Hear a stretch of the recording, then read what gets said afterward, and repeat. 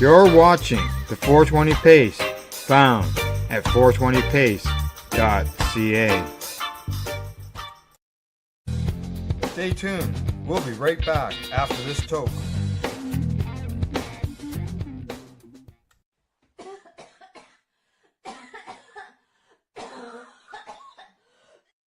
Listening to the Pace Radio Network here at paceradio.net. The views expressed by the individuals during this broadcast are their own opinions, and they may not be the same as those of their group or other organizations they may be involved with. All medical advice during our broadcast is not a medical opinion and should be checked with your medical physician.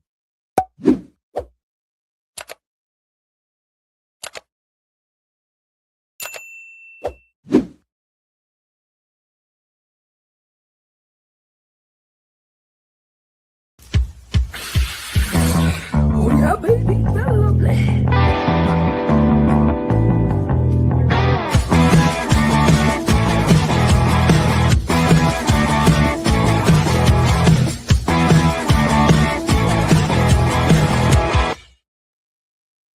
Good morning. It is June the 15th. June is half over already. Wow. Welcome to Psychedelics and Cannabis Educational News. Good morning, Rev Cindy. The year is half over. The year is over, half over. We are 15 days into the second half of the year. Yeah. Well, yeah, because June is the 6th month. Yes, that's right. So we are 15 days away from starting the second half of the year. Yeah, we're close enough. We're halfway through. Goodbye, 2026. Almost hello, 2027 already. Oh, now listen, we got 6.5 months left. Bite your tongue. And you know what? From what I heard this morning, someone told me this morning, it's a little cool down your way, and it's a little cool up this way too. Yeah, this is in June. This is like fall or really early spring weather that we're having. Like, this is not June. I'm either really scared about July and August, they're going to make up for the heat, or we're going to have a really nice July and August. It can go either way right now. It could, yeah, exactly. I know we got some nice sky shots, got some nice pictures there last night, the sky and red and clouds and everything. But other than the news about the weather, we got some cannabis news as well, don't we? We do. We have some cannabis news, and there is a story that I wanted to talk about just before we head into the cannabis and psychedelics news. It doesn't mention cannabis or psychedelics in the story, but there's a news story coming out of CTV over the weekend, focusing on Moncton, New Brunswick, and we have all heard about the fentanyl crisis out in BC. Not just fentanyl, but benzos and tranks being added to street drugs out there to get people more addicted. And it's caused unbelievable amounts of overdoses. And here on the East Coast, we haven't seen as much. We've been very lucky up until this weekend, up until June 1st, actually. So in the last 15 days, it was really, I think, 12 or 13 days when this story was written, there were 309 overdoses in Moncton alone. Yeah, so this is one of the reasons why, things like the CSP, the Cannabis Substitution Project, and other projects that are just like it that, have different names and do the same thing are so important. The reason why, the psychedelic medicine is so important is to help people walk away from these things that are now killing them. Have been many reports that fentanyl didn't touch a lot of the overdoses. I know 2 young people in Vancouver, fentanyl may not touch with 1 or 2 doses, but I know a young lady that overdosed and it took 32 hits of Narcan to bring her back.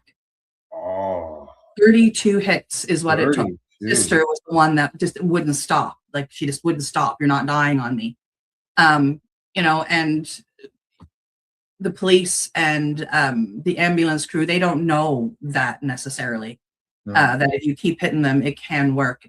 So they lost quite a few people just in Moncton over a 14-day period, 309 overdoses. So, yeah, it's one of the reasons we do reports here on how cannabis has helped people, reduce the amount of overdoses and opiate use.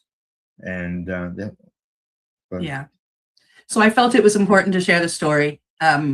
The Yeah, fentanyl crisis is hardcore hitting the East Coast now. I mean, it's been down here for a while, but 309 overdoses in a 14-day period. yeah, yeah.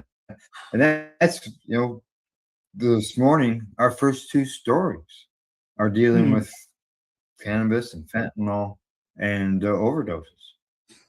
Yeah. So it's just, it's one of the reasons why Al and I and other hosts here on the network do what we do.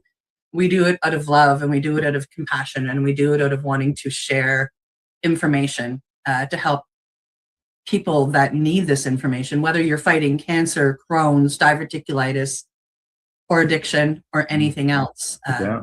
It's important information, and I'm really honored and proud to be part of this network and to do that. Thank you. Yeah, and yes, it's important to share all that information so people know, people are aware. Yeah, And and the way to do that is to talk about it. that's And right. that's what we do here on the news. And that's talk about it so people are aware. So, all righty. Shall we get Alright. started? We shall get started. All righty. The first story of the day is coming to us from Normal, and the title is "No Evidence of Fentanyl Contamination in Unregulated Cannabis." And this has been an issue, a conversation that's been had here in Nova Scotia. The premier accused the unregulated cannabis market of having fentanyl in it, and that proof was, that comment was proved wrong. So, here we go again. A new analysis highlighted by Normal is challenging one of the most persistent fears circulating in cannabis discussions over the past several years: the claim that fentanyl is being routinely found in cannabis products. According to the report, researchers and public health experts reviewed available evidence and found no confirmed cases of fentanyl contamination in cannabis leading to overdose through smoking cannabis products. The analysis notes that while stories and social media posts about fentanyl-laced cannabis frequently generate headlines and public concern, verified evidence remains remarkably scarce. Experts interviewed in the report emphasize that fentanyl contamination has become a common explanation whenever unexplained overdoses occur, but investigations often fail to confirm the presence of fentanyl in the cannabis itself. In many cases, subsequent testing either finds no contamination or identifies other factors that contributed to the incident. The analysis does not suggest that illicit markets are safe or that contamination concerns should be ignored. Rather, researchers argue that public health messaging should be grounded in evidence rather than fear. Misinformation, they warn, can undermine trust in legitimate warnings about genuine drug risks. The report also raises concerns that exaggerated contamination claims may distract attention from the real drivers of the opiate crisis, where fentanyl contamination is overwhelmingly associated with illicit opiate supplies rather than cannabis. For cannabis consumers and policymakers alike, the message is straightforward: remain cautious, support testing and regulation where possible, but base public health decisions on verified evidence rather than viral rumors. What do you think, Al? We've been hearing this for a long time. There's been a lot of accusations thrown out there, and some of it has been used for political gain. There has been no what am I looking for? Widespread contamination or anything like that they keep worrying about and threatening about. Has it happened? According to the report in there, they say that the most found, the most frequently identified in seizures has been cocaine. And that's a rare instance. Yeah. Yeah. So it's, the police, I've heard lots of police say that there's been no signs of, fentanyl in it. Now, with all that said, our next story is disturbing. But yet, there's no answers. And we'll keep an eye on that in order to be able to get those answers. But did you want to mention any more before I switch over to the next story? And the only thing I wanted to mention was when it happened here in Nova Scotia and Tim Houston came out with that claim that there was fentanyl in illicit cannabis. I just want to give props. And as a cannabis activist, like, this is really difficult to do. I want to give props to the police here in Nova Scotia, RCMP and police alike, who turned around and did testing on the illicit cannabis that they had and found no fentanyl, and were very quick to contradict our premier. Oh, yeah, they jumped right on that. I completely agree. So yeah. I just want to give some props to the RCMP and the police of Nova Scotia for doing that and getting the truth out there. Yeah, exactly. Yeah. All righty. From there, we're going to move on to our next story. And the headline on this, and it is from, I should let you know that it's from Timmins Today. The headline there says, overdoses prompt Garden River Dispensary to close while cannabis is tested. Now, the owners of Garden River First Nation Dispensary that sold cannabis to 2 people who overdosed offered their condolences to friends and family of the victims, including the family of someone who died. They say, we would like to extend our deepest condolences to the families, friends, and community members affected by the recent overdoses here in Garden City, or Garden River, says Little Garden, Green Garden on social media. The Anawashpek Police Service issued a drug alert for Garden River First Nation this week after reports of 2 suspected overdoses. Police said the 2 incidences happened on different dates at separate locations. Several people reportedly consumed what they believed to be cannabis from a bong at a residence. When one person who consumed from the bong was subsequently transported to hospital with symptoms consistent with an overdose and has since died. Many other people reportedly consumed what they believed to be cannabis from a bong at a separate residence. A youth who reportedly consumed from the bong was subsequently transported to hospital with seizures and symptoms consistent with an overdose. They remain in hospital at this time. Now, they say it has come to our attention that the cannabis purchased from Little Green Garden was present at both incidents, says the owners of the dispensary, which has since closed. Out of an abundance of caution at the request of the Anawashpek Police Service, we have temporarily closed the store while the cause of these overdoses is investigated. The safety and well-being of their customers and community members are their highest priorities, the owner says.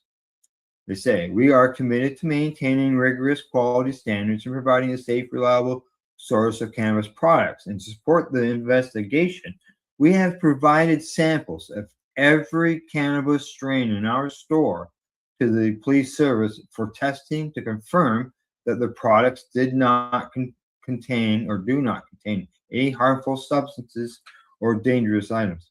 Our hearts are with the families, loved ones, and all those affected with the tragedy. We stand by our community. We stand with our community during this difficult time and remain committed to supporting an ongoing investigation and ensuring the safety and well-being of everyone that we serve, is what the post says. Now, Cindy, as they say, they suspect it was cannabis. At this time, they obviously don't know if there's anything to suspect. I don't know what else it would have been unless it was Selvia or something like that. Somebody who I mean, back in my day of being a serious addict, like, I mean, I like to smoke my my cocaine by times versus snorting it. And you know, I would use bong with a little bit of cannabis in there, put the cocaine on the cannabis, and I'd smoke it. Mm-hmm. So like these bongs, I mean, both instances were used with bongs. There could have been something in the water. There could have been something left over in the bowl. I hope that they take everything and test everything. You know, the bowls, the bongs, the water in the bong, you know, everything. You know, the cannabis that these people have given up, you know. I hope they test everything and find out where it is. Exactly. Where it is and what it is. Yeah. And, you know, like I'm feeling like if there was something in this cannabis, it wasn't done on purpose by Little Green Garden at all. Yeah, I agree. Yeah, I feel that they're trying to work with the RCMP, Yeah, or the yeah, police that's in the right. area. But this highlights the fact that the Indigenous cannabis stores, if there is something found, the Indigenous cannabis stores just need to step up their testing. If they get a product, test it. Test it. Yeah. Take something from the middle of the bag. If you don't have the ability to test on site, I know a great Indigenous cannabis place in Ontario that will definitely bring in and test your product for you. They may charge you a little bit of money, but I feel that it'd be worth it. Yeah, exactly. Yeah, they will test products, but what they don't have is there's different programs that are required to detect different substances. Mm. And yeah, in our interview with them, that's what they said. There were certain things that they don't. Well, even have then, I access mean, to. if they're working with the police for this case, Correct. you know, maybe they can make a deal with the police that, listen, every time we get in a new strain, would you test it for us? Maybe, yeah, maybe, or this will. I don't know how the size of the place or how big it is, or why not maybe some of the different bands, the bands or the different stores getting together and getting the proper testing. Yeah. So the And product I mean, can be- there's like in Vancouver, there's Test Your Drugs. Maybe lean on Yeah. them. They obviously have the right thing to pick up, all of the craziness. So Yeah. there are ways, and I hope that this brings some light into that. My heart goes out to the two people affected and their families and their friends and everybody that had to be there to watch what happened and get these people to the hospital. My heart breaks for the person that has passed. There is a third person now who has been admitted to hospital. I seen another report just before we went live. Mm. Yeah.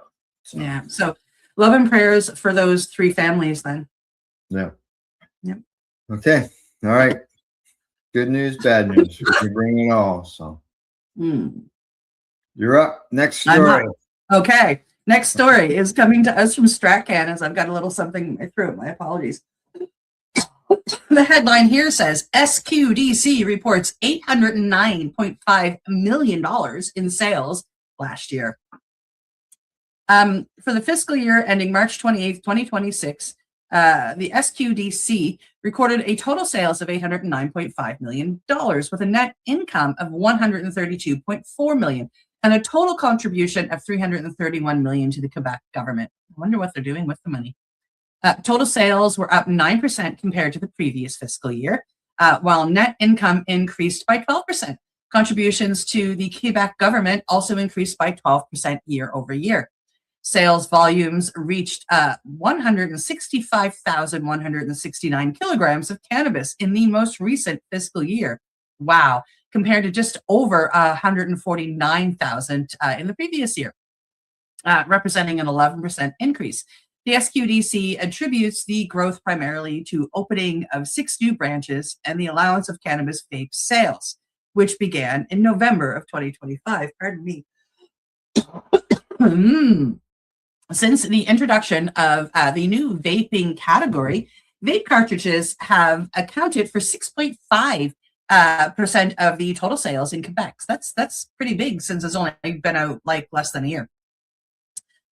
Prices for 1 gram vapes vary from about $34 to about $53, with an average price point of just over $41. Majority of the products of the SQDC assortment are certified as grown in Quebec, cultivated in Quebec. Dried flower accounted for just over $620 million or $620,000 in sales, while other products accounted for just over $189,000. The SQDC recorded an increase in customer support service 25 to 26, totaling 20.5 million transactions. Oh, wow. Across 110 stores and the website, compared to 18.8 million in the 24-25. The average selling price was just over $5 a gram, well, just under $6 a gram, actually, including all taxes and combining all products, compared to $5.71 per gram the previous year. So it's actually gone down a little bit, $5.63 from $5.71. So it's gone down like 8 cents. The SQDC also received several awards throughout the year, including Retail Council of Canada's Moliere Award for the third consecutive year for qualifying of its French language customer service. It was also finalist for the Retail Excellence Awards for its 90-minute delivery service. 90 minutes, that's not bad. And open concept store design. And for the another award for implementing the integrated human resources management system. Well, that's pretty cool. The SQDC is launching the rollout of its 27 to 29 strategic plan, which aims to reduce barriers to the integration and retention of consumers in the legal market, and to strengthen its organizational foundation in line with its stage of development. To this end, it will focus in particular on modernizing its branch network and evolving its digital environment to support its mission sustainably. In 25-26, the SQDC demonstrated its ability to lead structuring projects to meet customer needs while respecting its legal framework and its purpose. The responsible marketing of vaping products is one example. As part of our new 27 to 29 strategic plan, we will continue to improve access to the legal market by focusing, among other things, on optimizing the experience offered, both online and in-store, as well as developing and evolving product offering in order to remain the trusted destination for Quebecers. And this has been said by the president of the SQDC and CEO, Suzanne Burgon. Tax revenues from the SQDC operations in the form of consumption taxes and excise duties amount to $278.8 million, with $198.9 million paid to Quebec and $79.9 million to the federal government. The $132.4 million divided, as well as the Quebec's portion of the excise tax, is paid entirely to the Quebec Minister of Finance. This means that $250.6 million is allocated to the province's Addiction Prevention Fund, specifically for cannabis prevention and research, as well as for combating the harms associated with the use of psychoactive substances. Since its inception in 2018, the SQDC has surpassed $2 billion in payments to government, generating $2,039.3 million in total financial benefits. So that's just over $2 billion, Al. The lots of, they could increase those numbers if they had more stores. And they only got 110 stores, so the whole province. And it's a pretty large province. Correct. Yeah, exactly. Yeah. Exactly. Yeah. And they could increase those numbers, obviously, if they had more stores. The thing that sort of stood out to me was that $250 million was going to the addiction fund to cannabis.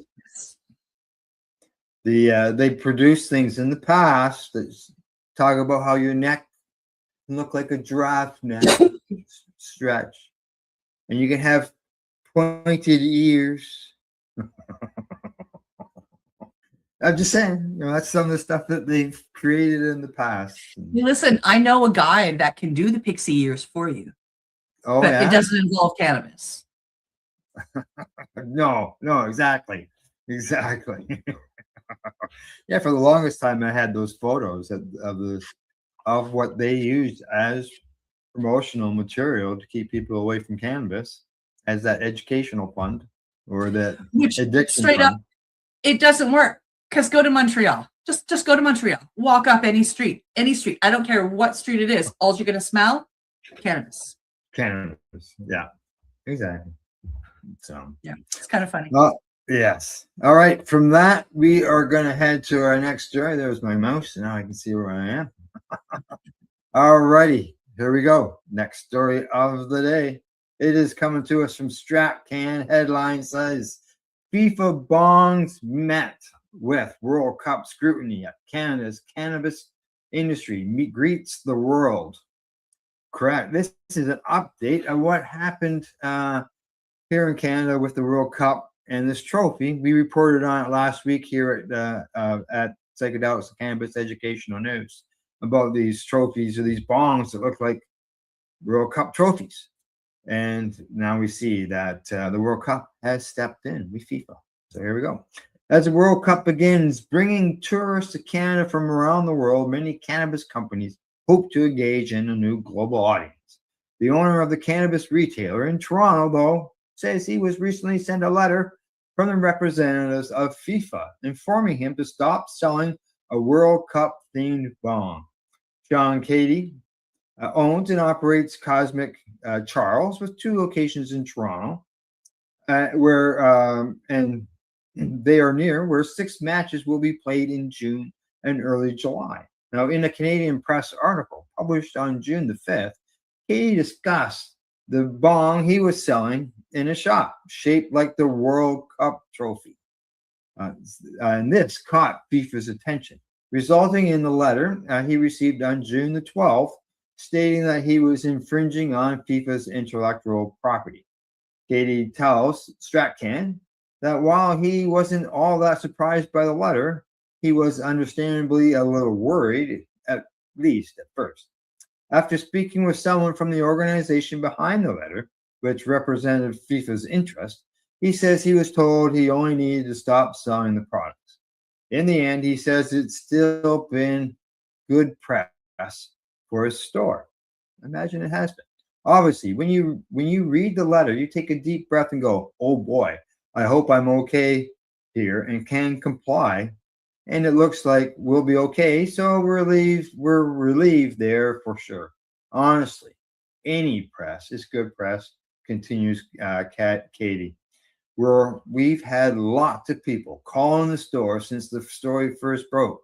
So I don't see anything negative coming out of it. Now, Matt Marr, chair of the cannabis law group at Torkins Mains in Ontario, recently discussed some of the other limitations cannabis companies in Canada can face when trying to engage in event-based marketing alignment with events like the World Cup that are open to the general public. He says, probably the biggest gray area would be where brands are trying to indirectly play off of the World Cup for their own advertising, as opposed to inking advertising agreements directly with FIFA. And whether the advertising they use is deemed to be offside, which he says is by virtue of the fact that it associates the brand with or evokes a positive or negative emotion about an image of or a way of life, such as one that includes glamour, recreation, excitement, and vitality, risk, and daring. So it looks, Cindy, like the Spong story has come to an end. That if you want to get your FIFA bong, he may not be able to get it. They can't sell. Yeah, it's kind of funny because, like, I mean, my curiosity goes beyond that. Like, so they came after the guy that was part of a story selling the bongs. He's probably not the only one, just probably the only one that got loud. You got loud, you got public, you got it in the news, right? Yeah, right. So, but are they gonna, like, have they done anything? Have they sent a letter to the people that created the bong? I don't know. Obviously, Right. they did to the retailer who is selling them, but you would think that whoever's creating them for him sold them to him, so they've made money off of him. Yeah, and like legal stores. Like, I mean, I know how it works here in Nova Scotia, but I don't know about other provinces. The cannabis part of the legal store, they're only allowed to order off Nova Scotia Liquor Commission. Mm-hmm. So they have one place that they can order. Oh, so okay. You know what I mean? It's not like they can go to other suppliers. They order from these guys. And, Now, whether it's supplies, bongs, papers, whatever, like it's all on, So I find it really curious. The government here really wants to make money on everything. I find it really curious to, like, in Ontario, are they allowed to order from anywhere? Or was this sold to him by the Ontario government? as far as the glass products, I believe they can get them from almost anywhere. Yeah. I could be wrong. I know of a store that sells glass products. I think most of them probably do. I guess that's a question to ask next time we go into a store. Are you required to buy them from the from certain Private. places. Yeah. Yeah. So yeah, I wonder if they like, I mean, like, you know, like, so he got a letter, stop being so loud. Yeah. So the other question is he still going to sell them under the counter? Wink, wink, nudge, nudge. And did they go after the person who created or the company that created the bomb? Right. I'm just curious. Who knows? Yeah, it'd be interesting. See what happens down the road, especially. All righty. Well, it's time for you and I to take a break. What do you say? It is. Yes. All righty. Cindy and I'll be back with 4 more stories after the break. And you're watching Psychedelics and Cannabis Educational News. We're live here at paceradio.net and 420pace.ca. We are people advocating cannabis education here at Pace Radio. Ontario's Hydroponic Shop. Take your growing to the next level and create the optimal environment with a tent kit, or maximize your yield with an ebb and flow flood table kit. Either way, Limestone City Hydroponics has more sizes and options to fit your needs. Are you looking for the power of the sun that adapts to your budget? Then look no further, as they have professional grow lighting. They have indoor grow systems that are easy and cost effective, with many options to fit your living space and lifestyle. Cultivate your growing potential. We have everything you need to succeed. And if you can't make it to the store, they offer local delivery to the greater Kingston area. Remember, when you're looking for experts to help you grow, then look no further than the locally owned Limestone City Hydroponics, 105 Sunderland Drive in Kingston, Ontario. Call them at 613-548-0420. Rerolled Saturdays. Check it out. Nothing but non-stop cannabis and psychedelic programming. Find it at 420pace.ca. Enjoy the buzz of legalization with Campbellford Lifestyle Shop. From lights to plant nutrients, books, consumption accessories, and more, we've got all your basics to grow or consume cannabis. Visit our info center or take a look at our piercing services and body jewelry, now available in-store through Campbellford Lifestyle Shop, 17 Bridge Street West, Campbellford. Are you looking to get your medical cannabis grow license? Limestone City Hydroponics can help patients through the process of obtaining their license to grow medical cannabis. What's that? You don't have a doctor. If you meet the medical criteria, Limestone City Hydroponics has a nurse practitioner who can assess and provide medical cannabis prescriptions. What are you waiting for? Contact Limestone City Hydroponics at limestonecityhydroponics.ca or call them at 613-548-0420. Pace Radio is the People Advocating Cannabis Education Radio Network.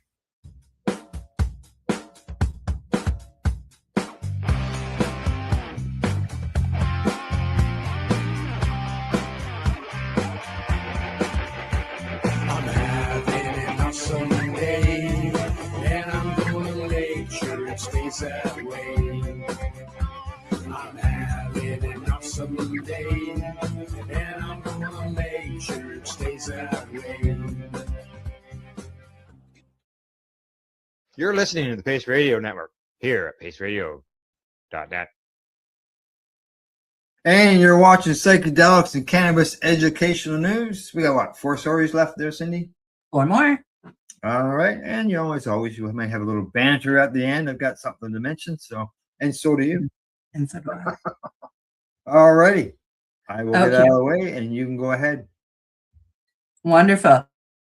The next story is coming to us from the International Cannabis Business Conference. And the title says, Canada's role in global cannabis, Canada's role in the global cannabis market. Woo. Nearly 8 years after becoming the first G7 nation to legalize cannabis, adult cannabis use, Canada continues to play a major role in shaping the global cannabis industry. According to the International Cannabis Business Conference, Canada has emerged as one of the world's leading exporters of legal medical cannabis, supplying regulated products to international markets across Europe, Australia, Israel, and other regions where medical programs continue to expand. This report highlights how Canadian companies have leveraged their early legalization advantage to develop cultivation expertise, pharmaceutical-grade product standards, and export infrastructure that many countries are only beginning to build. Canada's influence extends beyond exports. Canadian companies, researchers, investors, and policymakers have become important participants in international discussions surrounding cannabis regulation, medical research, quality standards, and market development. At the same time, the article notes that Canada's cannabis industry has faced significant growing pains. Oversupply, market consolidation, financial struggles, and intense competition have challenged many businesses since legalization. Yet, despite those difficulties, Canada remains one of the few countries with extensive experience operating a fully legal national cannabis framework. As more nations consider legalization or expanded medical access, many continue to look to Canada as a real-world case study, both for what has worked and for the lessons learned along the way. In many respects, Canada has become a laboratory for the global cannabis movement. Well, I don't necessarily think that's a bad thing. No, exactly. And for people who want to see this discussion that these guys are talking about, that story is on our Facebook page, and there is a link to the discussion panel talking about all that stuff. Yeah. Hey, we're at the beginning of it all. We are. This is now legal around the world, whether, not around the world, but in a lot of places now it's coming legal. And this is an opportunity for the country to be the leader in it. Yeah, which is kind of crazy. Canada's leading in something really, really important. Normally we're one of the ones following. So it's really exciting for our country. Yes, it is. Exactly. Yeah.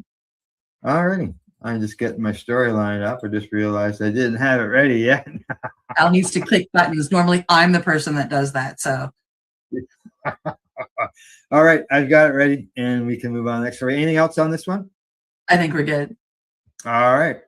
Okay. On to the next story we go. Here it is. This one is coming to me from the Cannabis Health News. Headline on it. It doesn't show up because I didn't have it ready. There we go. It says, Ukraine war veteran and MS patient receive first medical cannabis prescriptions. On Thursday, June the 11th, the first medical cannabis products were prescribed by neurologists at the Vinnytsia Regional Clinical Psychoneurological Hospital in Lindomelia and Monastrakic.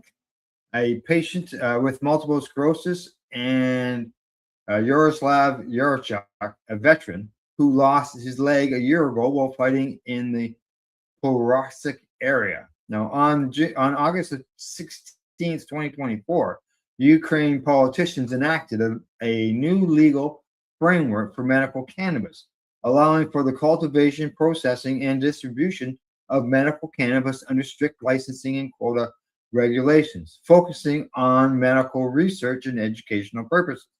The Ministry of Health has previously estimated that approximately 6 million citizens may be eligible for treatment with cannabis-based medicines. Now, certain formats can be prescribed by primary care doctors and specialized care physicians and can be obtained through selected pharmacies for the following conditions: chronic or neuropathic pain and or plasticity, nausea and vomiting caused by chemotherapy during the treatment of neuroplasms, Parkinson's disease, combined vocal tic and multiple motor tics, so that's Tourette's syndrome, refractory epilepsy, diseases that cause seizures in childhood, such as Lennox gastric syndrome. Good to see that they're going to do with the children. Dravet syndrome and tuberous sclerosis. Weight loss is associated with anorexia in patients with diseases caused by human immune deficiency virus, HIV. Now, currently only liquid medicinal products for oral use, which are oral drops, emulsion suspensions, and things like that, hard capsules, paste for use in the oral cavity, gel for use in the oral cavity are approved for prescriptions. According to local doctors, the first patients were prescribed a THC-based medication in the form of hard capsules. So, Cindy, in that list, there is no smokable cannabis, but patients are getting access to cannabinoid therapy. Yeah, which is, it's a start. And for many, many, many people, I would say the majority of us, not all of us, because I know people that can't eat cannabis. Eating cannabis is one of the best ways to get it in us, and it, provides a long-term relief. I do know some people that eating cannabis either doesn't do anything or gets them way too high, and they need to smoke. But I say for the majority of patients, and we're talking, probably 55 to 60% of people, eating it is definitely the better way to go for them for long-term pain relief. Especially, once you learn how to eat it, you don't want to start off like some people do and overconsume because they don't realize it. But, I always that are sore. Same. Yeah. Same. And not saying that I enjoy smoking my joints for both medical and recreational purposes, but medical especially.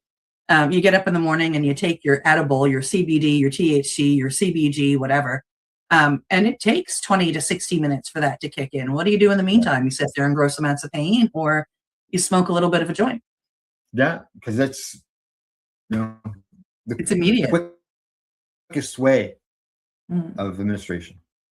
Yeah. So, all righty. What do you say? Move on? Move on to the next one.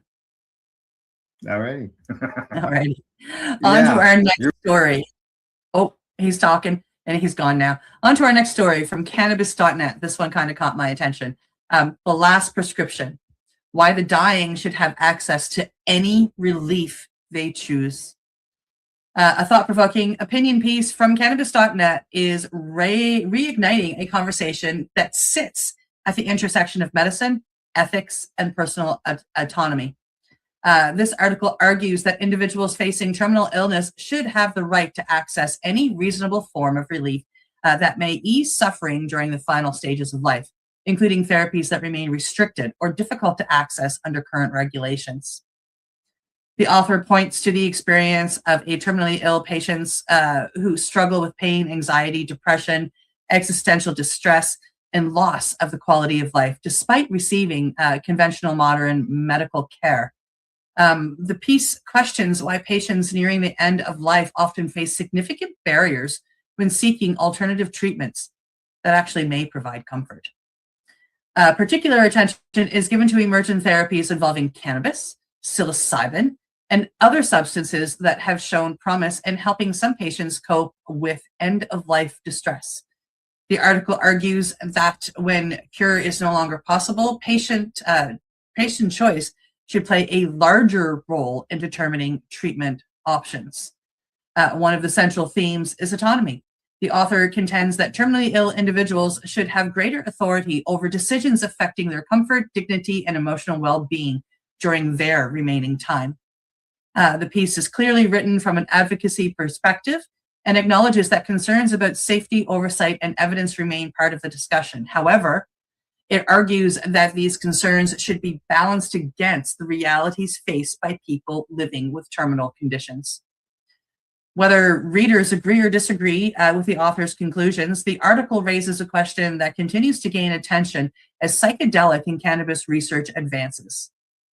When time is limited, who should decide what forms of relief a person is allowed to pursue? And as more evidence emerges around palliative and end-of-life care, that conversation is likely only the beginning. What do you think, Al? People should have the choice and options. I have seen some in the news, and we've reported them right here, where patients have tried to apply for mushrooms through the SAP program and have been denied for that. And I just don't think it's right. No. If the doctor supports them in the decision, then why not? Yeah, it should be between the patient and the doctor, and really more so the patient. Like, I mean, I can understand if maybe they were saying they wanted to, go out on a big head of fentanyl, but maybe stop that. But like, I mean, helping somebody come to terms with the end of life, helping them have a quality of life with their family and Yeah. friends, helping them, get rid of some pain, helping them with all of that, I think should be, front of the line. And as And I don't reported, think that the government has any say in the matter, because when I get to that point, if I want to sit there and do 5 grams of mushrooms, I'm going to sit there and do 5 grams of mushrooms. I'm not just asking. just like that story that we reported last week with the lady with the Alzheimer's disease. Yeah. And Or the she did gentleman the 5 week gram before dose. who was fighting end of life, and they denied him for 13 months on the SAP Yeah. program. And Took he them 3 weeks to approve the MAID. Yeah, then that fella, he had already been under the SAP program. Yeah. And his approval had expired, so he was up for a renewal, and they said no. Yeah. But he continued without Craziness. the legal process. Yeah. Yeah, exactly. All righty, time for us to go to the last story of the day, and here we go. This one is coming to me from the International Cannabis Business Conference. It says, which European country has the most cannabis consumers? What do you think? Take a guess. Now, the European continent is in the midst of a cannabis policy modernization revolution, with Europe now being home to more countries that have adopted national adult use legalization measures than any other continent. In fact, over half of the planet's legalized countries are located in Europe. Malta became the first country in Europe to adopt the national legalization in 2021, followed by Luxembourg in 2023, Germany in 2024, and Czechia. Legalization measures took effect at the start of this year. And the only other countries to adopt the national adult use legalization measures are Uruguay, Canada, and South Africa. Additionally, regional adult use cannabis commerce pilot trials are operating in the Netherlands and Switzerland, and most European nations have legal medical cannabis industries operating in some fashion. Europe is truly an exciting region for cannabis policy and industry. The European Union Drugs Alliance, the EUDA, recently announced the publication of the 2026 European Drug Report 2026. The annual report provides valuable insight into cannabis usage rates and trends within the European Union, which is useful information for current and aspiring industry members to consider. They say cannabis is the most widely consumed illicit drug in Europe, with national surveys showing that an estimated 9% of European adults, that's 25 million aged 15 to 64, have used cannabis in the last year. Now, the EUDA stated about this year's findings, they said, in Europe, illicit herbal cannabis and cannabis resin remains the most widely available and consumed types of cannabis. However, new cannabis products and forms are available in both the illicit market and the consumer's good market. Now, when it comes to adults who report having consumed cannabis at least once within the last month, Spain leads the way with an estimated 10.5% of the adults reporting monthly cannabis use. But yet, that country just turned down legalization. Now, that was followed by France at 6.3%, Czechia at 6%, and the Netherlands at 5.5%. Spain also leads the way when the results are filtered by reported cannabis use within the last year. And an estimated 13% of adults in Spain report yearly cannabis use, according to the EUDA report, followed by France and Italy, both which reported almost 11%, and Germany at 10%. France takes a top spot for reported lifetime cannabis use. Over half of the adults in France, 50% of them, report having consumed cannabis at least once in their lives. Coming in second is Spain at 44%, and Denmark at 37%, and Italy at 35%. For contextual purposes, an estimated 51% of adults in the United States report having consumed cannabis at least once in their lives, and an estimated 45% of adults in Canada report having consumed cannabis at least once in their lives. You know, Cindy, I'm surprised. I've always thought Europe lacked behind us when it came to the cannabis end of things, but not according to this. Yeah, what got me is, when it comes to with the paragraph where it says where it comes to adults who report having consumed cannabis at least once within the last month, the Netherlands aren't on top. Yeah, I was I thinking the same thing. see Spain and the Netherlands pretty flippin' even Steven on that, but France and Chechnya have both beat the Netherlands. Like what? Like, that's really? what I mean. Like you would think Netherlands top. Amsterdam, dude. Right there. I mean, you don't even need to go outside your capital city and you should have it won, but no. Yeah, no. What? So yeah, I'm surprised by these numbers, but it's good to know. Hey, as we always say, you can learn something every day, right? That's right. We usually do. Yeah. Well, that's like when Glenn was with us, he couldn't believe it when he first started. Holy shit! I remember learning a lot because of the fact you getting caught up on the news, right? Yep. And we do cover studies and all of it. So yeah. All right. Anything else? Oh, okay. The two of us have got something to mention. You can go first. I can go first. Oh boy. Yeah, I've been telling you guys for the last few weeks, and I'm going to tell you until July 6th or July 3rd, actually. The Nova Scotia Psychedelic Society is once again putting on our biggest fundraiser of the year, and we are putting on a movie, Descending the Mountain. It is a film about mushrooms and meditation, documentary, and we're doing this on July 3rd at the Halifax Library in the Paul Orvegan Room. If you head over to our Facebook page, Nova Scotia Psychedelic Society, and you can find the event, which has a link to purchasing tickets on Eventbrite. Tickets ahead of time are $20. Tickets at the door are $25. We do have limited space, so you might want to go get the cheaper ticket to ensure your seat. Yeah, so we're really excited to have this happen. It should be a phenomenal movie. I'm excited to be going.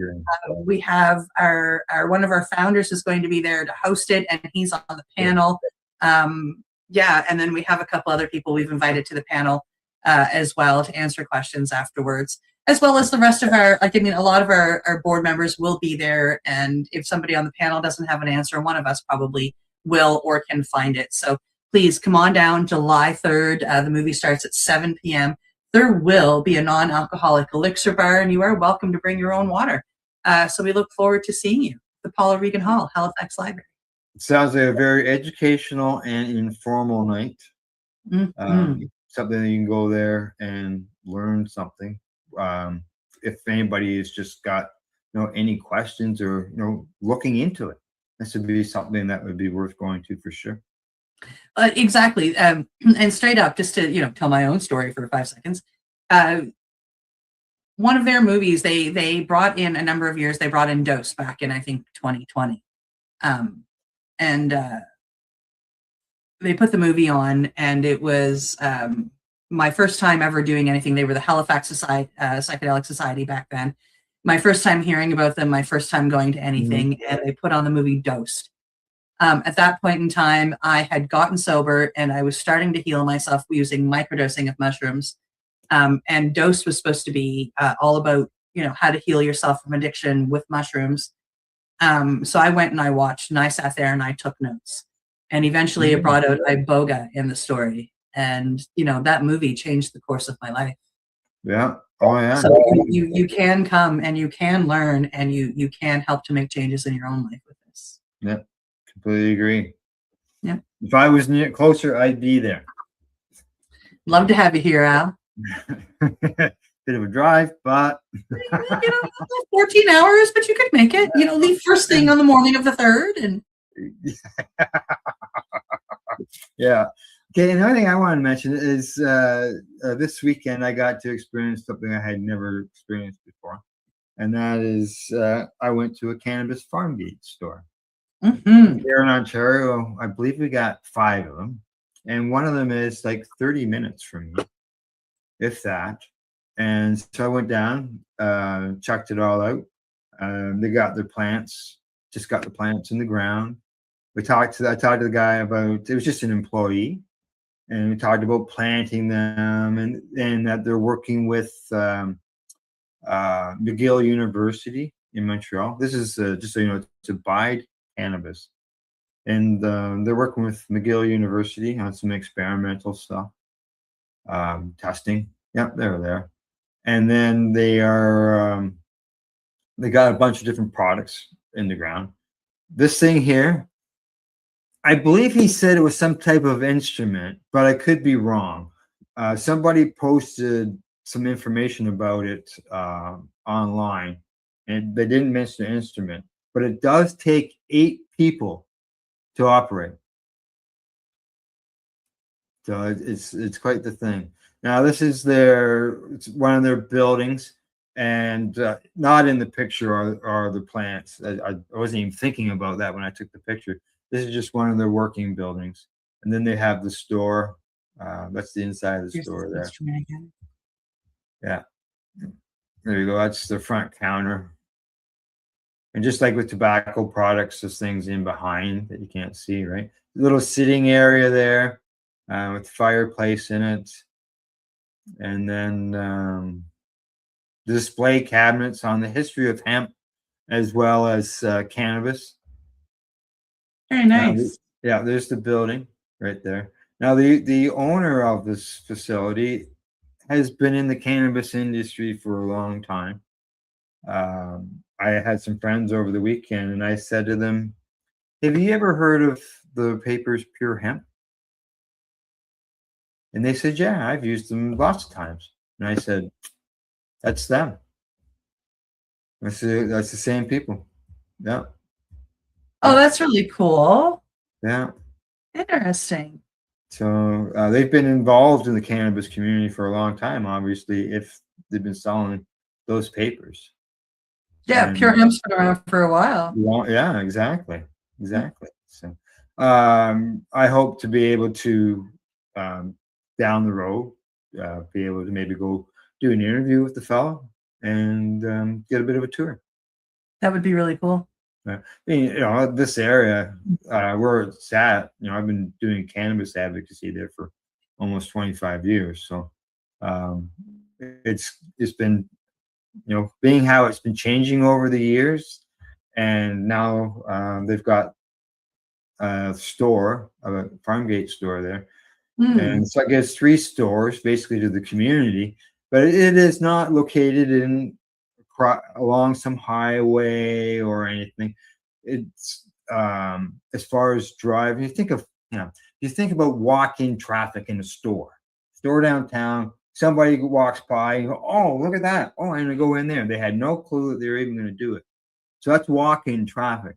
They're located Abide, they're on a gravel back road. So gravel back roads aren't something that's, you know, get a lot of drive-by traffic, and so people will be wanting to go there just to, you know, see the place and be there. And so I posted on the local group, and there's a lot of people that were interested, asking questions and stuff like that. So Oh, absolutely. yeah, see what happens. The farm gate store I saw in New Brunswick is the same way. It was off the beaten path. Yeah. So I left my business card with the employee, and see what happens. Maybe I'll get a call or a Oh, that would message. be fingers crossed. And go from there. Yeah, exactly. All right. Anything else offhand? I don't think so. I think we're good. You think we're good? All right. That's it. That's the Pace News Report for today. Thanks to our for everybody for tuning in. Also to our buds at the Campbell Lifestyle Shop, Paddy's.ca, and Limestone City Hydroponics.ca. And as I always say, don't forget to educate, because we know education is very important. Don't forget to medicate, because medicating is very important. And we do not want anybody to be incarcerated. So do not incarcerate. You're listening to the Pace Radio Network here at paceradio.net. The opinions of the individuals during this broadcast are their own and may not be the opinions of their group or other organizations they may be involved with. All medical advice during our broadcast is not a medical opinion and should be checked with your medical physician.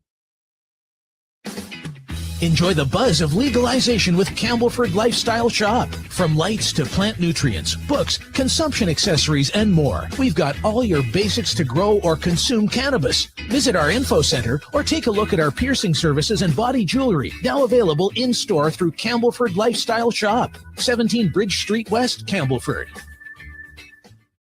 Limestone City Hydroponics is Kingston, Ontario's hydroponics shop. Take your growing to the next level and create the optimal environment with a tent kit or maximize your yield with an ebb and flow flood table kit. Either way, Limestone City Hydroponics has more sizes and options to fit your needs. Are you looking for the power of the sun that adapts to your budget? Then look no further, as they have professional grow lighting. They have indoor grow systems that are easy and cost effective, with many options to fit your living space and lifestyle. Cultivate your growing potential. We have everything you need to succeed. And if you can't make it to the store, they offer local delivery to the greater Kingston area. Remember, when you're looking for experts to help you grow, then look no further than the locally owned Limestone City Hydroponics, 105 Sunderland Drive in Kingston, Ontario. Call them at 613-548-0420. We are people advocating cannabis education here at paceradio.net. You're watching the 420 Pace, found at 420pace.ca. Stay tuned. We'll be right back after this toke.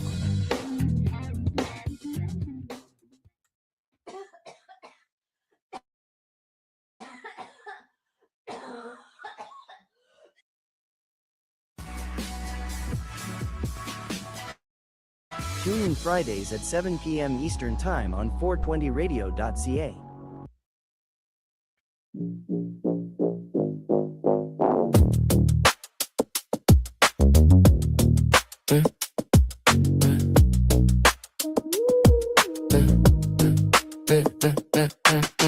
Glass shaped like a pear, tiny hash worm on the stem. Love like a cryo pledge, water at stem. Play up come, waiting for the first inhale. Original on a sticky dart, road like a secret tale. The dude drop, multi-tool watery. Smoke in the water, slow circles climbing high. Soft little bubbles, kissing all the edges dry.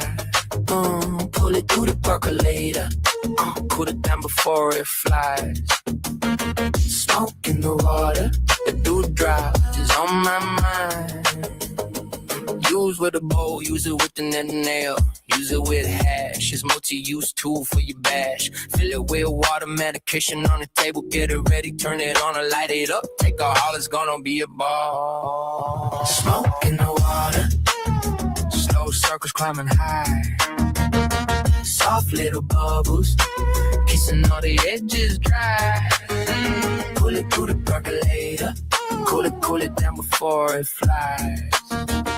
Smoke in the water, the dewdrop is on my mind.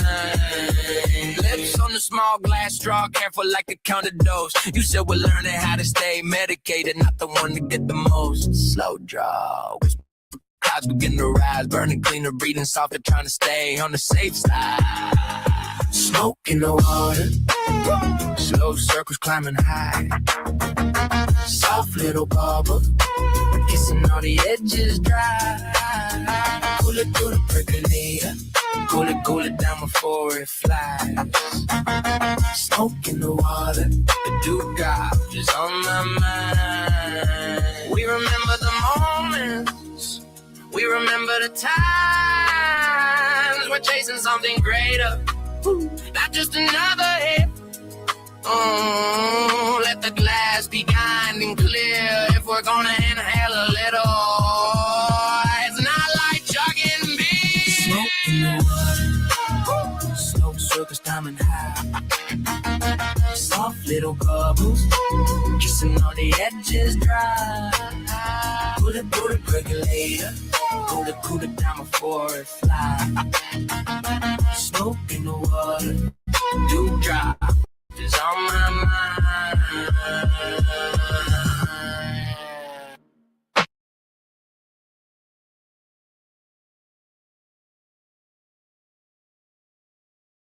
The opinions of the individuals during this broadcast are their own, not be the opinions of their group or other organizations they may be involved with.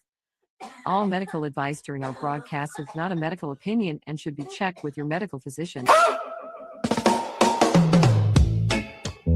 Wake up, brother. Tune in, it's the high guys. Let the good vibes begin. Yeah. Yeah. 2 hours on the line. It's a Tuesday thing. 10 Eastern on the dot. When the hotline ring, got the headlines hot, got the jokes on cue. Little puff up perspective in your daily news. High guys podcast. Tuesday at 10. News, reviews.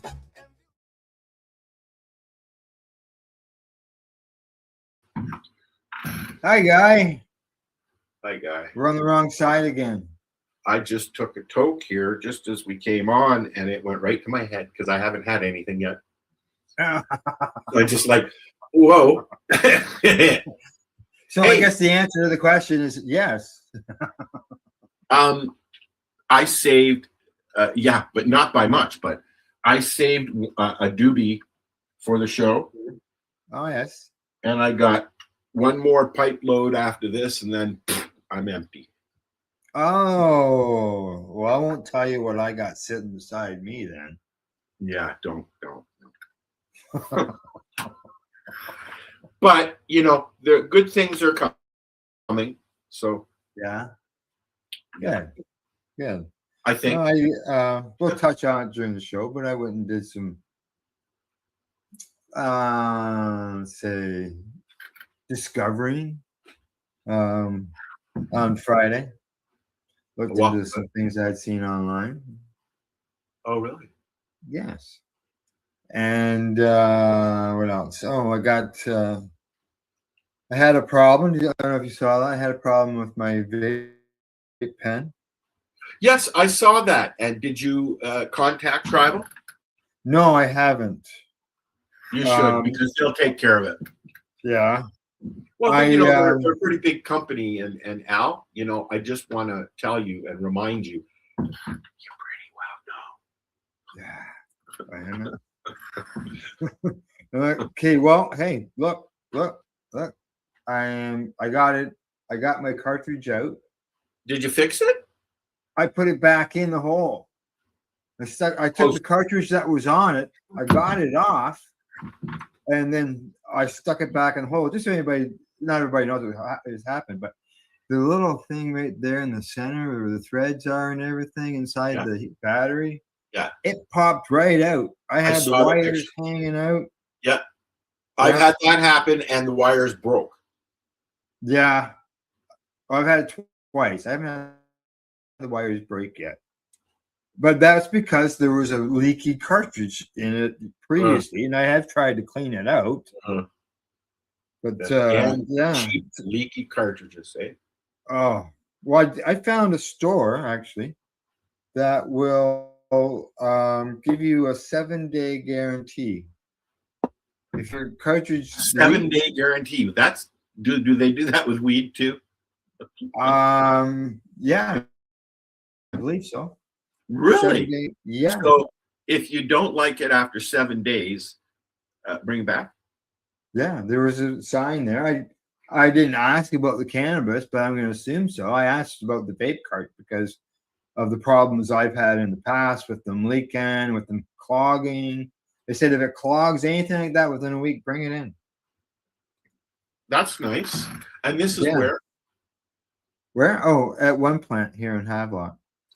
And okay, so speaking of dispensaries, and it was Eric over at Spirit Leaf in Camelford who told me to come in and see him about my battery. Are you in trouble? You have to go to the principal's office, Al. No. He wants probably do something good. Whatever. I don't know. Talk to me about it. Well, hey, I never went in there, but I saw it. It's an old railroad Yes, station. it's one plant. Yes, it's in the old Havelock Railroad Station.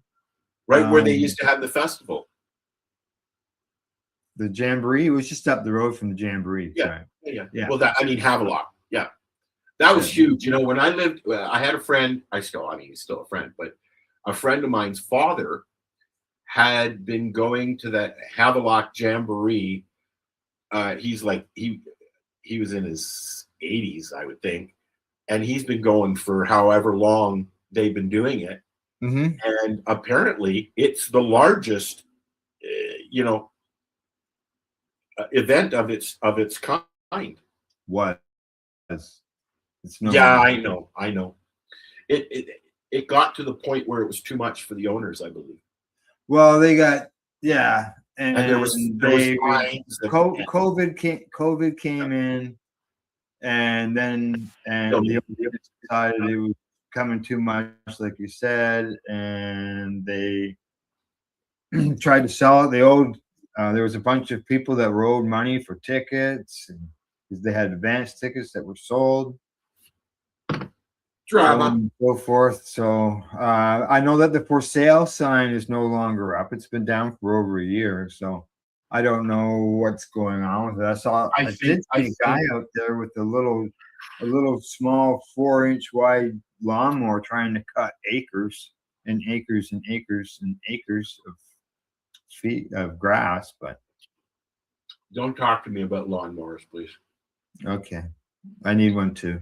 I can't get mine to start. Well, mine starts no problem. My deck is cracking. There's only 50 fucking hours on the goddamn thing. It's brand fucking new, only 5 years old, and it wouldn't start. Oh, it may have just a gummed up carburetor. I'm thinking it's that.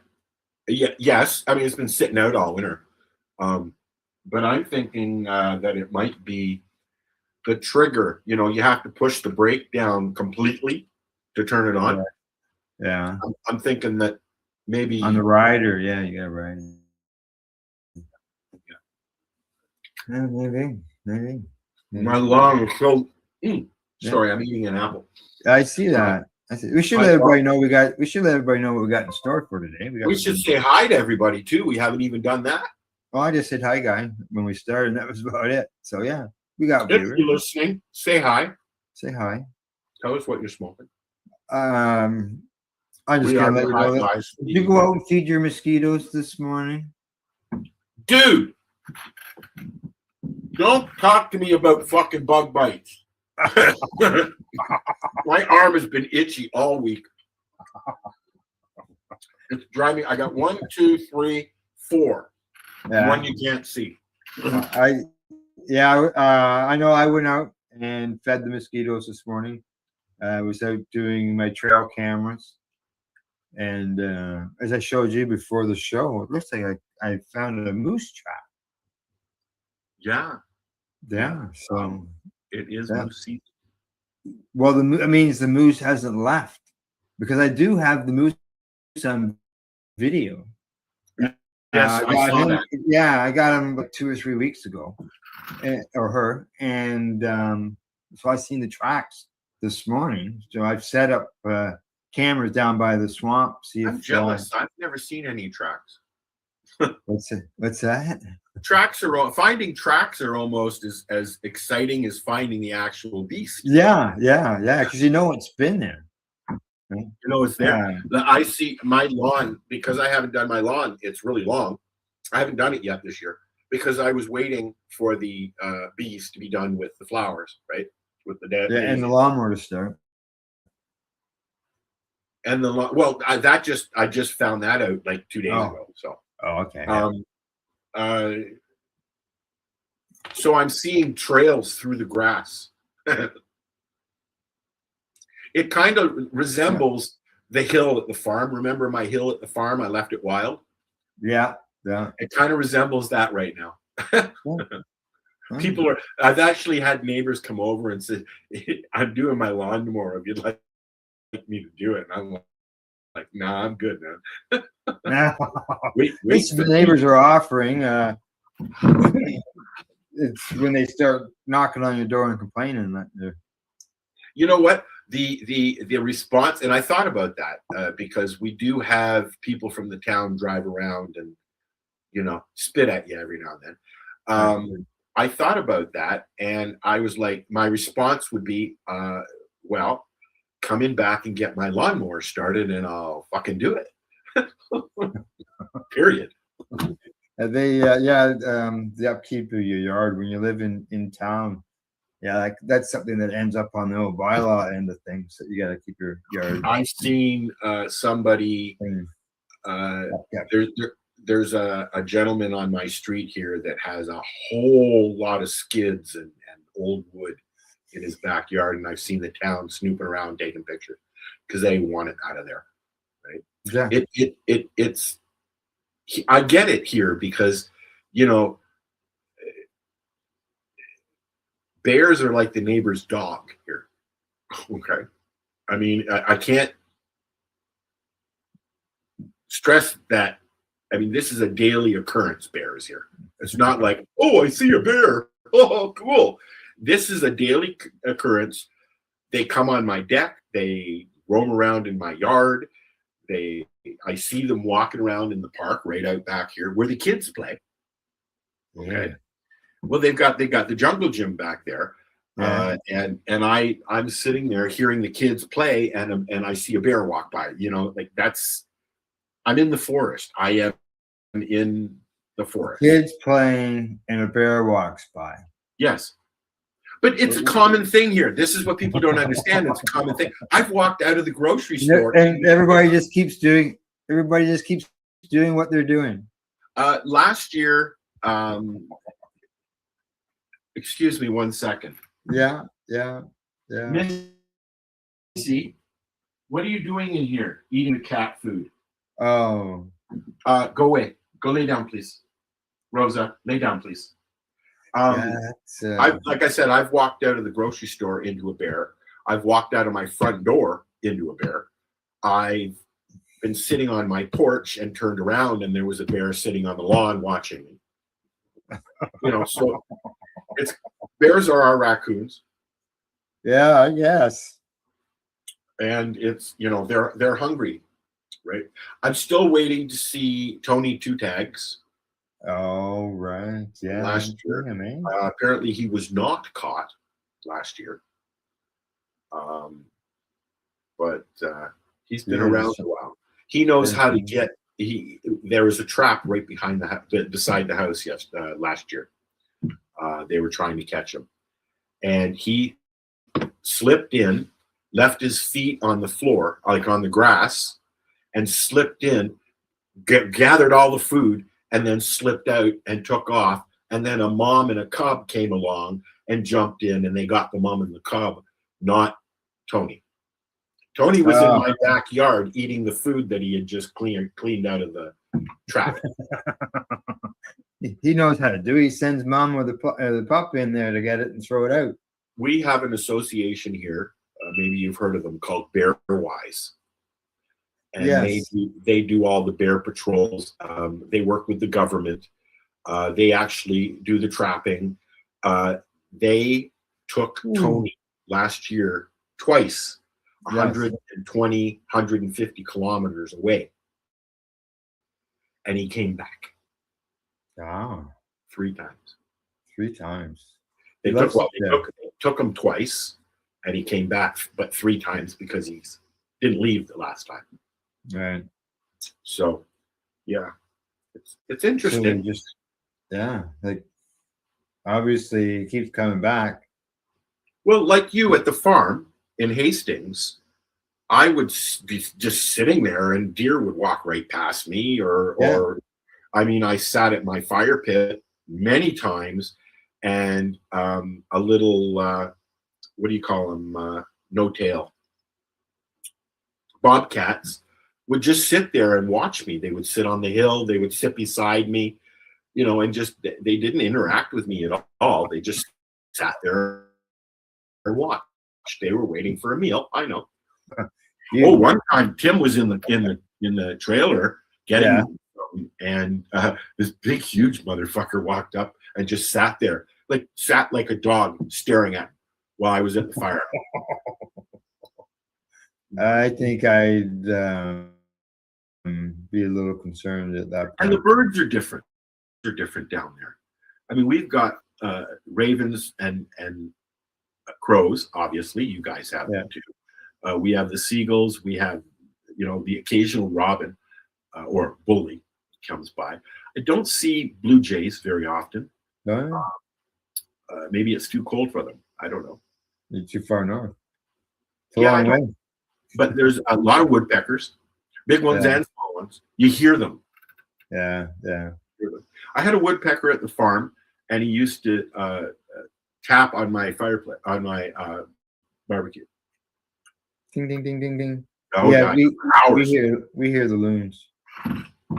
We got loons, Loons and ducks. herons. There's a herring, a gray herring, Mhm. that lives in the park out back. That I hear. It sounds like a prehistoric. Yeah. You asked me a question a little while ago. Okay. But what were we smoking?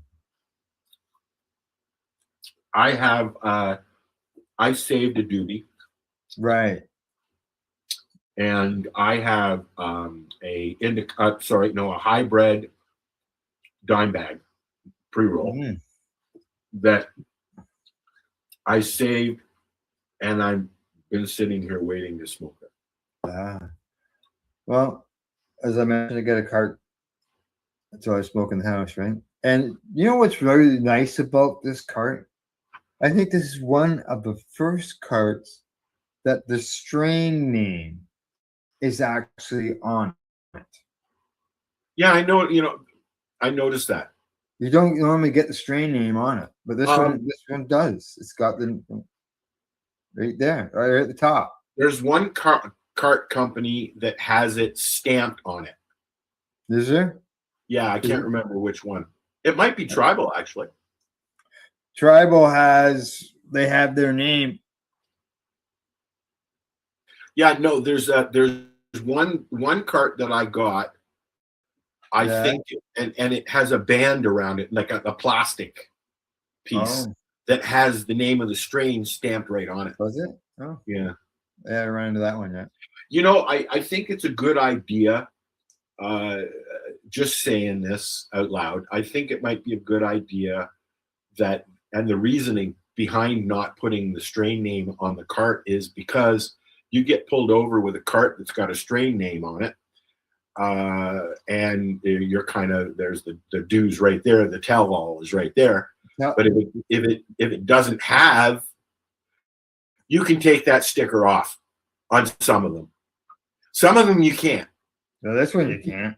Yeah, some of them are just a sticker, and you can Oh, pull yeah, it this off. one's not coming off. Yeah, but yeah, some of them. Yeah. I think that it's a good idea not to have that stuff on your cart because it's kind of a tell-all. Oh, hi, officer. Are you smoking cannabis, sir? Oh, no. This is just a No, tobacco. this is a flavored nicotine pen. And the kind of flavor is called blah blah blah. Oh, look at that. No more- You're talking about a rubber band? That's the shadow riser thing. No, this is that rubber band. Oh, it was on one. I didn't realize it was a rubber band. I just thought it was part of the top. I remember back when carts were just starting, and we had our shadow risers for a while. And Yeah, it sits right there. when I went to see Ozzy Osbourne with my sister Uh-huh. down at the Budweiser stage, which is now the RBC amphitheater or whatever it is. And I had the idea I put my Shatterizer. This is before they allowed you to you can go down to the Bud theater there, and if if you go into the smoking area, you can smoke your doobies as well. Oh, Because yeah. in Canada, in most places in Canada, I'll just say, it's legal. If you can smoke tobacco, you can smoke cannabis. Okay. The thing that stops us here in Canada, Ontario specifically, with smoking is we have a thing called the Ontario Smokers Act. Smoke Free Act. Smoke Free Act. And they, at one time, they were literally trying to ban tobacco. It didn't work. So that's the closest they got to it. So I took my Shatterizer and I put it into my diabetic test pack. Yeah. And they opened it and they saw needles and they said, nope. And they said, go on in. They didn't want to go into the pouch. Oh, yeah. So I had my Shatterizer with me at Ozzy Osbourne, and I was doing the.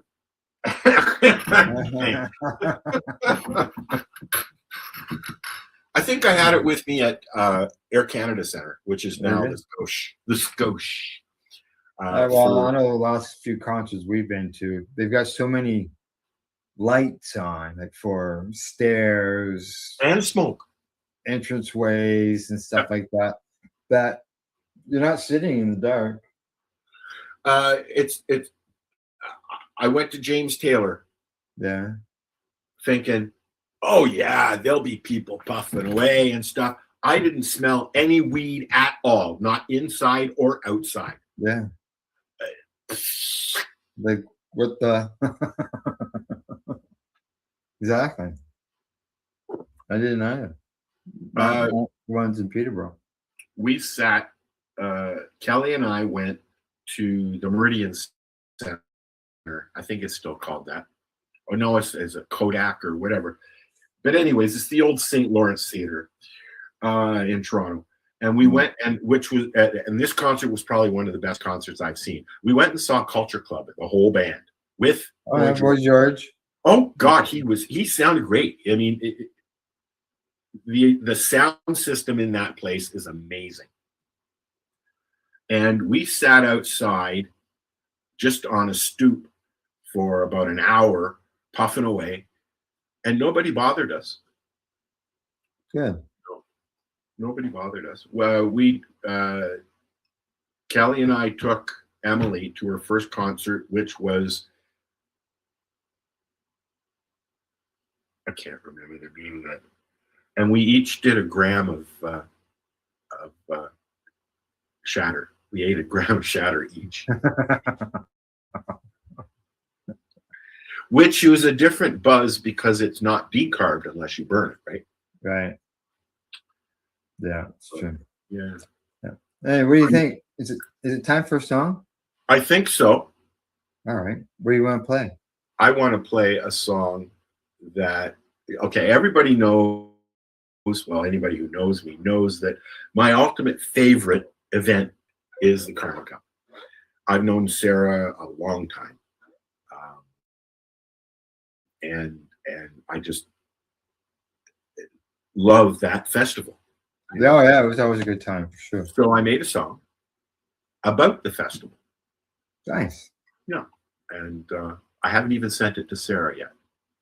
No, I'm afraid she won't like it. No, well, as soon as you post it, she may see it. Only if she's watching the show. Or if somebody shares it. I waited. I haven't even posted it yet. So I waited and I'm going to put it up on YouTube and I'm sure she'll see it then. So anyways, this is a song about the Karma Cup. Plain and simple. Yeah. Here you go.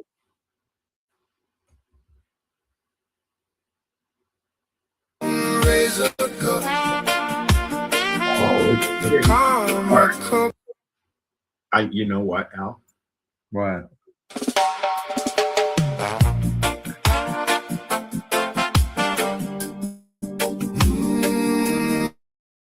Raise a cup. The Karma Cup.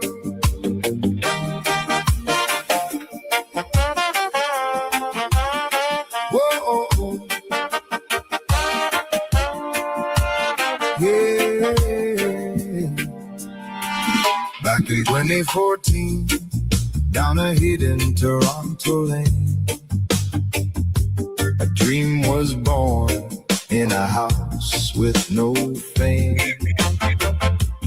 80 judges gathered, word spread through the air. 79 entries, cannabis everywhere. Sarah had a vision, fair and blind for all. No labels, no favor, let the finest stand tall. From growers and creators, from the legacy scene, the Karma Cup was born to crown cannabis green. Raise a cup to the Karma Cup, from the underground roots to the legal sun. Toronto nights and championship lights, a story still being sung from hidden rooms to festival grounds. Through every twist they've come, raise a cup to the Karma Cup. The journey's just begun.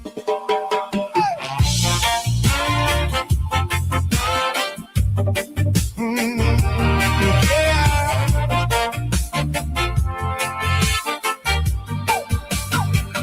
2015 rolled around, bigger than before.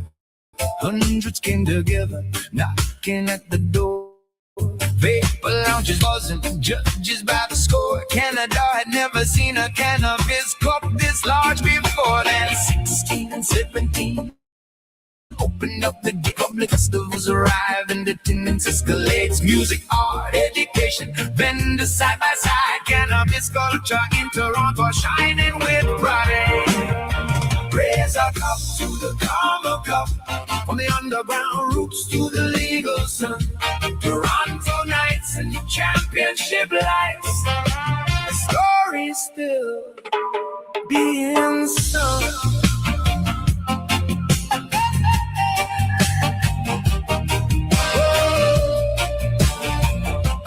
Oh, 2018 came blazing, 1 month before the law. The city felt electric, everybody stood in awe. Biggest festival yet, the movement growing strong. The legacy community knew they belonged. The legalization changed the game. In 2019, licensed producers entered a brand new scene. Old school growers mingled with the legal crowd. The cannabis community standing proud. Then the world stood still. 2020 came around, empty stages, quiet streets, silence all around. But Karma found a way through the digital age. Virtual cups kept burning through the darkest days.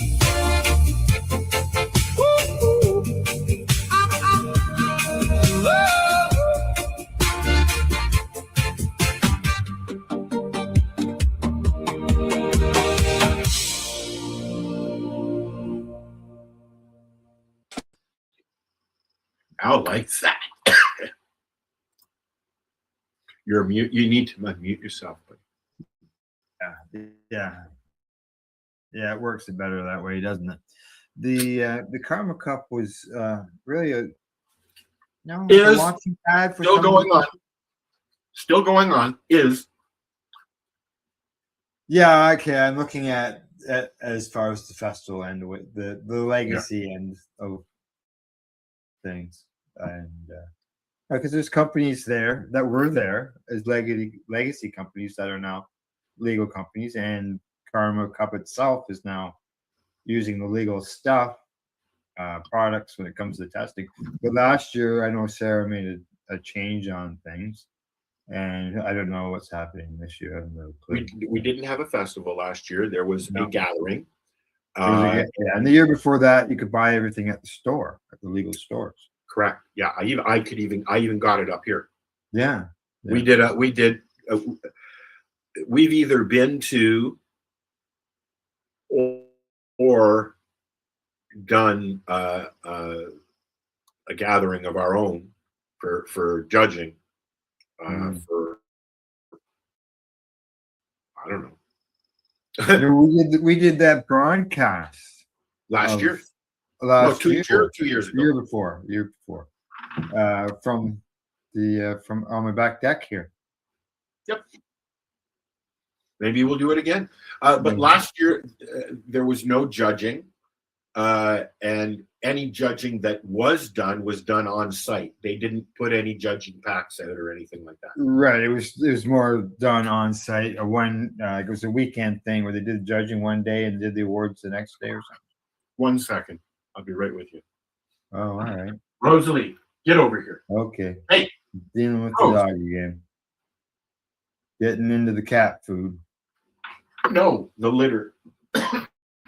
Used cat food. Getting into the used cat food. She got caught on the side of the box. She couldn't move. Okay, go out. Now you're annoying me. Go. I'm gonna put the gate up. Move. Come on. Sheesh.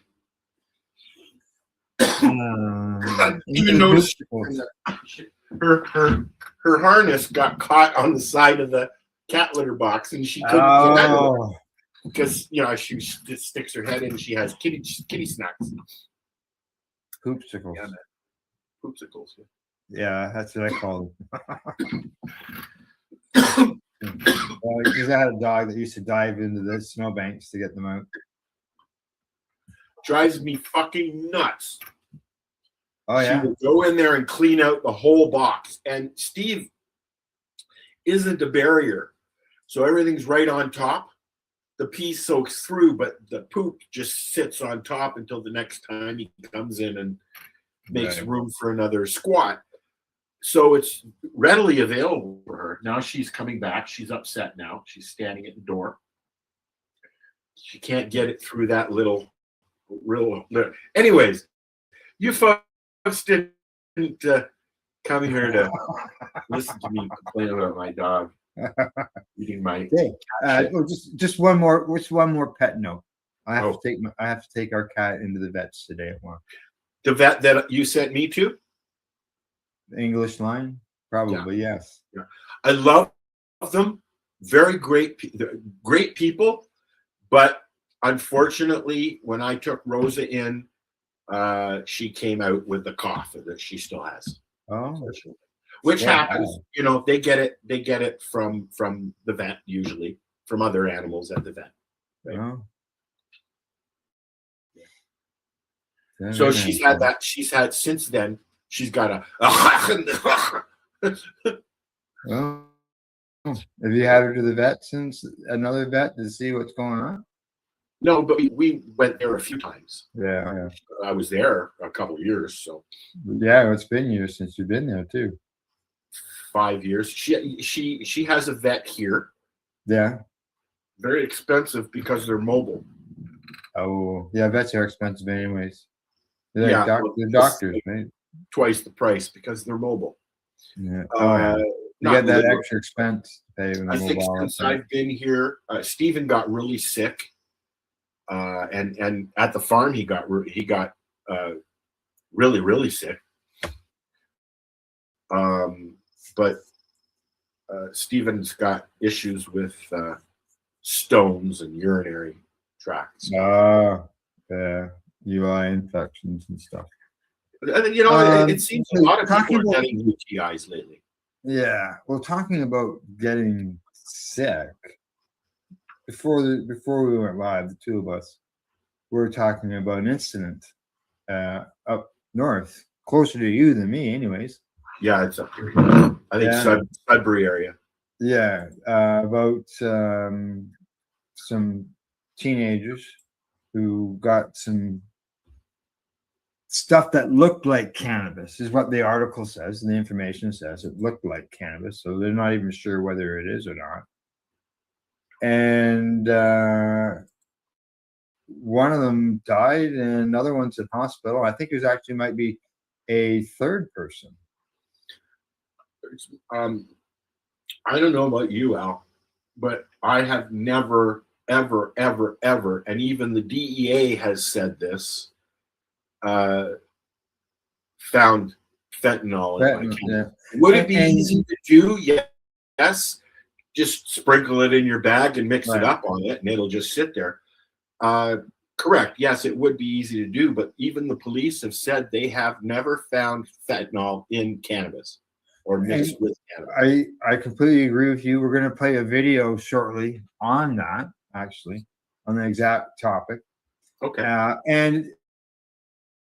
And the information that I've read on this case near you has not mentioned the word fentanyl. What Okay, it seems to be more questionable what the substance itself. Speaking of substances, oh, I forgot to put our logo back up. I apologize.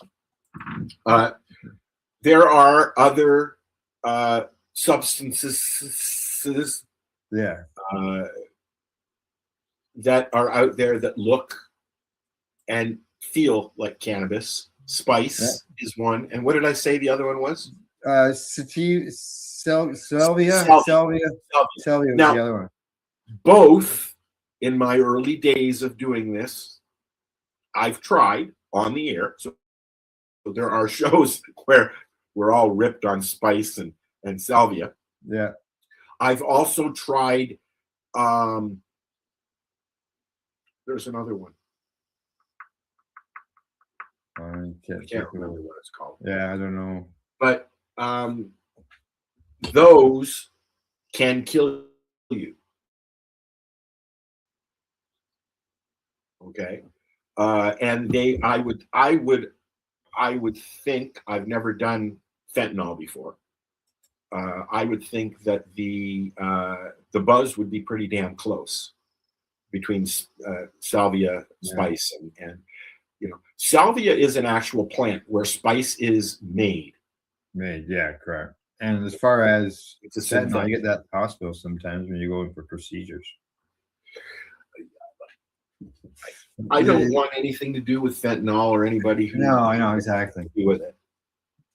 You know? Now, the location where this was purchased at, they're fully cooperating with the police, and they are turning over samples of all. Okay, so back up one sec. So a store, correct? A legal store. First Nations, the First Nations. Okay, so it was not a legal store. Well, depends on where you look at it, but yeah, correct. I understand. Yeah, I understand where you're coming from. support the indigenous market. I do. Yeah. I would think that it would most likely be a salvia. Yeah, that's what I'm thinking. And the store is temporarily closed during this investigation. Well, that's their doing. They've opted to do that, I think. Correct. Yes. Yeah, and the same Which with shows good faith, right? And the same with the testing of all their products, because the two incidences were separate. They weren't at the same time. Look, the issues, and there are some, between both the legal market here in Canada and the indigenous market here in Canada. Mm-hmm. Okay. There are issues with both. People complain about the legal market because that's what people do. But as far as it's very controlled. The legal market is very, very controlled, where the indigenous market, in most cases, is not. Yeah. There are some outfits like Tim Barnhart's outfit, their Legacy 420, where they scrutinize their products. And there's other indigenous places and in Tanganyika as well as Alderville that do the same thing. But there's no regulation there. So any testing that's being done at Joe dispensary on the reserve doesn't mean it's been tested. It doesn't mean the fertilizers and other chemicals that they use to grow cannabis these days are or are not being used.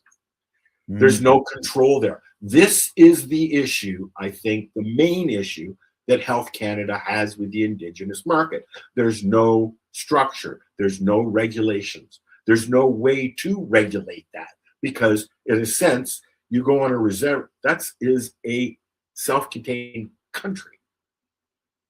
Yeah, I know that some places have put in some regulations. Yes. Yeah, but it's up to the reserve. Correct. Yes. You know, but now bringing back to the story we were talking about, up here in Northern Ontario, I'm in Terrace Bay, which is at the very northern tip of Lake Superior. I'm about 6 hours from Hudson Bay. That's how north I am. Okay. We don't have Indigenous cannabis up here. We have legal stores, but we don't have Indigenous cannabis because the issues up here with drug dependency and alcohol dependency, you can't go on a reservation and buy cannabis, just like you can't go on a reservations and buy alcohol. They have such a drug addiction issue up here north of me in Thunder Bay, which at one time was considered the murder capital of the world. Yeah. There's a lot of shenanigans that go up there because of where they are, you know. So yeah, we don't have Indigenous cannabis up here. We have legal cannabis, and that's it. That's it. Yeah, no, as you know, there's lots down here. From Sault Ste. Marie up, there's nothing until you get into Manitoba. Wow. Right. Nothing so there. you're looking at about 1,500 kilometers.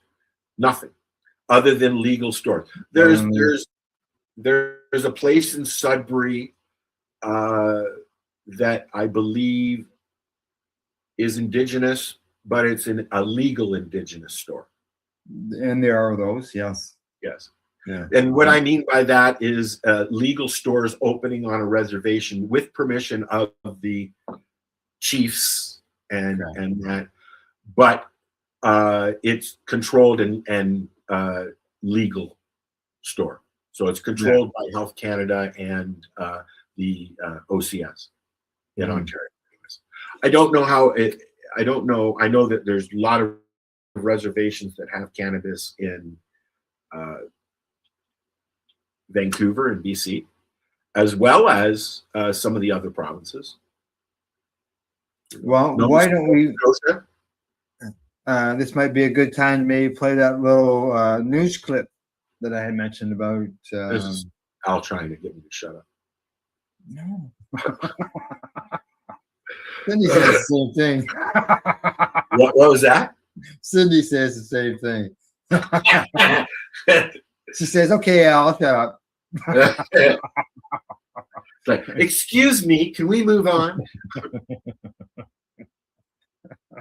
All right, go ahead and play your stupid video, and I'm going to smoke the rest of this. Okay, here we go. Let's make it full screen so people can. Yeah, this is from Normal. So here we go. The first story of the day is coming to us from Normal, and the title is "No Evidence of Fentanyl Contamination in Unregulated Cannabis." And this has been an issue, a conversation that's been had here in Nova Scotia. The premier accused the unregulated cannabis market of having fentanyl in it, and that proof was, that comment was proved wrong. So, here we go again. A new analysis highlighted by Normal is challenging one of the most persistent fears circulating in cannabis discussions over the past several years. The claim that fentanyl is being routinely found in cannabis products. According to the report, researchers and public health experts reviewed available evidence and found no confirmed cases of fentanyl contamination in cannabis leading to overdose through smoking cannabis products. The analysis notes that while stories and social media posts about fentanyl-laced cannabis frequently generate headlines and public concern, verified evidence remains remarkably scarce. Experts interviewed in the report emphasize that fentanyl contamination has become a common explanation whenever unexplained overdoses occur, but investigations often fail to confirm the presence of fentanyl in the cannabis itself. In many cases, subsequent testing either finds no contamination or identifies other factors that contributed to the incident. The analysis does not suggest that illicit markets are safe or that contamination concerns should be ignored. Rather, researchers argue that public health messaging should be grounded in evidence rather than fear. Misinformation, they warn, can undermine trust in legitimate warnings about genuine drug risks. The report also raises concerns that exaggerated contamination claims may distract attention from the real drivers of the opiate crisis, where fentanyl contamination is overwhelmingly associated with illicit opiate supplies rather than cannabis. For cannabis consumers and policymakers alike, the message is straightforward. Remain cautious, support testing and regulation where possible, but base public health decisions on verified evidence rather than viral rumor.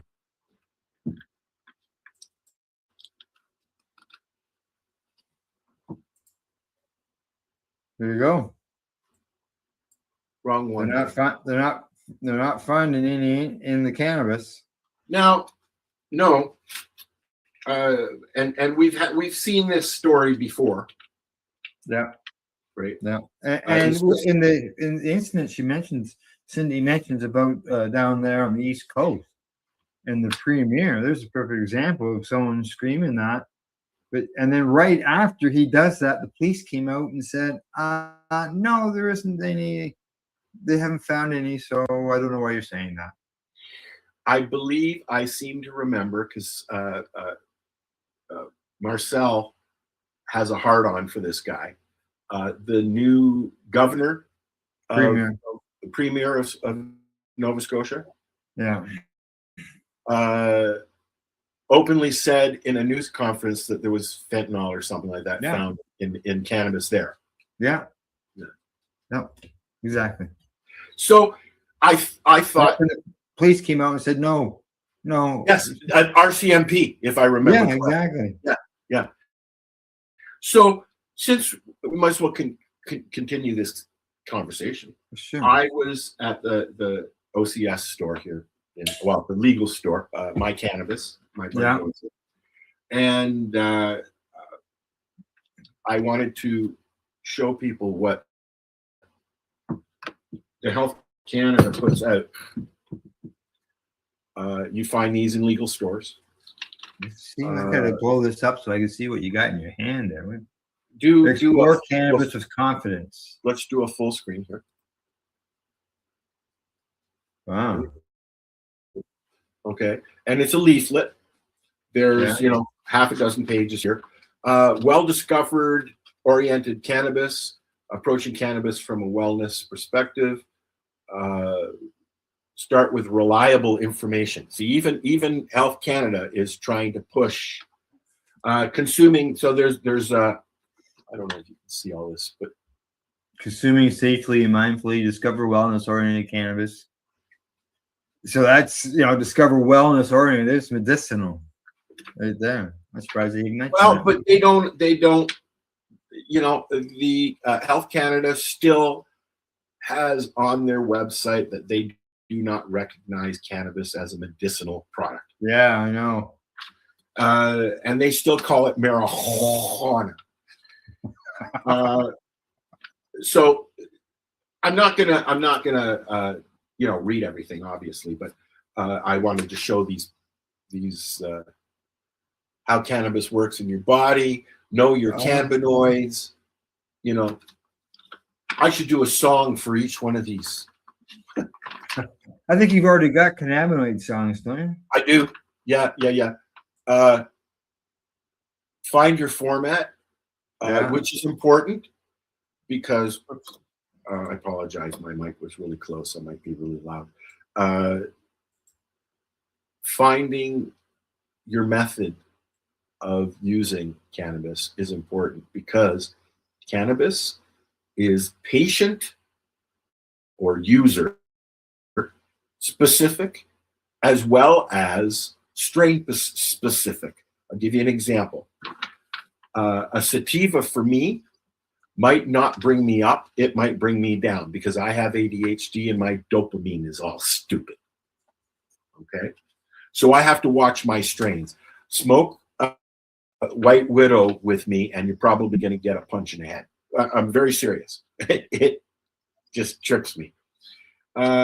This describes, it's got a blurb on topicals, edibles. Let's see what else. Frequently asked questions. Shall we, Al? Sure, we shall. All right, you can come back on the screen. Okay, how's that? I'm back. It's simple answers to common questions about cannabis. From understanding cannabinoids, or as our friend out east says, cannabinoids. I've heard that. I've heard Chris that. Is famous for saying that, cannabinoids. Cannabinoids. Yeah. So you want to, and this is a good thing to go through, I think, because you really, like you got to watch. If you're a recreational user, think of it like, what kind of beer do you like? What kind of alcohol do you like? It's the same thing. Okay. What kind of strain do you like? Do you want an indica, a hybrid, or a sativa? Do you want to smoke a ruderalis? You know, whatever twixt your fucking twizzle, roll it up and smoke it. But if Al's playing with buttons again. Yeah.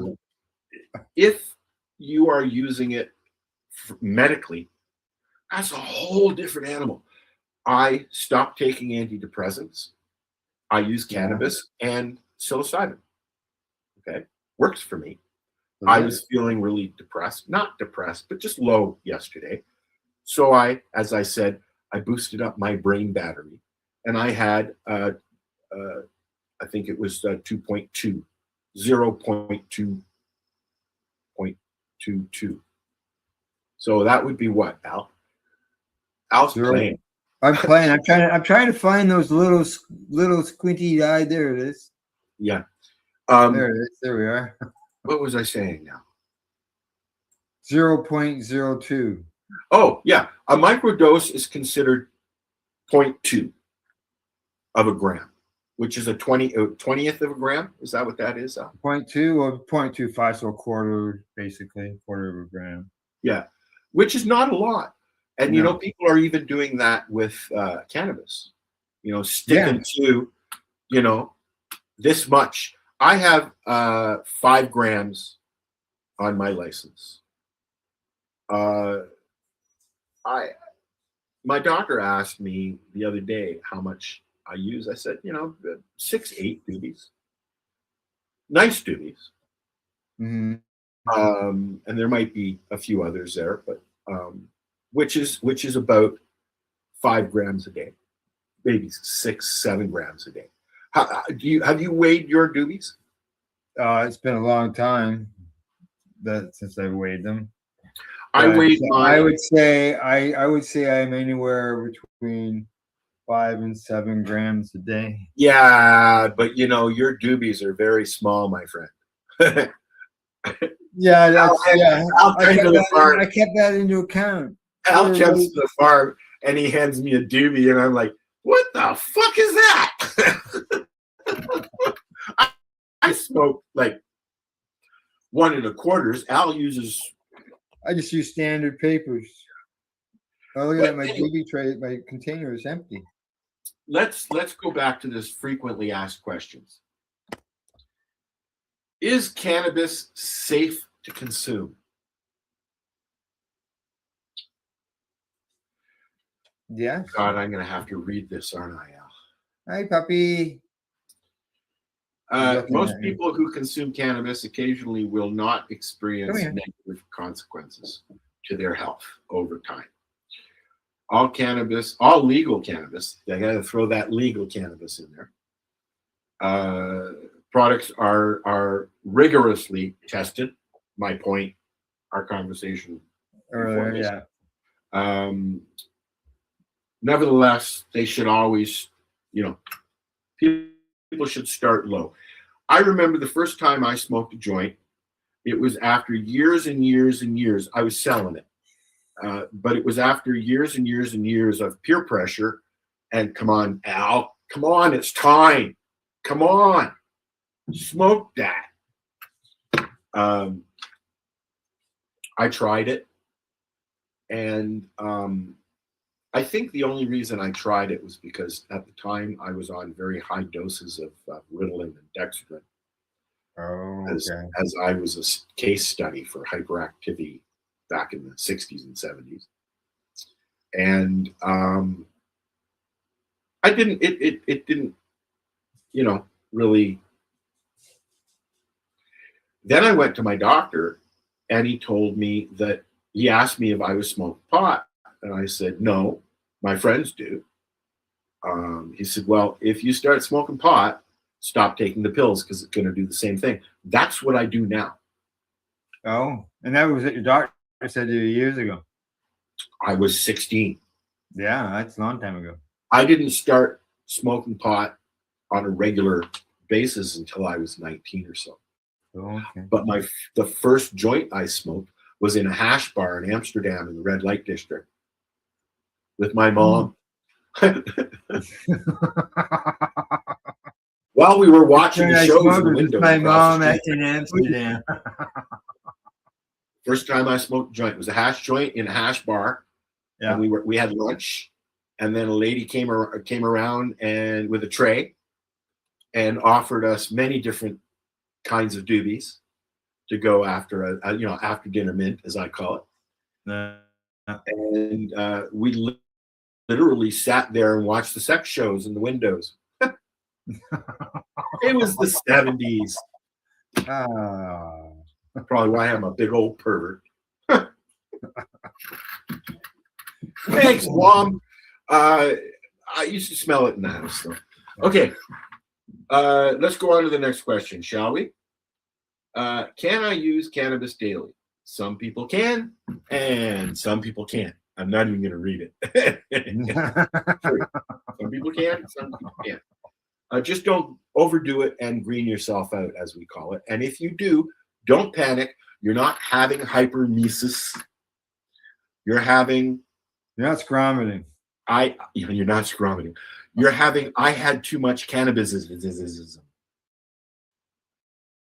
Okay? Eat something. Have a nap. You'll be fine.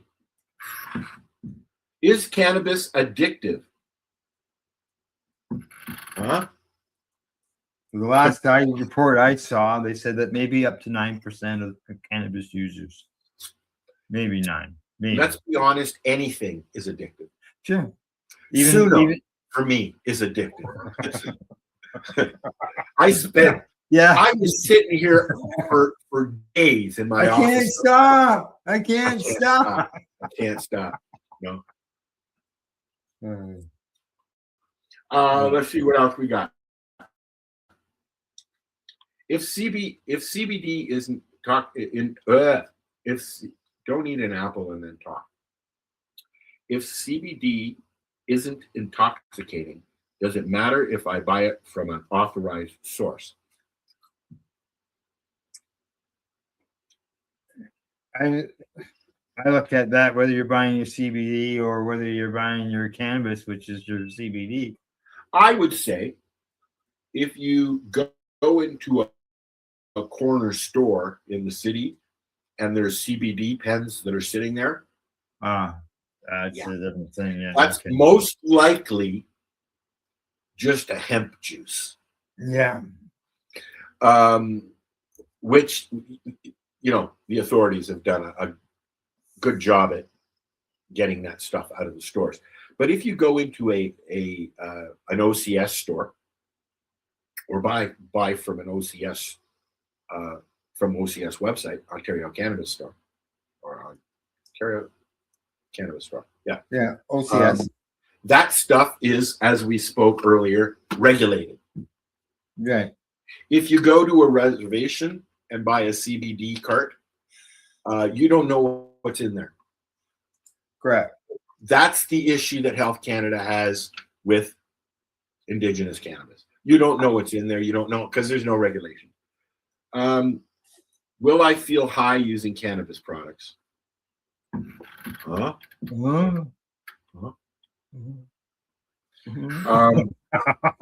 How do I choose the right cannabis product for me? I think we've covered that.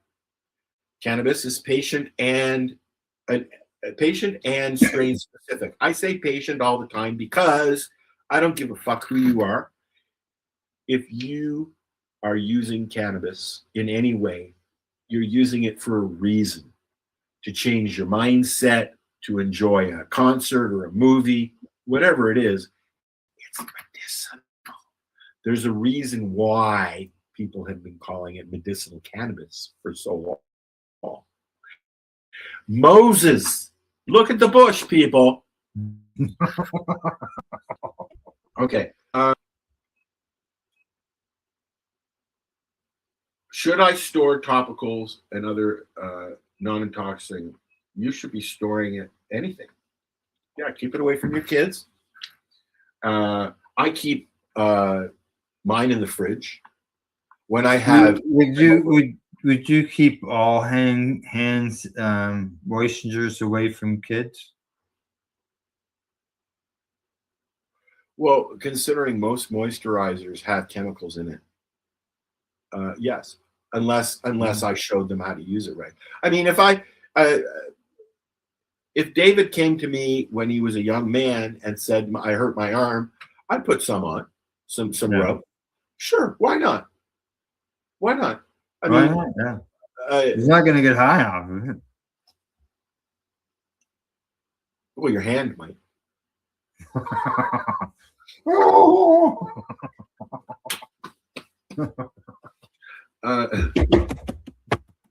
I store my stuff like that in the fridge. I have a little fridge for my cannabis stuff.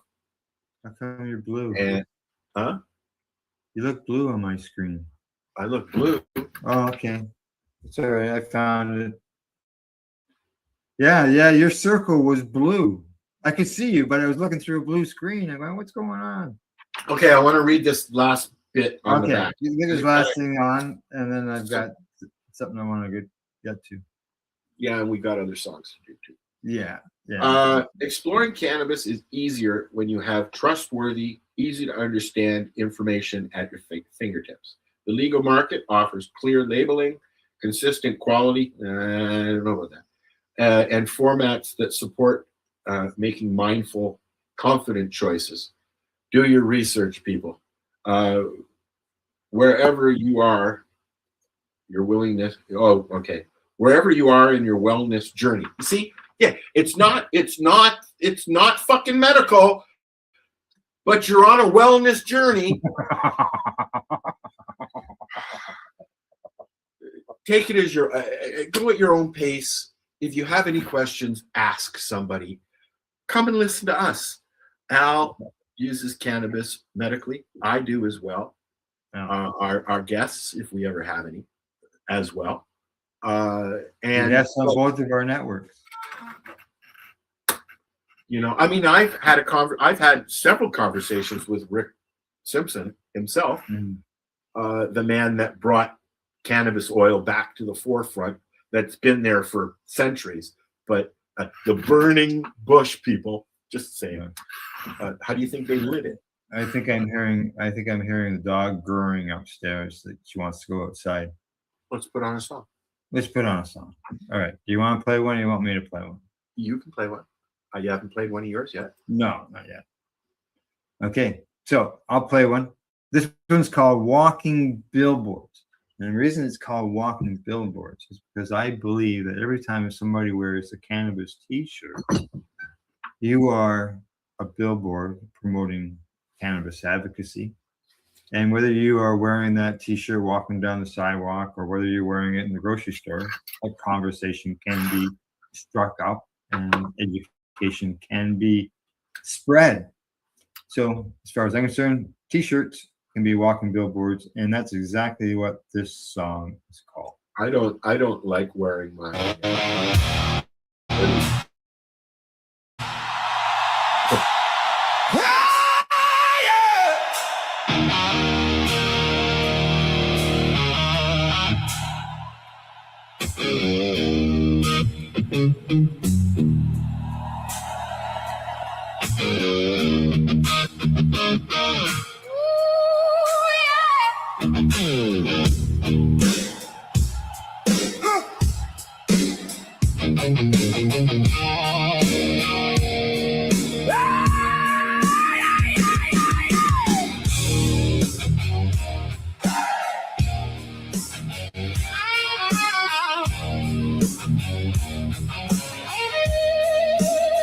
T-shirts on the rack say more than they look.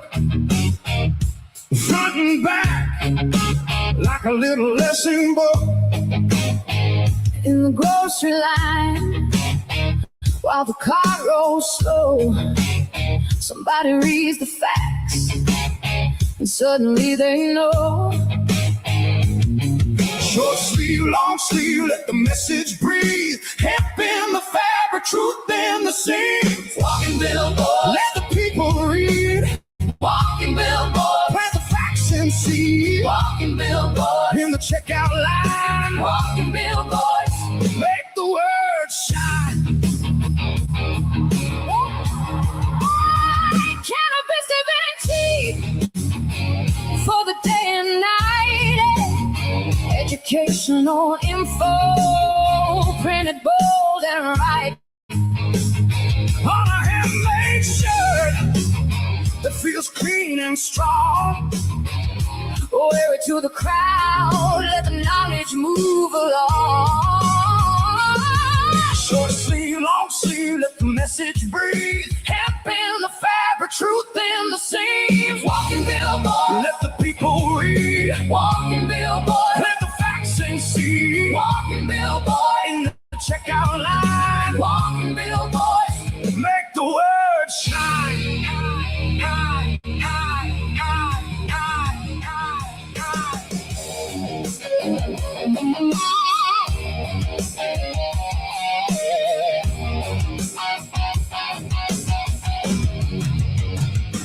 Not just style, it's a living flyer.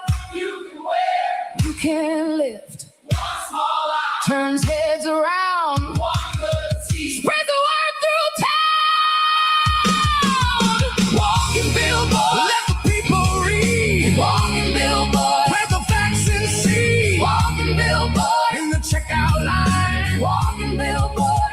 make the word shine.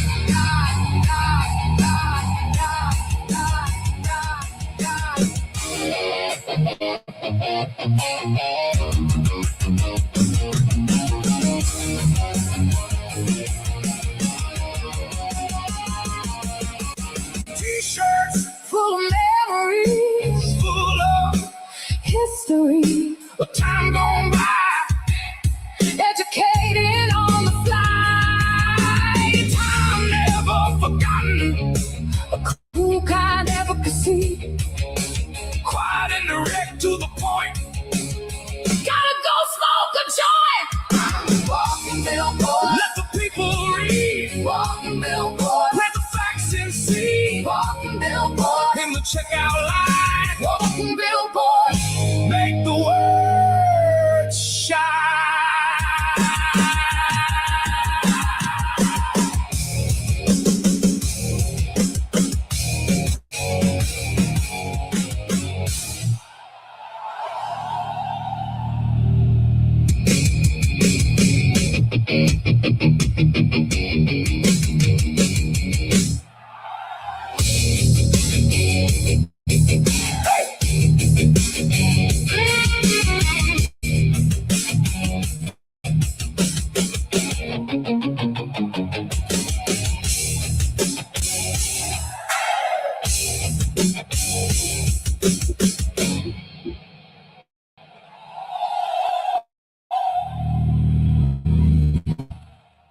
I like that one. I think there you go. Walking billboards. It's all. Those were all my T-shirts, and I have more than that. But 65 pictures is what I took. Holy. Here, anyways, I don't wear my hoodie. I wear it around the house, but I don't go like out to the store or anything like that because people stare. I don't like it. Yeah. Yeah, the kids especially. Oh yeah. I've got a few shirts that aren't cannabis related, but everything else is. This is my Canada Rock shirt for walking cannabis. Yeah. I don't generally wear cannabis t-shirts. No, eh? No.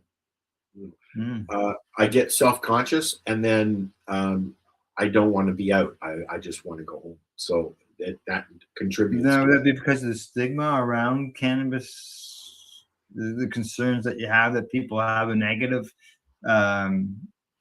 thinking of you type thing? I don't know. Yes, something like that. Yeah. But anyways, yeah. So. T-shirts. Yeah, T-shirts. Yeah. T-shirts, sure. I've got a little video here. All right. That I thought we could watch, and I don't know where it went. I saw something jump on the screen there when you were. It's not behaving out, isn't it? Oh, and now the next thing that I'm gonna have to deal with, just while I'm loading this, is I have my MacBook Air, and it can't be upgraded. It's my mom's old one. It can't be upgraded anymore. And now Chrome has decided that they are no longer going to give you updates because they're going into the next AI assistant stuff. So eventually, this is going to be a big, yeah. So science. Do you remember that song, Science? Yes, I do. You know who that was? What was his name?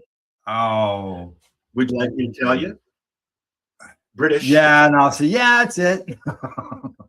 Magnus Pike. Magnus Pike. Something like this. Magnus, I can't remember his last name. I think it's Pike. But yeah, that and he was on Science. He did googly eyes.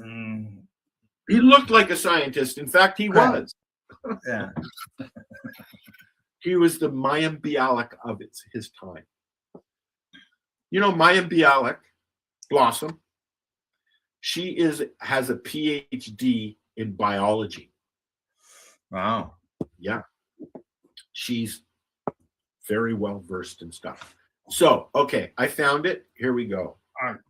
I follow this guy on Facebook, and now it doesn't want to add to the screen, of course. Can you see if you can add that to the screen now? The second ad. Beside Hi Guys. I'm not seeing it. All I see is 2 songs. Oh, hang on. What's this? Oh. Something's acting up. Oh, we have to. Oh, I know why it won't work. Hang on. Oops. We have to remove this, I believe. Oh, yeah. And then we can add that. No, you shouldn't have to remove it. It told me it had to. Oh, well. Fuck you, man. So I follow this guy online, and you'll see why I enjoy watching his experiments. Put this together while taking a break from studying and only managed to shock myself twice. A glove taser. You know what I really like to see? Your face when you try to split your fingers apart. Well, let's try it myself. I have my Tesla coil here with a wire to the output and the ground of the Tesla coil, and I'm going to connect it to my fingers. There we are, and lots of clearance between the wire and my finger. Let's turn it on. Okay, now if I spread my fingers, get it up! Oh, I just need to put my fingers back together. Electricity will find the shortest path.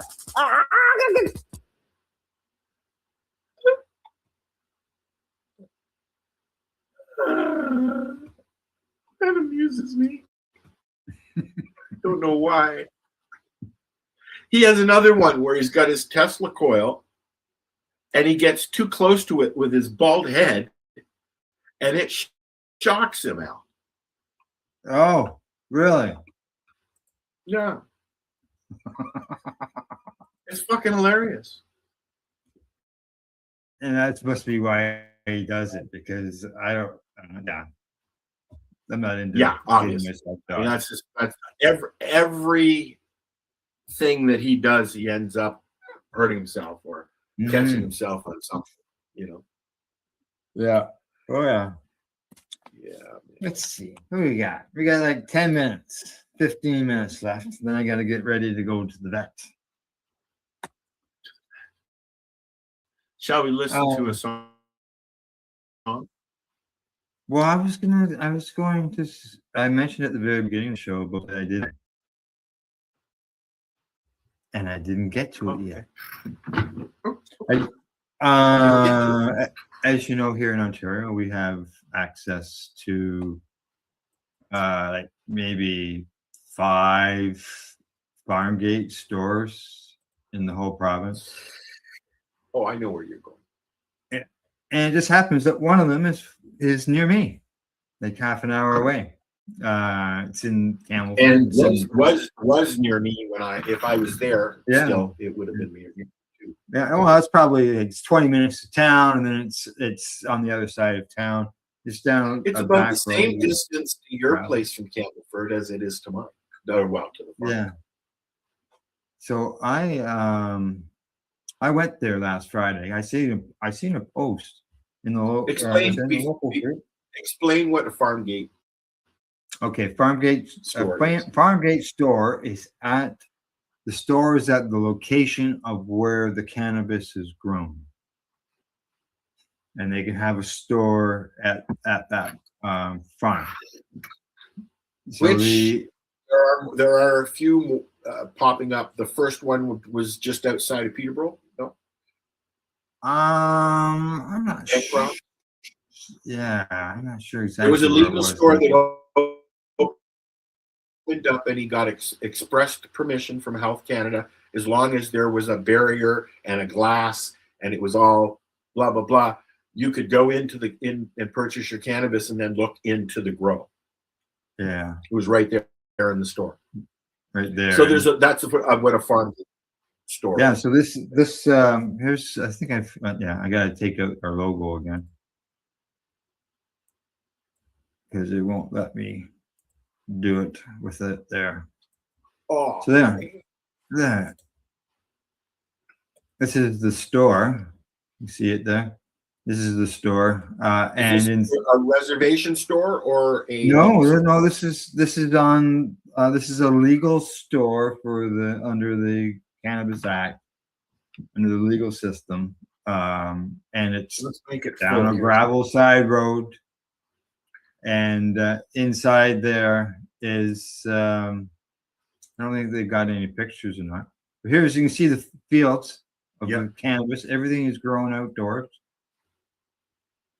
Now, I didn't get a tour of the grounds because the owner wasn't there, but I got a tour of the store, and off to the left there, you can see the building in the corner, bottom left-hand corner.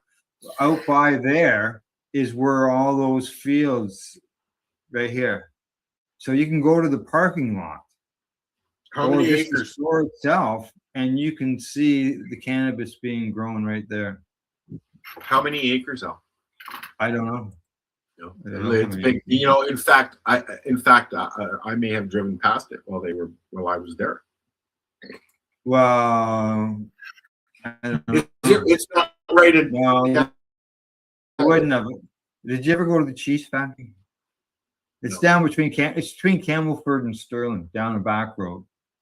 Oh, okay. I know where it just has cottages on the back, down the back. You go straight. Instead of turning to go to Campbellford, you go straight up to Sterling. Oh, when you come out of Sterling, you would go head towards from Hastings. Oh, The from way I Hastings, go. you'd have to go to Campbellford, and then you have to go from Campbellford to there, because the river is there. Yes. The river divides everything. So the in my quick conversation visit that I had with the employee that was there, that was working, he informed me he was really happy to see me. I walked in there, I had my Pace Radio Network t-shirt on, Reefer Reporter shirt, and he saw the logo and he was really happy to see me. He actually commented on the post that I had commented on it. There's an open house on August the 8th. So I said, I'll come down and check the place out on the 8th. And he commented, well, we're open now if you want to come down now. So they're open like Friday for 3 hours, and then they're open a few hours on Saturday and Sunday. And they have some products there. So I picked up some CBG pink press. Good night. It's hash. Yeah. CBG hash. Good for sleeping and good for pain. Yeah. And then they had a variety pack of doobies. 5 doobies in a variety pack of each of their strains that they grew. Oh, cool. Yeah. I like those. There was one field that I actually had to drive to as I parked. I passed it, and it was hemp, and they were doing an experiment with McGill University. Oh, nice. Yeah. So and the spacing, we even talked about the spacing between the plants, because I commented about, those look pretty close, and he said, when are you going for a tour? Well, I've left my business card with them, and hopefully I get reached out to, and we can set something up. So that would be cool. I would enjoy seeing a walkthrough of that, or even now. Just so you know, while I was there, it took a while to load any website. I could barely load YouTube. I was trying to show them some of our stuff on YouTube, and it just took forever to load. Like it's they don't have very good internet. Well, there's like, I was lucky to I had a bar on my reset for my. Tell you that's how strong my reception was. It was only one bar. So I don't know whether I can do a live broadcast from there or not, because it's pretty weak. It wouldn't be very good quality, I don't think. So I may have to record it just on my phone. Yep. Yeah. Yeah. And inside the place, I went in, there's cabinets up against the wall, display cabinets on cannabis, as well as hemp. And in one corner, they've got a fireplace, some pictures on the wall, and a place to sit. I saw pictures on your post. Yeah, there's pictures on the wall. There's cannabis pictures on the wall as well. And then in the center of the thing is this great big, I thought he said it was an instrument, but I could be wrong. But it's great. It's a great big thing. And it's got all these wooden bars on it and wires on it. And it takes 8 people to work it. Wow. Yeah, it's huge. I thought it was an instrument, but somebody posted a comment and said that it was something else. 2 people. It took 8 people. Can you see right there? That wooden structure in the. And it's an instrument? I thought it was an instrument. Or a press or something. No, because I don't know if you can see. Do you see the wires down here? Or no, not really, no. Oh, okay. Yeah. Your iPhone resolution sucks, man. Well, it's probably trying to see it through that little fucking hole view too, doesn't help. So yeah, it's time to go down and take a look again. and Go for a so, walk. now, as far as their plants hadn't been in the ground very long, so they weren't very. They good. wanted you to wait until they come back. They're all lush and plumpy. Well, the owner wasn't there. The owner was out of the country. So now, the owners of this place, you may know of another product, and you may have used another product that they produce. And what's that? Pure hemp rolling papers. Oh, these are the guys from Pure Hemp. Yeah. I like Pure Hemp. Do you? Yeah. Yeah. So that's why partially why there's the hemp displays. There's awesome hemp stuff there. Yeah. They have some so, in there. So they produce the hemp there. They grow it right there. They grow the cannabis there. There are some. They have a cannabis field and a hemp field. Yeah. How does that work when hemp is typically male? Maybe they watch for the harvest times. I don't know. But you can see the two windows on the side. If you look out those windows, you look into the hemp field. Is there a female hemp plant? I would think so. That's not cannabis. Yeah. Because I know that. What would produce the seeds? Well, they get hemp. Proper hemp product is from the bud. And who produces the bud? Normally, the female does. That's what I'm asking you. Does the hemp plant itself, not cannabis, the hemp plant? I don't see why not. Plant, I don't see why not. They do flower apparently. Yeah. So I'll go back down, see these people, and I know I posted it in the local Campbellford group, and people were excited to see that it was there. If I was still down there, I would have gone by now, probably before you. I saw the announcement last week, so I thought, all righty. I've always said, check that out, and I had something Friday. I had some time, so I jumped down there. And I've always said that I like being able to walk into a store and say, "Hey, I'll take that." And now, my biggest complaint though is not being able to see the product. Like you go into an indigenous store and it's right there in front. Right. But now Health Canada has approved windows. Correct. I've seen them. I've seen them here. We have them here. But now here's another one. There's a product, I can't remember. I think it was not pure hemp, but pure something. Pure Sun.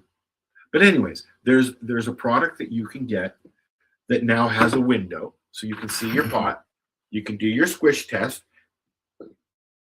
and at the very top of the bag, there's a little circle with a one-way air valve. So if you squish the bag, you'll get a whiff of the odor of cannabis of that specific plant. I like that. Now you would think that eventually, if it's only a one-way, air's coming out. Eventually, all the air would be out of the bag and nothing would be replaced. So hopefully, it doesn't get over squeezed. Well, it's a good idea. Is it? Yeah, I understand. It doesn't work, but it's a good idea. idea. I wouldn't think a bag would be squeezed 100 friggin' times Up by the time. until about 3 months ago, the only thing you could do was what I call the squish test, where you have a look at it. You can feel how much is in there, and you can tell if it's puffy. I typically won't buy a really hard nug because it turns into powder. Yeah. I like a puffy. I like my weed puffy. Little puffy never hurt anybody. All right, guy. I see it's the bottom of the hour. I've got to do a couple things before I take the cat to the vet. You have fun taking Odie to the vet? Oh, Garfield today. Oh, it's Garfield. Garfield is almost 19 years of age. Yep. So we just a little concerned he might be having a respiratory infection. Maybe. Stephen, as you know, has had that, and he has urinary issues. Oh yeah. We had a cat that lived, Susie, family cat, 21 years old, with the last 5 years of her life having full-blown feline AIDS, which is actually quite common in cats. In older. Oh really? Yeah. Yeah, and it's the same. It's the same evil thing. Yeah. But in cats, it's not transferable between human and cats. But it deteriorates their skin, everything. Yeah. Well, I don't think he has that. He's still got his hair. He got his hair still. Yeah. Susie did not. All right. All right. All righty. I guess No, I'm heading. We got other songs for another day. Correct. Oh yeah, we got lots of music. And actually, before I go, I should mention that I am actually the show. And a music should be coming up soon. Cool. I haven't figured out when I'm going to start releasing it yet. So cool. All right. If you're interested in hearing our songs, go to the 420 Pace YouTube page, and you'll see music by Al. That's right. Yeah, exactly. And That's going to be the name of the songs show. from that I do, and songs that Al does, and songs from other people's. And you'll if you join that podcast playlist on YouTube, every time we put something new on there, you'll get a notification. Yep, exactly. All righty, guys. I've got to go, and we will see you all maybe next week. Maybe. Other than that, see you later. Bye.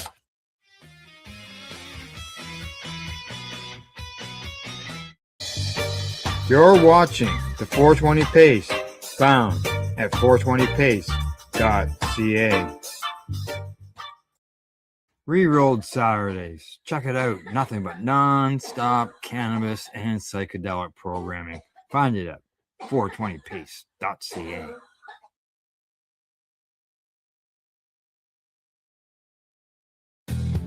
Stay tuned. We'll be right back after this toke.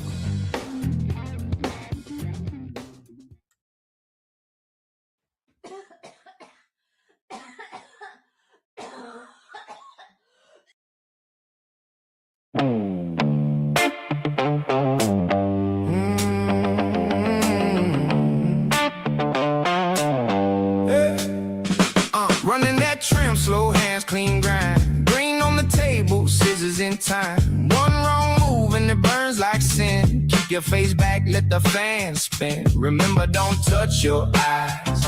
Yeah, I learned that the hard way twice. Sticky little warning, sharp little price. You blink too fast and you pay the slice. One hand clean, one hand still. Move like a ghost, got to keep that chill. If the room gets loud, don't rub, don't reach. Wash up first, then you breathe. Remember, don't touch your eyes. Don't touch your eyes. Don't touch your eyes. Remember, don't touch your eyes. Keep that fire off your face tonight. Keep it off, keep it off. Remember, don't touch your eyes. Yeah, got the gloves on, sleeves roll right. Sunset dust in the yellow light. I'm talking to you like a brother would. Salvia in the cut from the neighborhood. Trim pile tall and the jar smells sweet, but that little sting don't play so neat. One bad itch and you know the deal. Water on deck, let the skin heal. One hand clean, one hand still. Move like a ghost, got to keep that chill. If the room gets loud, don't rub, don't reach. Wash up first, then you breathe.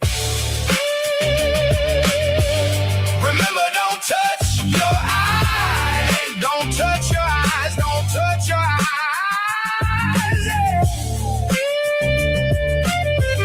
Remember, don't touch your eyes. Keep that fire off your face tonight. Keep it off, keep it off. Remember, don't touch your eyes. Yeah.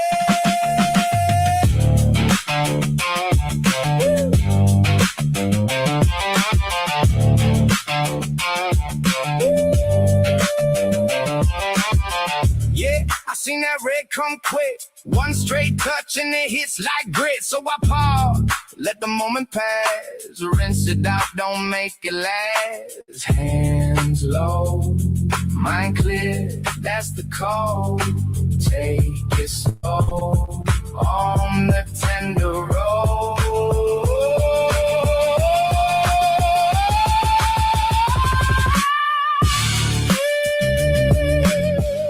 Remember, don't touch your eyes. Don't touch your eyes. Don't touch your eyes. Yeah. Remember, don't touch your eyes. Keep that fire off your face tonight. Keep it off, keep it off. Remember, don't touch your eyes. Remember, don't touch your eyes. Yeah, don't touch your eyes. Wash up first, then you breathe.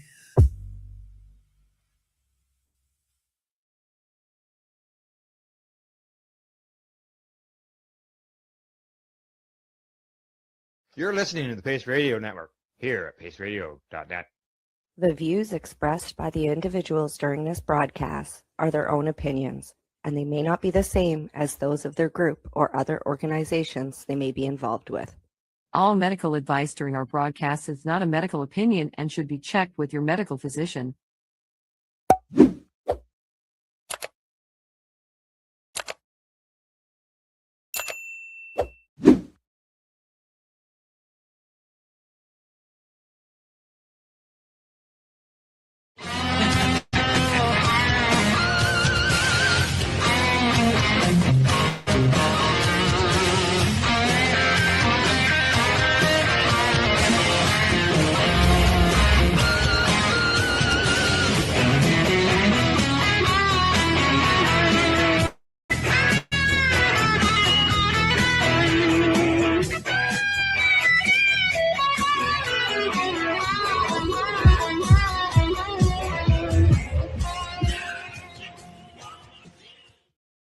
Good day and welcome to the Sweet Pea and Mayhem podcast for today, Tuesday, January 16th, 2026. How's your day going, buddy? Above ground. And that's also good. Yep. What you been doing? Painting. Working on a giant butterfly. And how big is the giant butterfly? 8.5 by 8 feet. Ah, so if they come to your Facebook page, they can see little shots of you as you're slowly putting this monstrosity, beautiful, incredible piece of art together. If it falls on me, my bio will be crushed by giant butterfly. You'll be the first person in documented history. We have no idea what to die by a butterfly.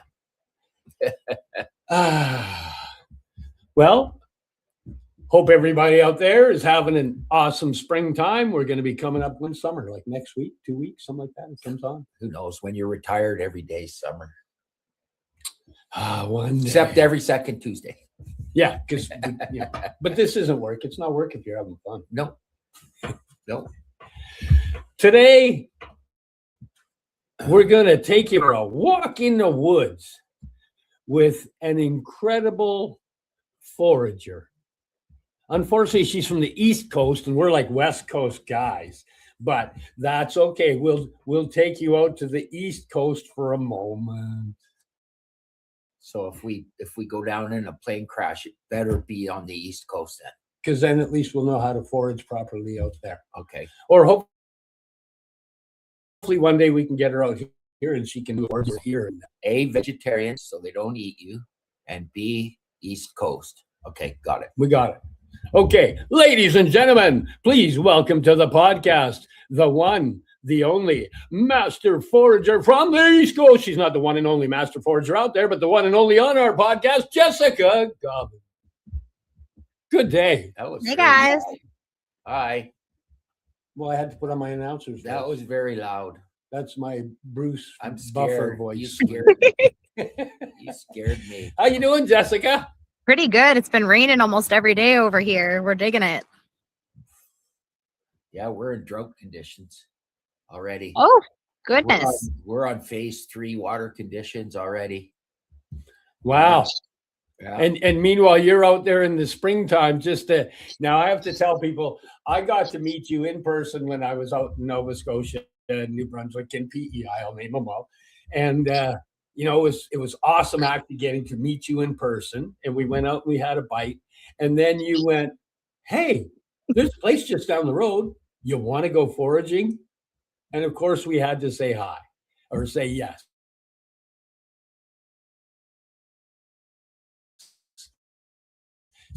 So we ran out there. What was the name of the place? It was at the back end of Irishtown Nature Park. It was actually the very beginning of the springtime, and I have over the little things and the things you were pointing out that honestly, when I'm out looking, I don't even see half of those things you were pointing. Some of the tiny little ones that you're pointing out in the corner, it's unreal. But what got you into foraging in the first place? Well, that would be my mom. She raised me to forage, so I don't remember not foraging. It's always been a part of my life. What's your earliest memory of foraging? My earliest memory of foraging is actually picking mushrooms in the backyard with my mom. I didn't realize it at the time. I thought they just grew there, but it turns out she was taking grocery store mushrooms and smushing them into the lawn over and over until they took. Wow, that's good. Yeah. Have you ever foraged on the West Coast? I've never been on the West Coast, but it's really high on my bucket list. Now, the farther north you go, is it harder and harder to forage? I haven't really gone all that far north. I've only gone like partway into Quebec, but there's just different stuff. There's just different stuff out there. So say if you came here, would you have to train with like First Nations person to learn how to forage here? There's likely some overlap. There's probably some stuff that grows here that also grows there. And I am a little familiar already with the mushrooms that grow there. For me, it would mostly be the plants that I would have to look into. Yeah. I was been saving this question because I've been wondering about it. Someone once told me that, the fern that grows in the floor of the forest, you can eat the roots. Is that true? I think it would depend on the species, but there are species like that. Yeah. Oh, okay. Now, what about because the fiddleheads come from a fern as well, right? Yeah, they do. Would what he's talking about? Because I've heard that before. Would that be kind of somebody's just dropped that people eat fiddleheads off, therefore the roots are probably edible? Not necessarily. I don't know about fiddleheads are called ostrich fern, so it's one specific species of fern.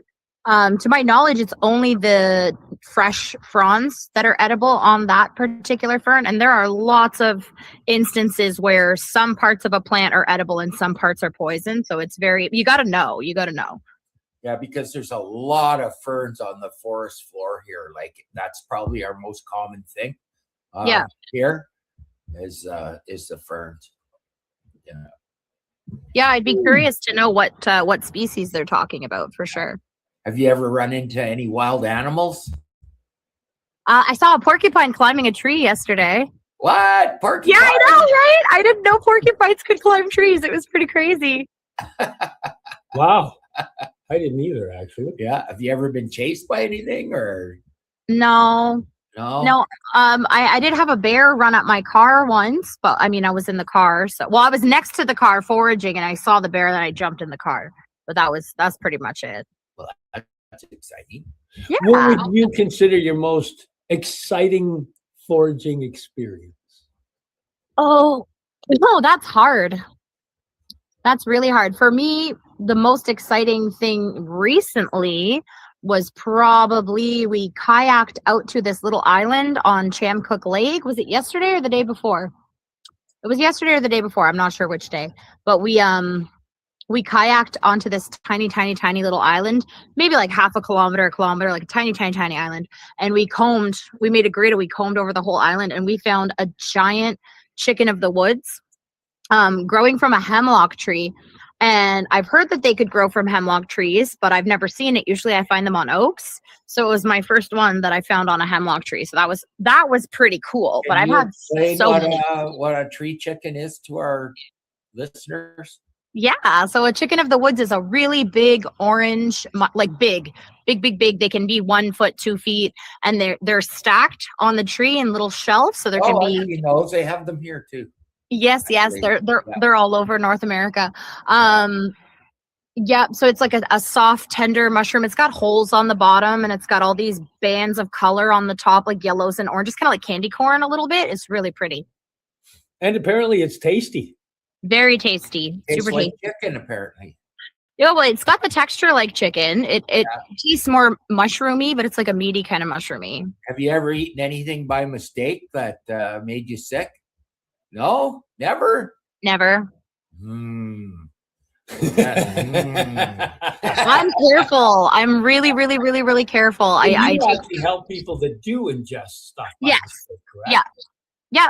I teach. Okay. I've had 7 ex-wives all die accidentally. So I decided to write a book called Making It Look Like an Accident. Okay. Like chapter 2, canoeing and stuff like that. So I was wondering if I could write a chapter about foraging, but for the wrong things. So is there stuff that you can get foraging that would make someone accidentally die? I can neither confirm nor deny this. Under these conditions. So that's but it. Yes, there's lots you can forage that'll kill you. That's it for chapter 8. Wow. I'm going to bring up your Facebook page so that people can see it and tell us a little bit about it. Well, yeah, so this is my page. I also have a group. It's Enchanted Mushroom Forest Foraging and Folk Medicine. In the page, I just post like what I'm doing here and there. I'm not super active on it. But in the group, people can also post. So people can post pictures of what they're finding and get help with it and stuff like that. So it's Enchanted Mushroom Forest Foraging and Folk Medicine. So the page and the group together. Is it on Facebook as well? It's on Facebook as well. So one is my business page and the other is just like a group that people can participate in. Okay, I may have to try and find this group and bring it up. No So stress. have you written any books or made any videos for YouTube or anything about foraging? I've got lots of videos, but they're all on Facebook right now, and I've got lots of posts. I post like little tidbits of information and little fun facts about mushrooms. I just did a series in January, February, March on like funky mushroom smells. So mushrooms that smell like not mushrooms and why they smell that way and things like that. So I'm always posting neat stuff. I haven't in a few weeks because it's the start of the busy season. I've been running like crazy, but they'll be starting up again soon. Okay, this video's going to YouTube. We should try and guide people to yourself right now so they can see your videos on the foraging. Where would they go? Just on my Facebook page or my Facebook group. Okay. Oh, I'm on Instagram too, but again, social media does not have leaves or gills, so I'm working on it. It's a little slow. Priorities. Yeah. Now you said this season is getting busy. Tell us what your version of busy is. Well, because the winter is so long here, from October to April, May, I do still do some winter workshops, but not very many. I'm teaching virtually in the winter. But once the season starts up and people start reaching out to book things, like I did a 2-week stretch where I was doing an event every day and sometimes 2 events and sometimes 3 events. Explain an event. Well, it really depends on who's hiring me and where I am. But sometimes it's just we go out for a walk in the woods and we learn about what we see. But sometimes, like I did one at As the River Bends retreat a couple of weeks ago, where we went out and we learned about plants and mushrooms. And then we went back to their sunroom and we made a herbal remedy together. I'm doing one in a few weeks where I'm partnered with a chef. So I take the people out and I show them the plants and mushrooms, and then she cooks everybody a fancy meal with forage food, and then we eat it. Nice. So it was like all kinds of different stuff. What's that native show on TV called Moose Meat and something where the native guys go foraging and they cook meals on the show? Yeah, I haven't seen it's it. called Moose Meat and something. It's called it's got a different name, anyways. That's Yeah, so cool. you've never been to BC to forage. You've only been in your own area. Yeah, I have been to Winnipeg and Montreal, and then up all along Probably the top of. Slim pickings there in Winnipeg, I'm guessing. Actually, I found a lot of stuff, and I was there Did in ya? November. I was there in November, so it was starting to get cold and things were starting to freeze and die, but I found so much stuff. Wow. Yeah, I was Just surprised. never pitch. I got sent out there as a kid, and I just visualized dead. Foraging mosquitoes. Yes. You can forage watching mosquitoes. If you eat 10,000 of them, I hear you could live for another day. I've got your email address up there and the Facebook thing, so that if anybody wants to get a hold of you and look into doing some of these tours which you've got going, they can reach out this way to you. So you don't just organize your own tours, you also just have people that want to organize things up and say, I've got a nice farm and I have a hobby farm and I want to invite you out to show people how to forage around the hobby farm and have an afternoon. Okay, wicked. I also do property surveys, which are some of my favorites. So it's when somebody will invite me to their space and I teach them about everything they have on their space. So they can go and pick their own salads every night. Yeah.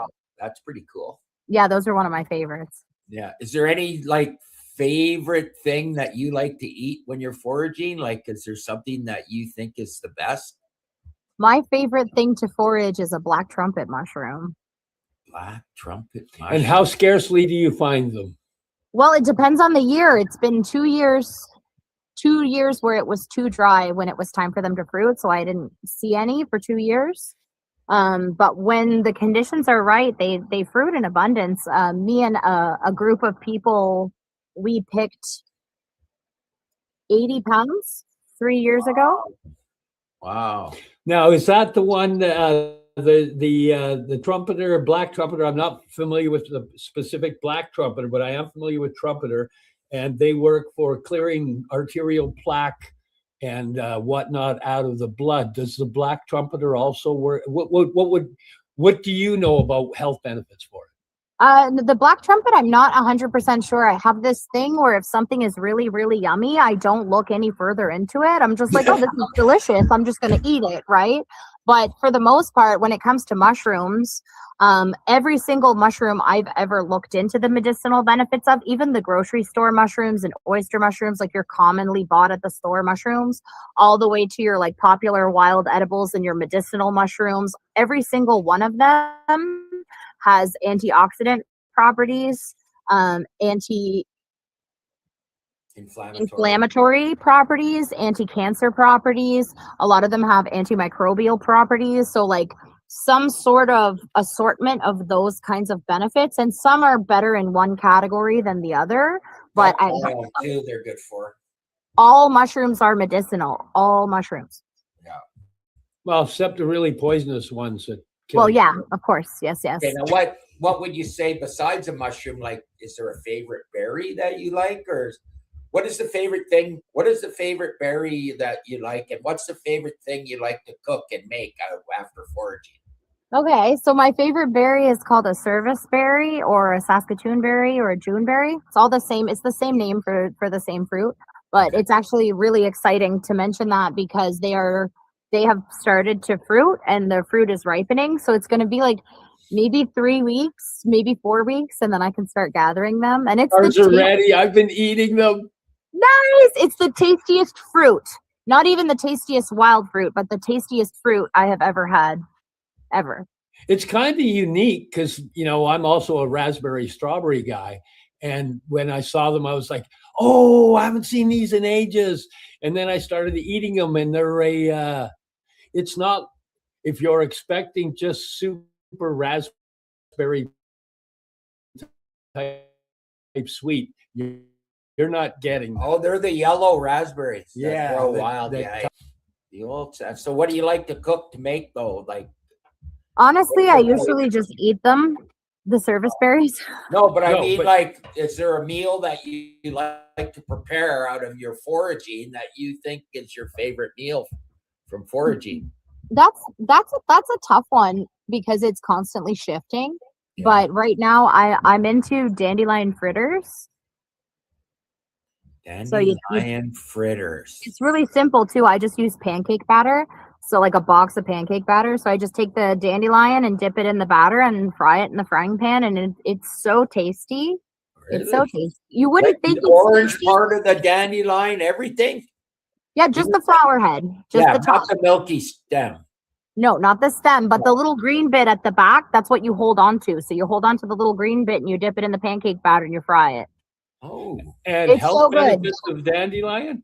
Dandelion's great for the kidneys and the urinary tract and the liver, and it's full of vitamins and minerals, vitamin C, vitamin K, vitamin A. It's very nutritious. I hear it's one of the best things to eat in the flower world. Just don't pick the ones that are where people's dogs pee. This is true. Yep, we avoid that. Not the ones you want. Well, no, because you could probably get some benefits from that too, wouldn't you? Oh, man. Well, yeah. Okay, let's see. So if we went, hey, you've got an open platform and you've got some time to tell people the exciting things of what you want to tell them over the next few minutes, what would be the things you'd say? Okay. This is cool. So one of my favorite things to do when I get a big group and we're out somewhere and we're about to go on the walk is I'll pick a square, and usually it's about 2 or 3 meters by 2 or 3 meters, like a very small square of green space, and I will count every single edible and medicinal thing that is in that square. And very often it is between 8 and 20 things in that square. And then I tell people this is not unusual, because it's not. The amount of food and medicine that's out there is astronomical and mind-blowing. And I've been teaching for 6 years, but it never ceases to amaze me, just the sheer quantity of things that are growing literally everywhere. Does that include like slugs and snails? No, I don't teach people how to eat slugs and snails, but maybe I should get into it. It's an untapped market. Escargot. It's an untapped market. And all you do is lift up this rock and look at all Yeah, look at this. It's a worm. I don't know. We get lots of people watching the podcast, but I don't think it's because they want to learn how to eat them. I think they're just watching. Yeah. Who needs Fear Factor? We've got Jessica's bug eating podcast. Yeah, I like that. I'm in. It could be you and John on that one. What's that? The bug eating podcast. I'm No, out. No, I'm out. I'll no walk. way. I can't even look at that. The early survivors, when they ate all the bugs and stuff, I couldn't even watch. I couldn't even look. I'd last 1 second. And I'm out. Okay, so we're not foraging small little munchy critters. This is No. just No cockroaches, no No. beetles, no We- nothing crawling. Okay. unless No. they're already inside a mushroom. So that where we're do you get eating. your protein from if you're not eating bugs? Oh, well, usually meat, but there are plants. Since we're talking about it, there are plants and mushrooms that are high in protein. Yeah. Yeah. Well, the hemp protein, the hemp nut protein is 33%. It's even higher than beef or pork. I was just Oh, that's reading cool. that last week. I did not know that. Yeah, you don't get the iron aspects that you get from the meat, but as far as just straight protein, it's actually higher than beef and pork. Yeah. That's neat. There's a lot of plants that are really high in iron. Yes. And there's a Yeah. lot of people that are iron, I wouldn't say deficient, because I'm encountering people that have iron in their system, but their system is dysfunctional and it's not processing the iron. Mhm. Yeah, that happens. Sometimes you need, like, sometimes if one year I had no vitamin D and it was the middle of summer and I was outside 12 hours a day and I looked at my naturopathic doctor and I said, there's no way I'm vitamin D deficient because I'm in the sun all day. What are we missing?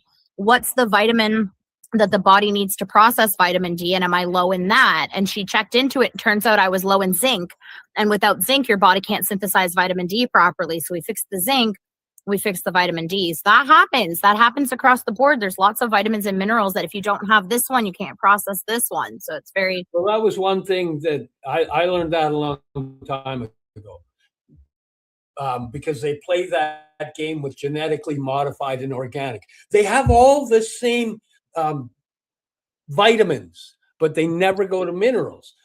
Genetically modified has 3 minerals. Organic broccoli can have 40 minerals. Yeah. And without the minerals, we don't process the vitamins properly. So people are eating genetically modified food and vitamins and peeing out the vitamins because the body can't process them anyway. Yep. Last time I was in the hospital, magnesium, they had to infuse it into me for 24 hours. I was so low on it. Yeah, that's another one. Our population is quite deficient. And it regulates my heartbeat. And I have heartbeat problems. I have a pacemaker. Yep. So magnesium. So if we were foraging, what would we look for to find magnesium? Do you know? Not offhand. I would have to look into that. I supplement with magnesium because, like you said, a lot of us are magnesium deficient. So I get the magnesium flakes and I make this spray. And we've got it in some of the microdoses. We have magnesium L-threonate in there. Yeah. Yep. Yes, I eat that every day. Okay, let's see. What would be the most important things you would say to somebody if they were, one, had done a little bit of studying for foraging and were heading out? Just don't get cocky. That's like everybody's everybody, especially when it comes to the mushrooms, everybody's under the impression that there's like deadly pairs, like deadly lookalikes, and there are deadly lookalikes. But the issue isn't that they're so convincing that it's impossible to tell them apart. It's the issue is there are fine details that if you don't know what you're looking for, it's almost like you don't even see it. So you got to do your due diligence. You got to take your time, double check your important features, know if there's a deadly lookalike and check that. And just always ask for backup from somebody who knows more than you when you're starting out. What's the one that the girl in Australia poisoned her and killed her family in a beef Wellington? What kind of mushroom was that? That was the death cap. Okay, now where can we get those? In the well, on the west coast, they grow everywhere. We don't have those over here on the East Coast. We have destroying angels, but it's the same chemical, just a different mushroom. Yeah. The nervous system attacks, I think. Oh no, that attacks the walls of your cells and damages your DNA, and it's it causes multi-system organ failure because of the DNA damage. Okay. Yeah. Let me write this down. Chapter 8.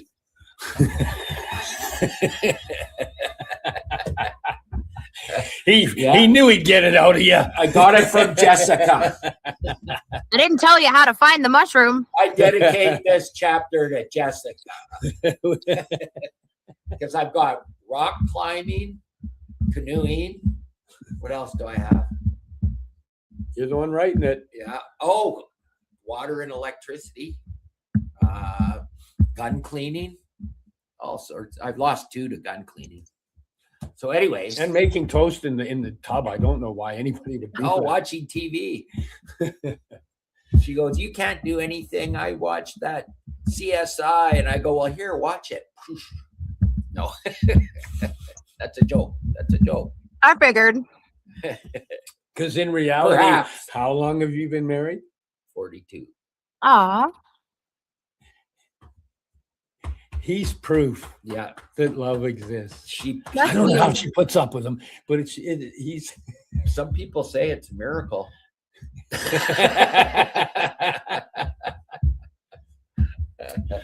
Well, we are coming close to the end. So, any last words? before we go? Well, another thing that happens to a lot of people is they start looking into it and they get overwhelmed because there's a lot of plants and there's a lot of mushrooms. So my last piece of advice would just to be pick one or two at a time and focus on those till you got them down and add one or two more. Cool. That's really good. What would you take if you were about to head out and do some foraging? What were the things you would go, you want to have these with you? Gosh, I'm awful for going out with absolutely nothing and like carrying mushrooms in my dress. Paper bags are good. Scissors are good. Camera is really, really good. Tiny little shovels, probably Is good. there A brush, a paintbrush. Apps are awful. Apps are good. apps are okay as a research point, but they're wrong anywhere from 20 to 50% of the time. Holy, yeah, that's what I found. Don't rely on them. Yeah. Wow. Just use it as a tool when you're doing your research, but it's not your final say ever. Okay, cool. Wicked. So if anybody wants to get a hold of you, they can get a hold of you at jessicagavin@gmail.com. You've got the Facebook page, Queen of the EMF. That's actually kind of funny. What is EMF? Well, EMF is actually some radiation that's not so good for you. But Well, in I know her that, world, but I thought it's it the was- enchanted mushroom What did forest. that big tree that you're in front of there? What did that taste Oh, like? hang on. Let me bring this. What There. big tree? What did that tree taste like? I don't know. I Oh, didn't okay. taste that tree. Just joking.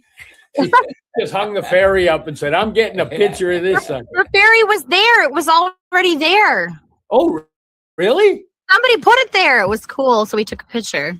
That actually makes it even funnier. That's nice. Yeah. Okay. Well, we're going to say goodbye. Yeah, and I can't Thank wait. you for coming on. And Thank you for having me. I hope you write a book. I hope so too. And if you do, we'll gladly promote it. Yeah. And maybe one day, when Cindy's making her journey out here, she can drag you along and we can do a West Coast forage. I would love that. It's a bucket list thing for me. See, I forage aisle 7 at Safeway. But Cereals. Oh, I found a really good gluten-free cereal, and I just found a really good gluten-free bread, and I'm happier than hell because we've been looking for years for a good gluten-free bread, and I finally found one. So I'm very happy. Yes. And on that note, we're going to say goodbye. Thank you for joining us here on the Sweet Pea and Mayhem podcast with our awesome guest, Jessica Gavin. Thanks, Jessica. Thank you. Thank you, Have an guys. awesome day, Bye. everyone. Yeah. You're listening to the Pace Radio Network here at paceradio.net. The opinions of the individuals during this broadcast are their own and may not be the opinions of their group or other organizations they may be involved with. All medical advice during our broadcast is not a medical opinion and should be checked with your medical physician. Enjoy the buzz of legalization with Campbellford Lifestyle Shop. From lights to plant nutrients, books, consumption accessories, and more, we've got all your basics to grow or consume cannabis. Visit our info center or take a look at our piercing services and body jewelry, now available in-store through Campbellford Lifestyle Shop, 17 Bridge Street West, Campbellford. Limestone City Hydroponics is Kingston, Ontario's hydroponic shop. Take your growing to the next level and create the optimal environment with a tent kit or maximize your yield with an ebb and flow flood table kit. Either way, Limestone City Hydroponics has more sizes and options to fit your needs. Are you looking for the power of the sun that adapts to your budget? Then look no further as they have professional grow lighting. They have indoor grow systems that are easy and cost effective with many options to fit your living space and lifestyle. Cultivate your growing potential. We have everything you need to succeed. And if you can't make it to the store, they offer local delivery to the greater Kingston area. Remember, when you're looking for experts to help you grow, then look no further than the locally owned Limestone City Hydroponics, 105 Sunderland Drive in Kingston, Ontario. Call them at 613-548-0420. We are people advocating cannabis education here at paceradio.net.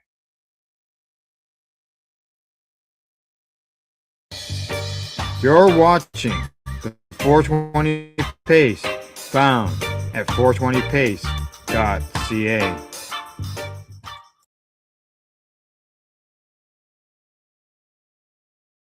The first story of the day is coming to us from Normal, and the title is No Evidence of Fentanyl Contamination in Unregulated Cannabis. And this has been an issue, a conversation that's been had here in Nova Scotia. The premier accused the unregulated cannabis market of having fentanyl in it, and that proof was, that comment was proved wrong. So, here we go again. A new analysis highlighted by Normal is challenging one of the most persistent fears circulating in cannabis discussions over the past several years: the claim that fentanyl is being routinely found in cannabis products. According to the report, researchers and public health experts reviewed available evidence and found no confirmed cases of fentanyl contamination in cannabis leading to overdose through smoking cannabis products. The analysis notes that while stories and social media posts about fentanyl-laced cannabis frequently generate headlines and public concern, verified evidence remains remarkably scarce. Experts interviewed in the report emphasize that fentanyl contamination has become a common explanation whenever unexplained overdoses occur, but investigations often fail to confirm the presence of fentanyl in the cannabis itself. In many cases, subsequent testing either finds no contamination or identifies other factors that contributed to the incident. The analysis does not suggest that illicit markets are safe or that contamination concerns should be ignored. Rather, researchers argue that public health messaging should be grounded in evidence rather than fear. Misinformation, they warn, can undermine trust in legitimate warnings about genuine drug risks. The report also raises concerns that exaggerated contamination claims may distract attention from the real drivers of the opiate crisis, where fentanyl contamination is overwhelmingly associated with illicit opiate supplies rather than cannabis. For cannabis consumers and policymakers alike, the message is straightforward. Remain cautious, support testing and regulation where possible, but base public health decisions on verified evidence rather than viral rumors.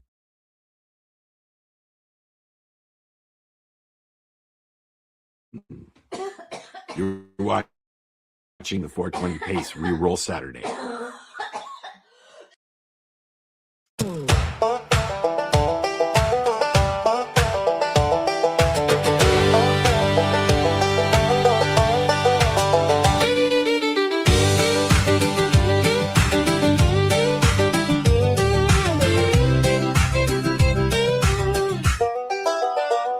Twist up another rollie, pass it down the road. Ash in the mason jar, bare feet on the floor. Your grin says trouble, mine says let it go. Bluegrass in the moonlight, dust on my jeans. Your hand on the table, my heart on the beat. We got all night and not much in between. Take a little drag now, hold it like a prayer. One more for the road, babe. Meet me halfway there. Puff, puff, pass it along the line.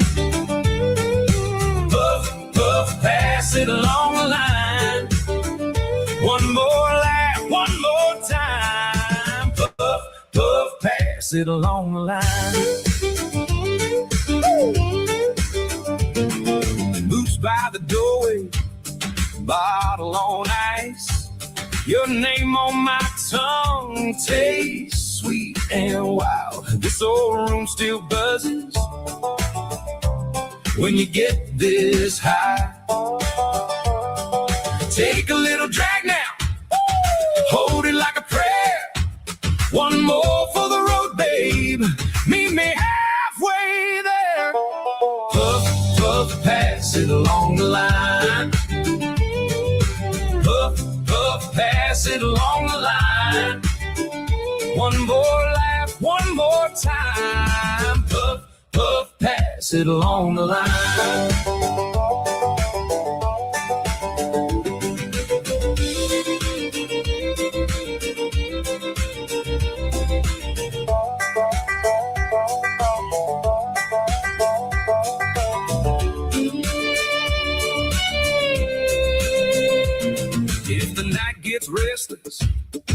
can slow it down.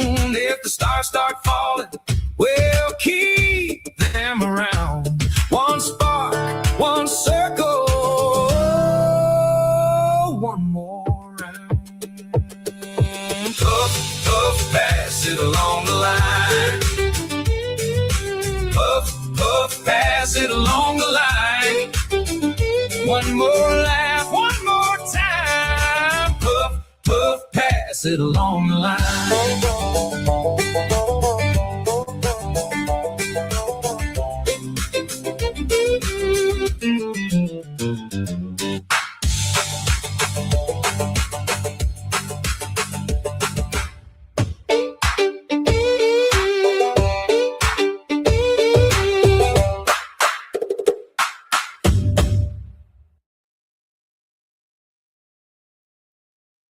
You're listening to the Pace Radio Network here at paceradio.net. The views expressed by the individuals during this broadcast are their own opinions, and they may not be the same as those of their group or other organizations they may be involved with. All medical advice during our broadcast is not a medical opinion and should be checked with your medical physician.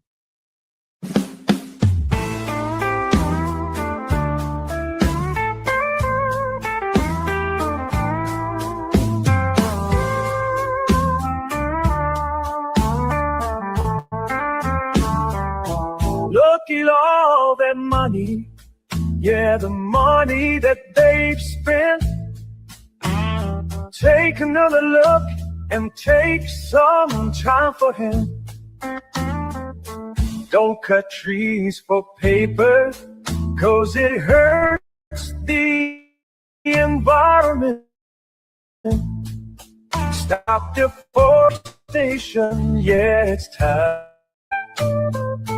Well, an acre of hemp makes 20 barrels of oil.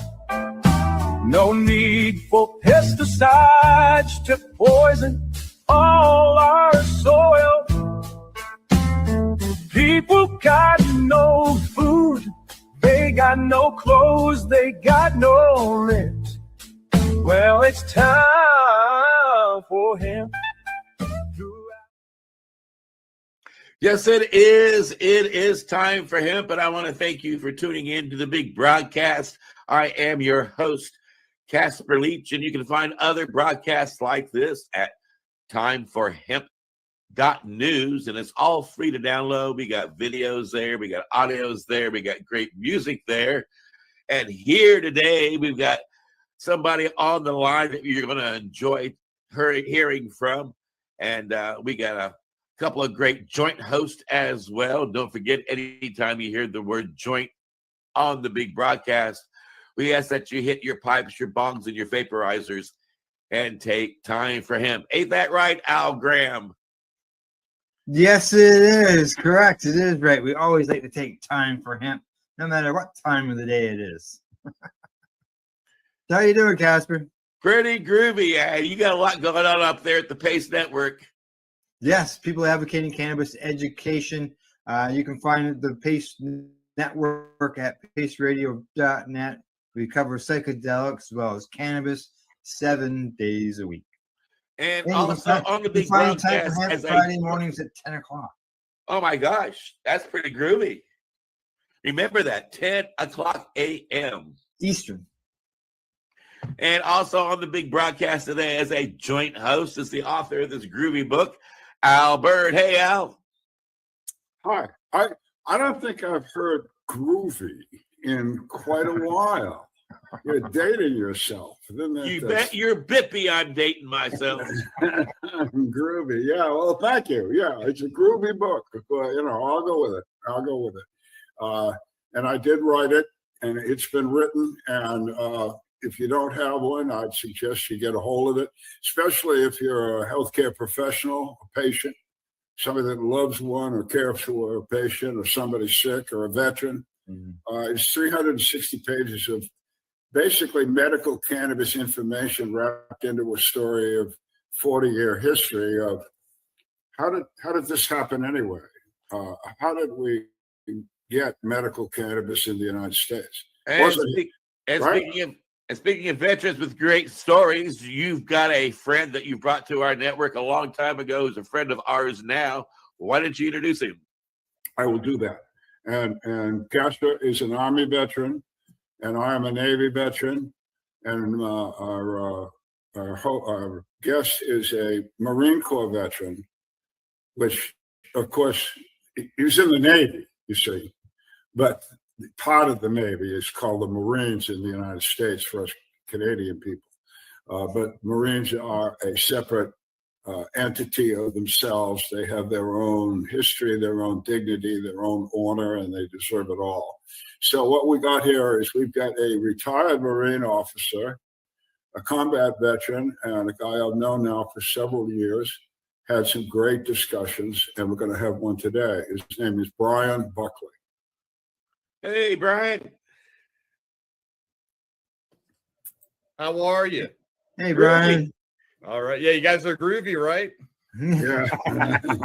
Yeah, I just think we're old geezers, but if we're groovy old geezers, I'll amend it. Yeah. I got my bell bottoms on. We're good. Yeah, there you awesome. go, yeah. And no, I appreciate that. Yeah, we are a department in the Navy. The Marine Corps is. We like to think of ourselves as the men department. So, yeah, have to pick it up there for him a little bit. Yeah.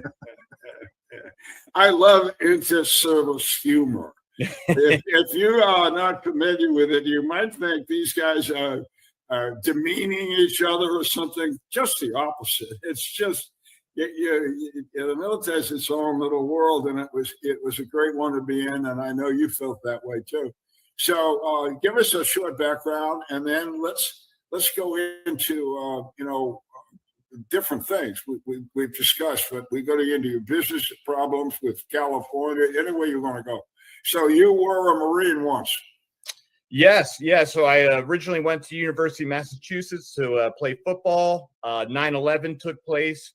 So I decided I want to get into the military, and I was actually looking at the Navy and transferred to Villanova University, got into the ROTC unit with there, and that's when I just started falling in love with the Marine Corps. So I shifted over to the Marine option and graduated, and I was in my first platoon was in 2nd Battalion, 8th Marines out of Camp Lejeune, and I went to Iraq. Came back from that deployment. They gave me an opportunity to try out for Marine Reconnaissance. Made that, so they gave me orders to 2nd Reconnaissance Battalion, also at Camp Lejeune, and did another deployment to Iraq. And then around that time, the Marine Corps got into the special operations world, and we established what is now known as Marine Raiders. So it's the same as the Navy SEALs or Army Green Berets, and was fortunate enough to make that and spent a majority of my time in the Marine Corps as a Marine Raider, as a team commander. So I was with them also in Camp Lejeune and Camp Pendleton out here in California, and did deployments to Afghanistan, Southeast Asia, and Africa. So that was a really interesting time, and got to learn a lot more about, not just the military side, but working with the government more, with embassies and things like that. So really was just an amazing experience, and just so fortunate and blessed to serve with the people I served with, and how many people I met, and not just that, like during my active duty time, but even on the veteran side, still obviously heavily engaged with veterans, and just some really amazing patriots. So yeah, I could talk for days about that. So well, you got a huge slice of the world. I mean, the environment that you were moved around in allowed you to see a variety of aspects of poverty, pain, human nature, culture, that probably opened your eyes to a new way of blending the human race together. Sure, absolutely. It was just very interesting, seeing all these different cultures. It really made me feel so blessed, winning the lottery, being born in America, and just, obviously we're not perfect. There's a lot of things we can improve upon, but I still think one of the best experiments out there is the United States of America. And I just kind of reflect on some of the places I've been and the people I've met, and I've seen the very best in people, and I've seen the very worst in people. Definitely eye-opening. It's And some of the worst in people that you've had to deal with that has now brought you into the environment that you're working yourself into now, your own organization and your own approach to dealing with the problems that society hands veterans when they leave the military and they have a lot to deal with, a lot of baggage.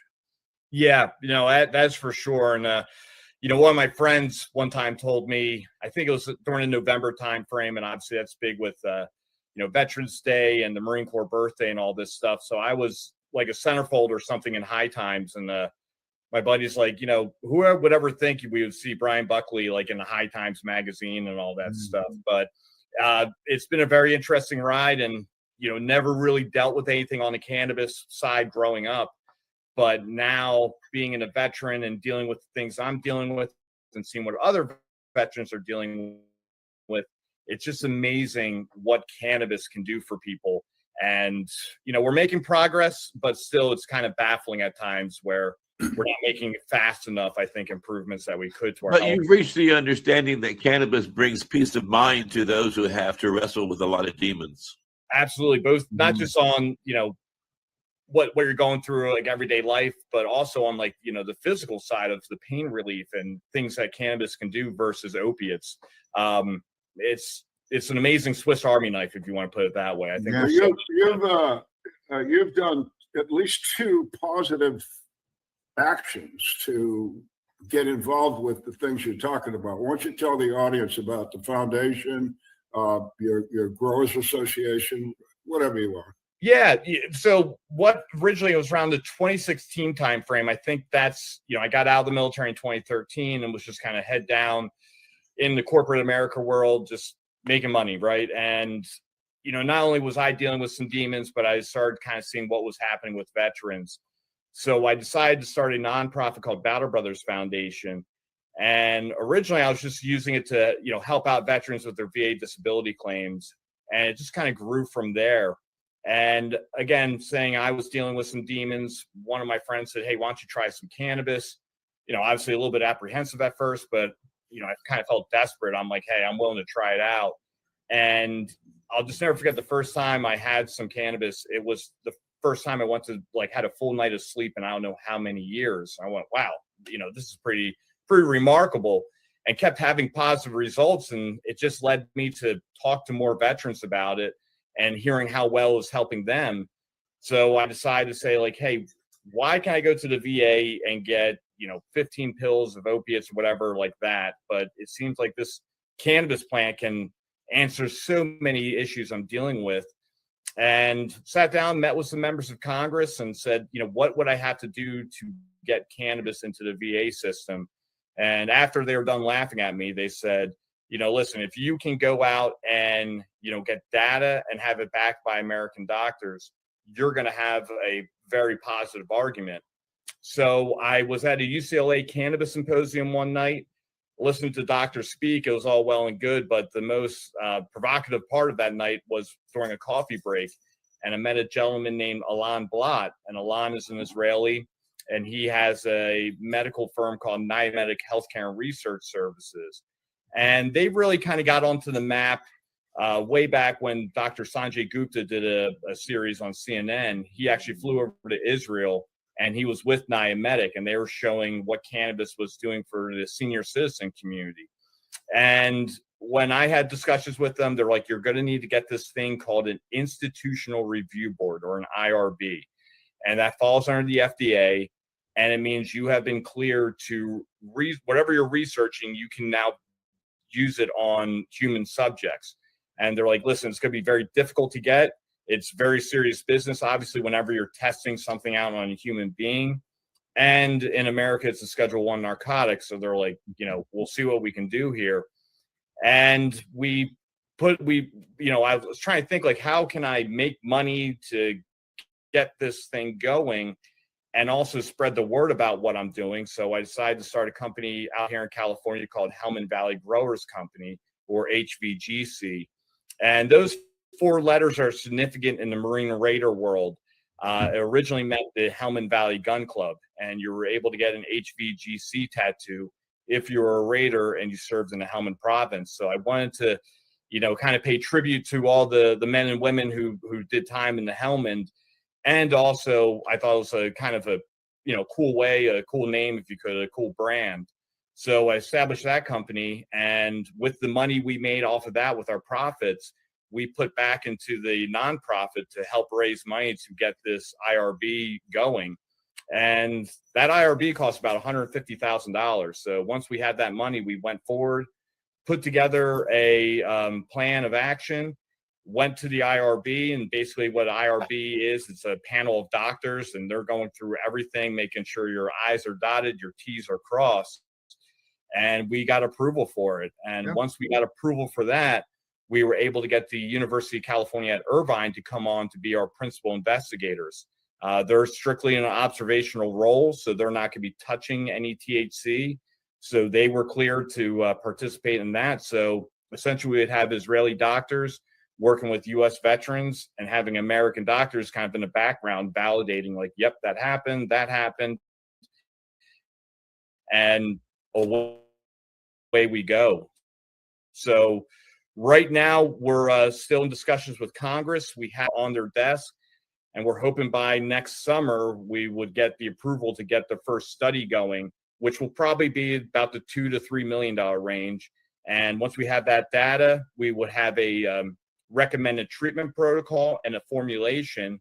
We would move it into another state outside of California just to prove that it's repeatable and accessible. And if that goes well, which we are very bullish it will, because the Israelis have had very positive results with it, that's when we start going to the double blinds and so on and so forth.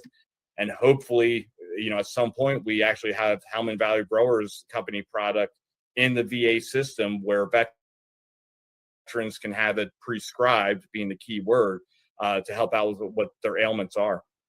So let me just interrupt. So if you're out there with a couple of $1 million and a really, really effective place to put your money as a donation is philanthropy, you might want to get a hold of Brian.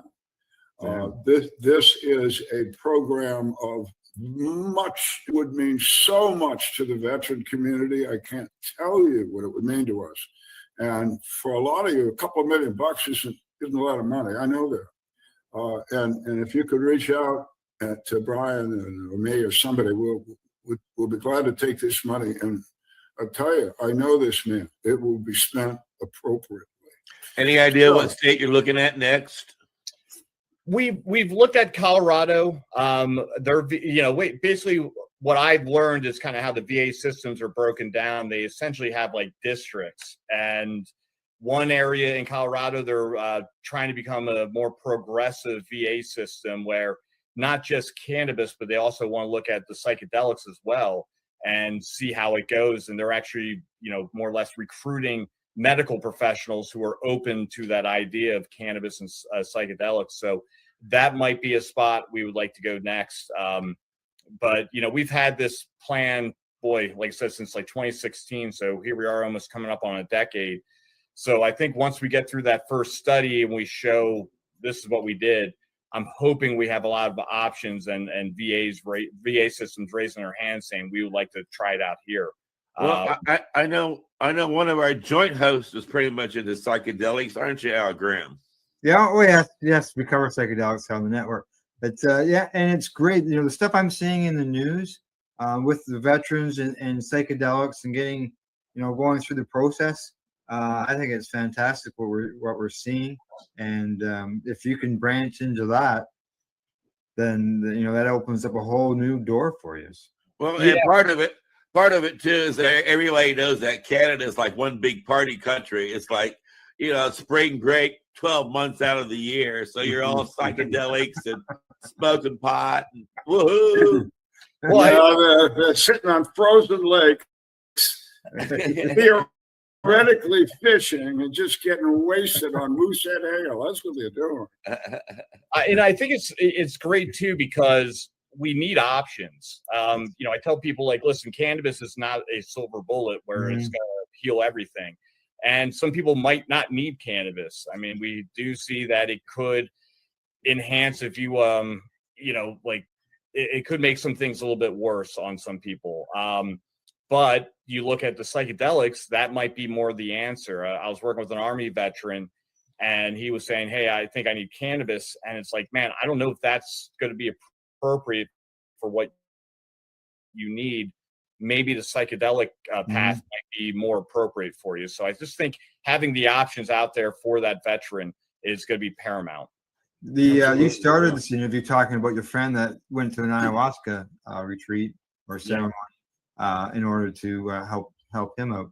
So the benefits are there, and doesn't seem to me to be the stigma around the psychedelics as it does around the cannabis end of things. Whether it's just because it's not smoking or what, I'm not sure, but I think you're going to see the psychedelic end of things accelerate. I agree with you. It seems like that has more momentum, and I'm not sure why, but whatever. That's all good. But it seems, if I had to pick which one will get across the goal line first, I think it's going to be the psychedelics would be the first thing to kind of get that big approval here in America, and then I think cannabis would shortly follow after that. Well, I told my story before, but I had these terrible migraine headaches, and I tried cannabis to alleviate it, and it really didn't do anything at all for me. They call them cluster headaches. The pain is friggin' incredible. And they had it for 20 years. They gave me all kinds of pills. I used to carry around an oxygen bottle. I had one in my truck. And that would help. If the thing was coming on, I could feel it. If I got enough oxygen in, but nothing worked. And then a doctor that we all know, a buddy of mine, called up and said, "Listen, have you tried psilocybin mushrooms for your cluster headaches?" And no, it worked. I had one dose of psilocybin mushrooms, and these incredible headaches I'd had for 20 years were gone. And that was 20 some years ago. So I'm a believer. If it can help anybody anywhere, especially a veteran, the VA, as Al says, there is a move in the VA to push this forward. Thank goodness. I don't know with you, Brian. I don't know why, but I don't care. That's what they want. I'm into it. Yep. Exactly. Like Al, you're proof of it working with Dan. Yeah, that's right. Yeah. But you said you did it 20 years ago. And you're still. Well, I'll back up my story. So the doctor that told me this, you guys know his name, Ethan Russo. Yeah. So Ethan calls me up. How the hell did it go? It's fine. It's great. It's fine. Wow. So he's in Missoula, Montana, and he says, "Listen, I got a buddy of mine, an MD, that's got the same problem. Can you send her some of the same mushrooms that you use?" Well, it's illegal, Ethan. So I did it, and she got them, and. She called me and I told her what I had done. Basically, take the psilocybin, not an overwhelming dose. Like it was my recollection, a couple of stems and a couple of buttons, just this size, small size. Chew them up, take them down as fast as you can with grapefruit juice. There seems to be something in the acid of the grapefruit juice. And then, so anyway, she tried it, didn't work. She tried it again, worked. Hasn't had a headache either. So it took her twice, took me once, but it's backup. And it wasn't just those mushrooms. It was like mushrooms are the key here. Well, speaking of key, I know money is key. And Brian, I think you've got a GoFundMe for people to reach out to as well, don't you? Yeah. I know it's going to come up here on the show. I was fortunate enough to meet up with a guy named Jason Baldwin, who was at a ceremony. I wasn't at this one. Well, I've never done one before, to be honest, but he linked up with a couple of buddies that I have and talking about this great movie that he put together called Tourniquet. And it's an amazing script. I think he got motivated after the, I say the quote unquote withdrawal of Afghanistan back in the late summer of 2021. Which was a really rough time for a lot of veterans. And it's just, I think we really got an issue that us veterans know about, but I don't think society has really understood of how big of a problem we're having with the suicides in the veteran community. Well, listen, the movie, although we're making some fun here and it is fun, to do that to a Marine. The other thing is, this movie is a pretty serious subject. Not as serious subjects I've had to deal with in my lifetime, and it goes on. It goes on every day and every night, everywhere, and we got to stop it somehow. So one of the approaches, apparently, and I'm going to let Brian tell you about this, is he has an acquaintance, a friend, and they have a movie. And Brian Buckley, please explain to us where you are and where this is. And I think Al Graham, you can bring up something on there. Yeah, here we go. I'll do that. Yeah, go ahead, Brian. Go ahead. Yeah, no problem. So, friends of mine that I served with in the Marine Corps were doing a ayahuasca ceremony, and they met this great Army veteran named Jason Baldwin. And Jason has been in, the acting industry, if you will, for quite some time now. And, has done some things on CBS that shows SWAT and some other roles here and there. But I believe after what happened during in August of 2021, during that chaotic, quote unquote, withdrawal of Afghanistan, really hit a lot of veterans very hard, especially the veterans of the global war on terrorism. Essentially we went into Afghanistan and, we leave 20 years later and it's probably in a worse place than it was when we got there. So he wrote this script for a movie called Tourniquet. And why I really wanted to get involved with this is the massive problem we're having with veteran suicide. If you actually looked at the military members we lost in the Korean War, the Vietnam War, Persian Gulf War, and the global war on terrorism, we've lost actually more people from 2001 to now from suicide than we did in all those wars combined. It's a very, very, very serious issue that people just are not discussing. And what I think this movie will do is really highlight the situations we're having and kind of make it more mainstream. And hopefully it will lead to helping to reduce this veteran suicide situation. Well, that's a pretty high number and a pretty odd fact. What on earth is driving that many human beings who have served their country and defended our freedoms to take their life? I wish we had the answer. I sit on a veteran advisory board for a member of the United States Congress named Madeleine Dean. And Madeleine, she's a Democrat. My political party is the United States of America. And I just think if your country asks you to serve, you serve. So I will help out Democrats, I'll help out Republicans, and everyone in between. Mm-hmm. And we were having a conversation on one of our phone calls, probably back in the early spring. And, I'm not going to go down a political realm here, but we were talking about some of the things that was going on with the VA. And in terms of, do we have enough doctors and so on and so forth. And that can go any way you want to take it. And I was kind of quiet during it. And I was asked, what are you thinking about? And I'm like, well, the summer's coming, and that's when the suicides start to happen. It just seems like every summer, 3 or 4 times throughout it, I'm getting a phone call about this guy committed suicide, or, and I'm like, that's what's scaring me. And then sure enough, early June, I get a phone call from her. And when you get those phone calls, sometimes you just have that feeling like this isn't going to be good. And I just knew, I'm like, something's up here. And she's very upset. And she told me one of the members on her staff, who was an Army veteran, committed suicide the night before. And she's like, Brian, you called it. You said the summer's coming and this is going to happen. And she's like, and I just can't believe it happened to, one of my members of my staff. And she asked that, she's like, why is it the summertime? And I told her in particular with the GWAT veterans, that was what we would call the fighting season in Afghanistan. They would, wintertime, they're back down in Pakistan, the Taliban are. They're just kind of hanging out. And then as soon as the spring comes up, they come back up for Pakistan, and they have the farmers throw out poppy. They grow that, and then they will cultivate it into essentially heroin. And it's what we would refer to as the fighting season. And I was like, I just think a lot of the demons kind of come back up at that time for people. Yeah, and let me just interrupt you. I just want absolutely on. I was once a counselor for the Agent Orange program in the VA. What we call it in the veteran language, what Brian has just discussed, is anniversaries. That's really big on anniversaries.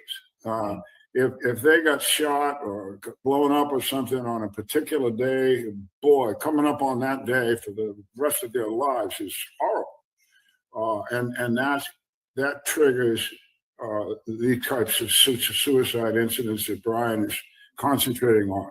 To answer Casper's question, go back to what I said about being a counselor. I was a counselor in 1990 and a few years on either side, right?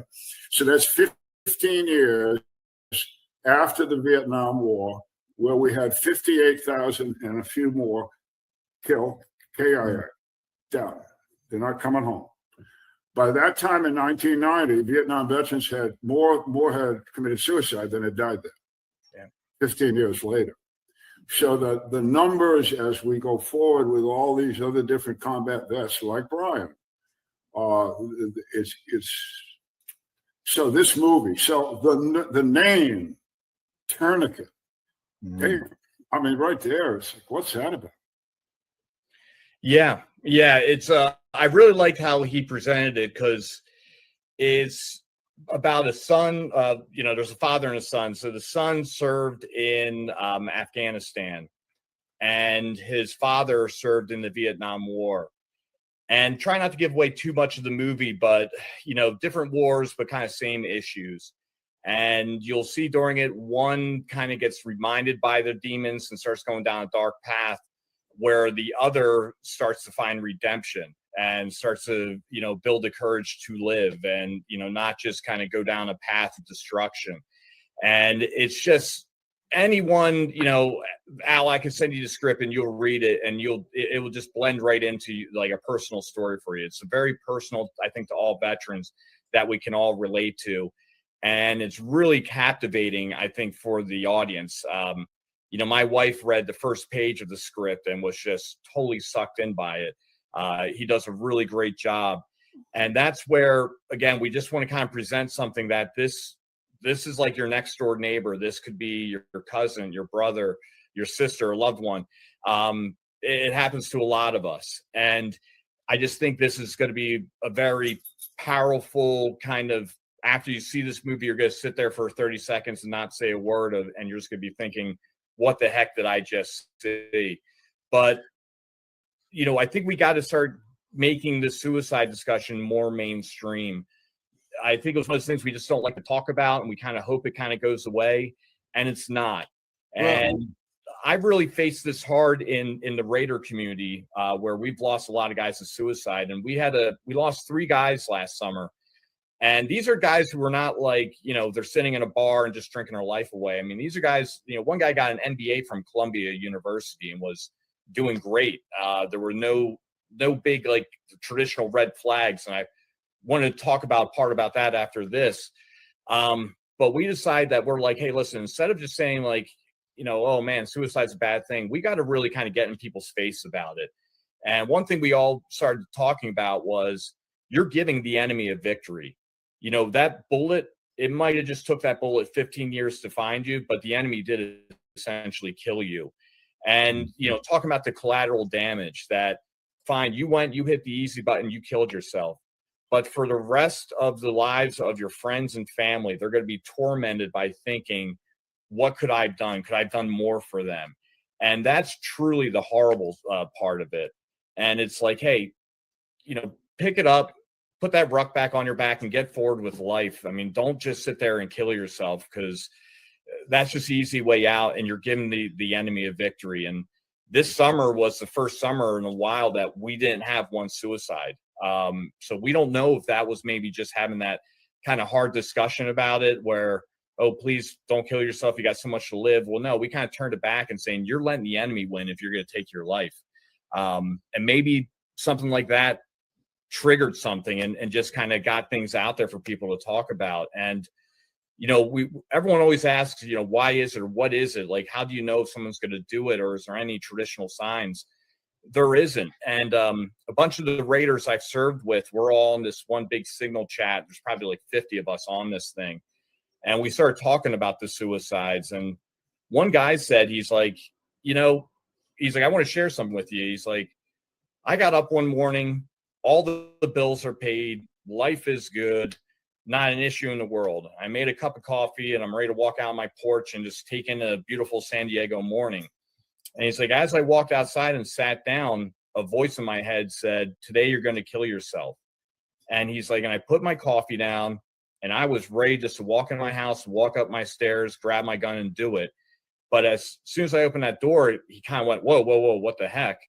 And was like, what is going on here? And kind of thought about it, sat down, started processing it, and was like, it was so scary of just how nonchalant it was. Like, hey, go upstairs and brush your teeth. Like, it was just kind of like a second nature. And when he shared that story with you, I'm not kidding, guys, 8 more guys rogered up at that point and said, I had the same experience. Just something one day just said, go do this. And I was about to do it. And for whatever reason, I stopped. So it's not like something like, oh, your buddy's going through a divorce or your buddy lost a job. They might be more prone to it. These demons can come up and bite you at any moment. And again, these are things that we got to get out there in the open and not make people feel so isolated or weird. Like we're all dealing with this. What separates the military experience with suicide from a civilian in the aspect? There's a lot of people who deal with the suicide issue, but they're also bipolar. And so there's a chemical imbalance or an understanding of that nature. They can deal with it by taking a bipolar medication. And, but is it that a military experience, something on the battlefield that all these military members have in common is because they've been dealing with death on the battlefield, or is it still something even more? Let me answer your question before you finish it. There's 2 things going on in that question. All right. The first thing is trauma is trauma. Whether that trauma occurs on a battlefield or because somebody is trapped in a burning house is immaterial. It's trauma. Okay, it's where that trauma comes from. A serious car accident. And here's the deal with post-traumatic stress. It's not a disorder. The D is inappropriate. Post-traumatic stress is what it is. Post, after, what? After what? Traumatic stress. I mean, bam. All right, so here's the way you get post-traumatic stress. There's only 3 ways. And you can have all 3. And unfortunately, that's one of the answers to Casper's question. Because in the military, you experience all 3 ways to be traumatized. Traumatized, number 1, you kill somebody. You actually get to the point where you have to kill another human being. That is trauma. Mm-hmm. Second way to get it, that other human being tries to kill you and almost does. Puts 4 bullets in you and somehow you make it. That's trauma number 2. Third trauma is Brian is getting shot up and his buddy is standing next to him watching it happen. And at that moment cannot help Brian. Trauma number 3. So in combat, the soldier, the sailor, the airman experiences all 3, sometimes at the exact same moment. So their post-traumatic stress can be serious, but it's all serious. The other thing with we found as counselors back in the day, and we dealt almost exclusively with Vietnam veterans, combat veterans of Vietnam, not guys that sat on ships, but guys that rode the boats in the river, and the Marines, we had Army, whatever. 60% of the men and women diagnosed with post-traumatic stress after Vietnam had post-traumatic stress before they even went in the military, which is, I've talked to some researchers at the University of about a year ago about this, and they went, what? What did you just tell me?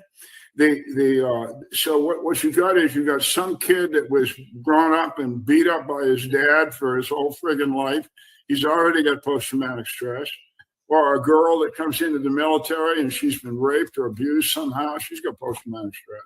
Then they put them in the military and shit, So there is a difference, but it isn't. They're not in treatment. And both the person that has this horrible car wreck and her brother dies next door and all that, the cannabis will work for her and will work for the veteran. I don't mean to interrupt, but I think these are important little facts, historical life that I've led that people need to hear. Because if you think about that, when you're dealing with post-traumatic stress as a veteran, and you're talking to your veteran buddy, girl, boy, whoever that friend is, you got to find out. Wait a minute, what happened to you? You know, before you got in the Marines, before you got in the Air Force, what the hell? You know, it's all important, and it's important to listen. And as Brian says, it's important to talk. You have to talk to each other. Veterans have to talk to each other. Civilians that have been traumatized, you need to talk to your husband, your brother, your father, your priest. Talk to somebody. It helps. It really does help. And it helps to avoid these anniversary problems. I'm sorry, Brian, but yeah, you know, Al, that was perfect. And I was about to say, I mean, that's what I think one of the big parts is that anniversary time. You know, especially I brought up earlier about the fighting season from May through October. You know, I'm sure, Al, you probably have the very similar experiences. I mean, you know, first thing I wake up and I think about is usually combat. And before I go to bed, the last thing I'll think about is usually combat. You know, I still have the dreams and everything. You know, war is it's exciting and terrible. And it definitely, you know, I think it envelops itself around your soul. It's always going to be a part of you. You know, even when I first got into Marine Corps, and I don't care what people say, when you see people with a bunch of medals and all this stuff, you're like, man, that looks so cool. And I want to be like that. And, you know, you get into these units, and trust me, I loved going to combat. I loved being in the infantry and reconnaissance and special operations. Like, I wanted to do that. There is no play a little violin for me, like what they do to you. No, I wanted that. But it comes at a cost. And you're just never going to be the same person again. And I think, you know, to Al's point, you got to talk about and have these conversations. For me, it's very therapeutic just to have conversations with people and talk about things I experience. I know other people, they don't like to, and that's fine. That's their journey. But it's definitely something that will always be with me. It's always going to be with every veteran. And you're going to have these demons that you're never going to beat. You just have to learn to live, to fly above them. And it's literally one day at a time. So I think having these conversations and getting it out there that, hey, you're not some weirdo or you're isolated and you're the only one. There's hundreds of thousands of us who are dealing with the same issues that you're dealing with. And are you taking this to the VA right now, this issue? Yeah, you know, so to kind of circle back with Congresswoman Madeleine Dean, when we were having this conversation, I'm like, hey, are you ready to, you know, think differently? And that's one thing I really respect about her. You probably never heard of her. She's not out there trying to get the cool little sound bites and all that stuff. She's there to represent the people that voted her in. And, you know, to even give her credit after the Afghanistan debacle, you know, I had some long conversations with her, and she was the only Democrat going into the meetings in Congress. It was all Republicans and one Democrat, but she went in there after the conversations her and I had.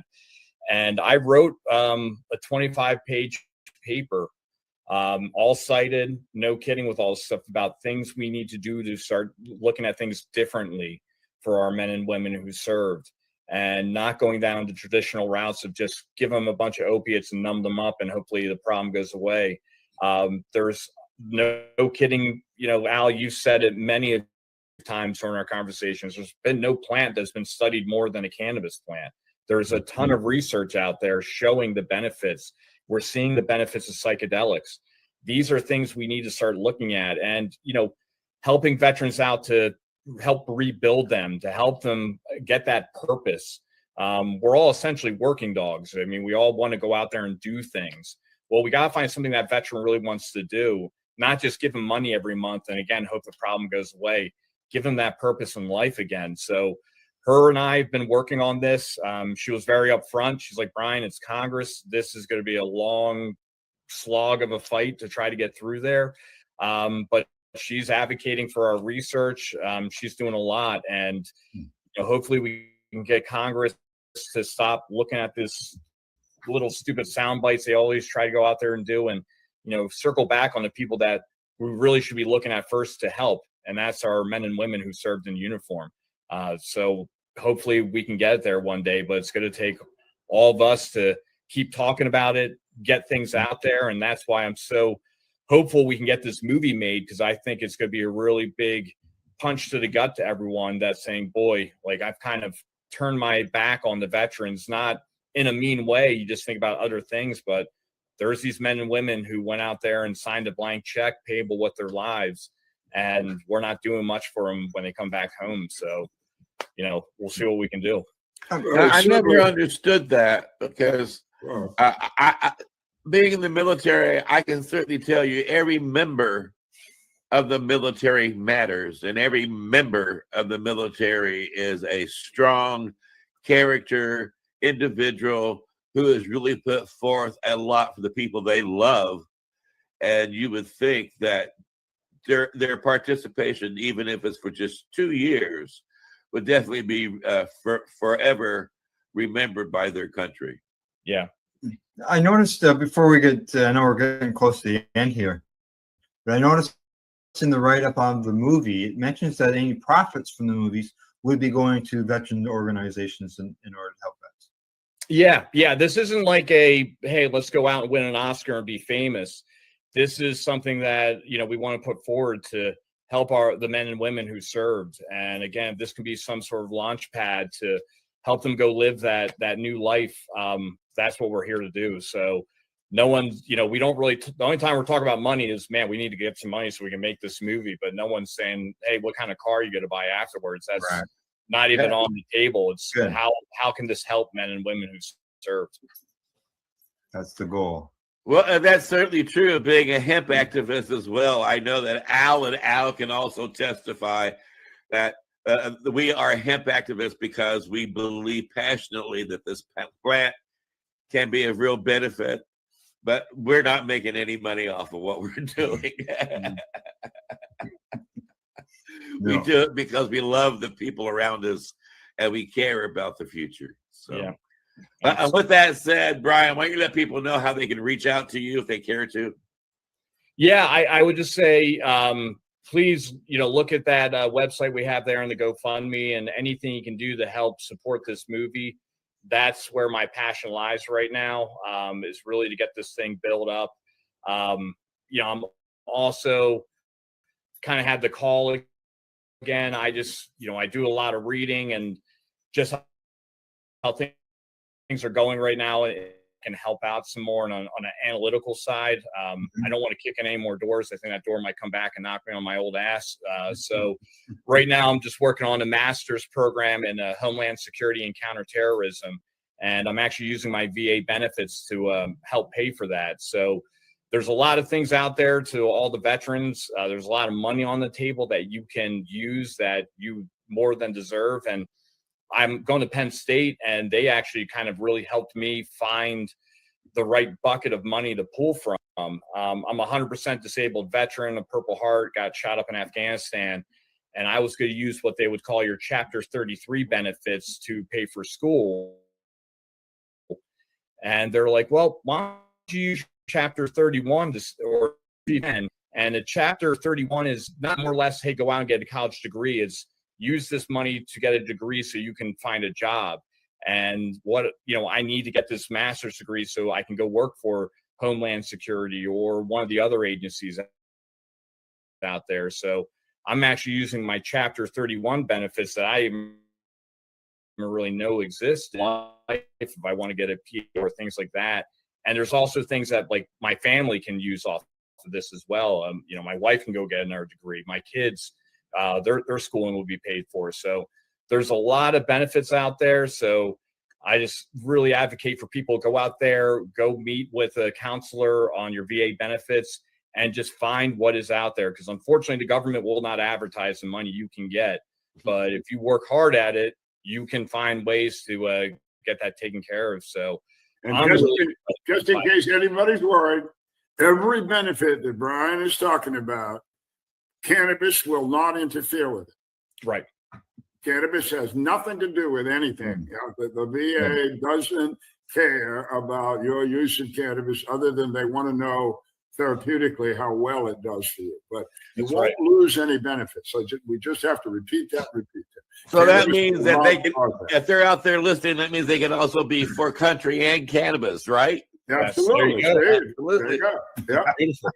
And that, for country and cannabis. That's right. and in order to read this, they're going to have to be able to keep the pace of the educational system around them, and to do that, there's a groovy network that can help in Canada, right, Al? Yes, there is. Pace Network. Find us at paceradio.net.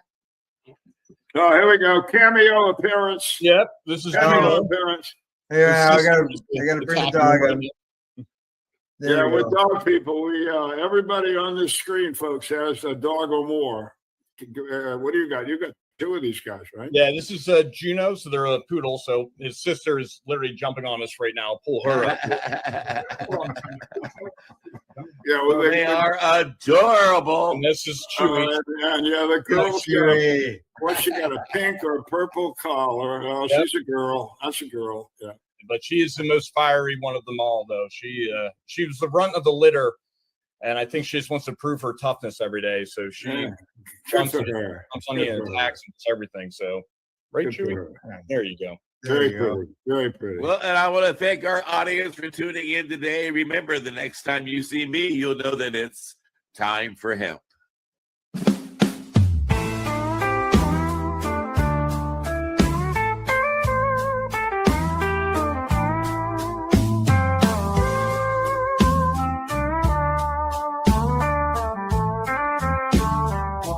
Look at all that money, yeah, the money that they've spent.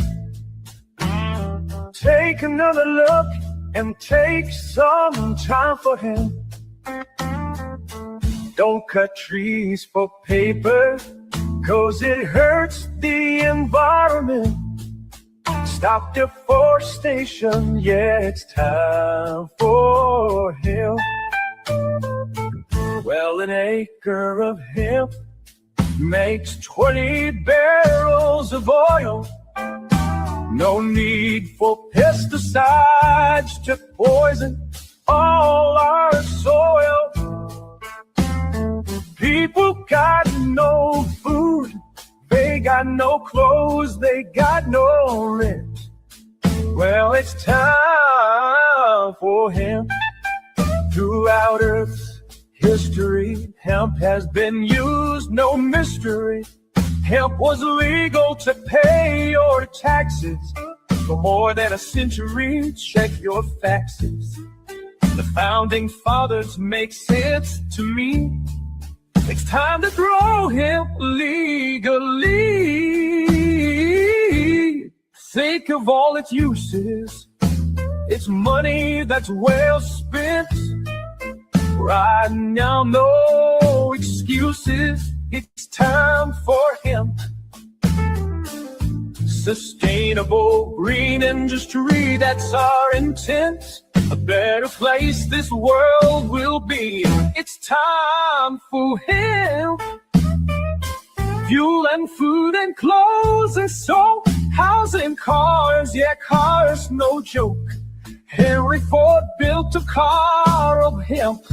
It's time for us to do it again.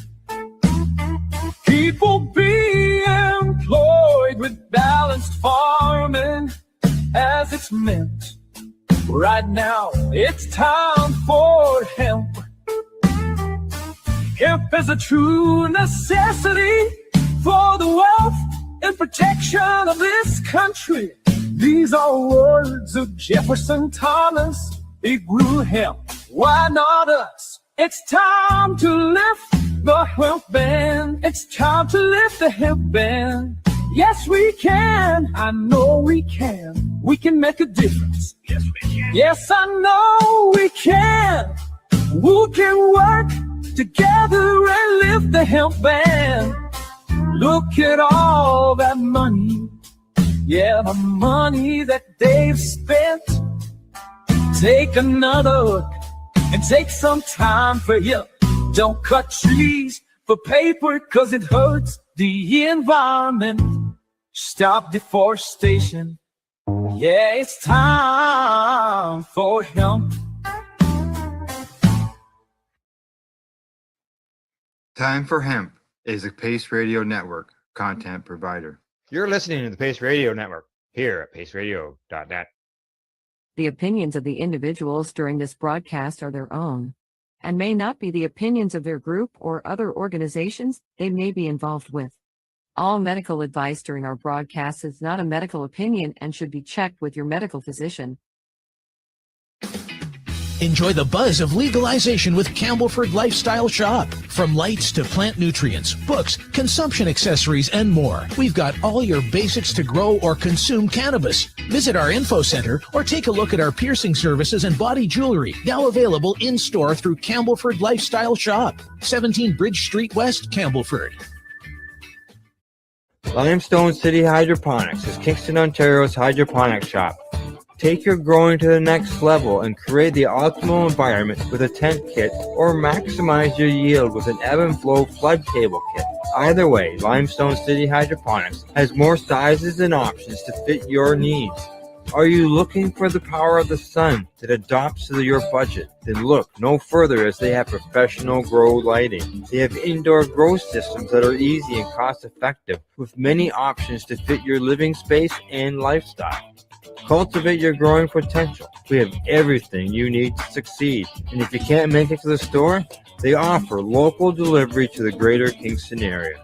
Remember, when you're looking for experts to help you grow, then look no further than the locally owned Limestone City Hydroponics, 105 Sunderland Drive in Kingston, Ontario. Call them at 613-548-0420. We are people advocating cannabis education here at Pace Radio. You're watching the 420 Pace Re-Roll Saturday.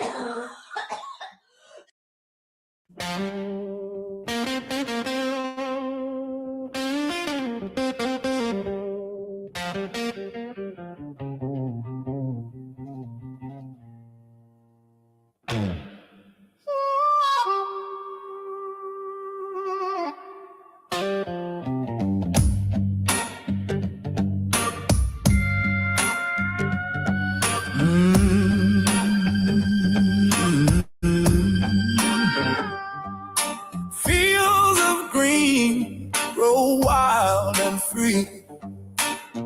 Whispers of hope in every tree. Gold in the fiber, strong and true. Hemp holds the magic we never knew. Roots run deep where the sun will shine. Leaves so bold breaking through the line. It's not just a plant, it's a beating heart, giving us strength to make a fresh start. Hemp pilots rise and soar, a brighter future knocking at our door. Wrap the world in threads of gold. Hemp's a story waiting to be told.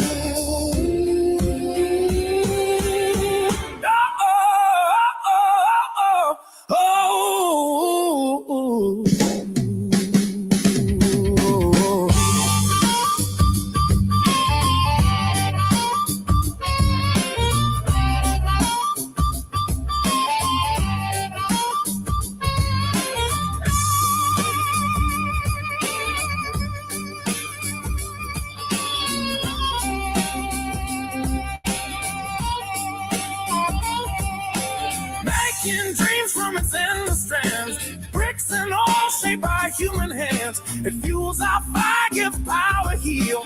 Feels so alive, it's a real deal.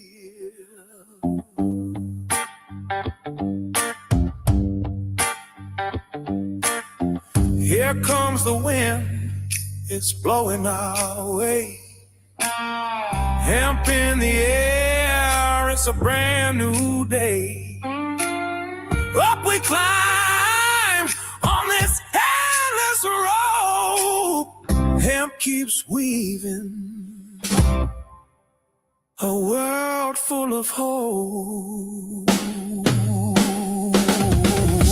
Pilots rise and soar, a brighter future knocking at our door.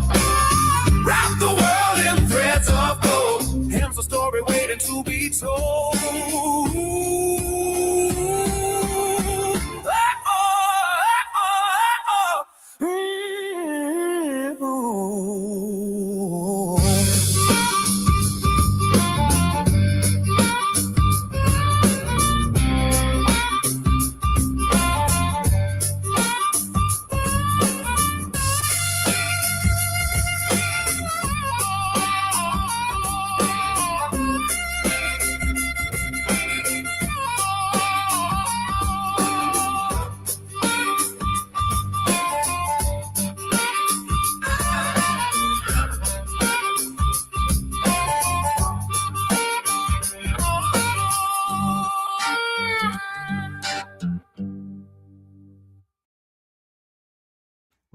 Rerolled Saturdays. Check it out.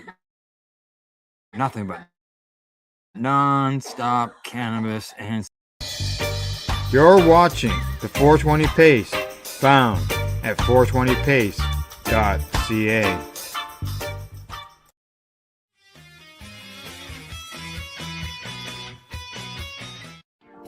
You've been watching Rerolled Saturdays. Thank you to our guests, our hosts, and our viewers. Up next, Rerolled Saturday Nighttime Edition. It gets started at 4 p.m. See you then.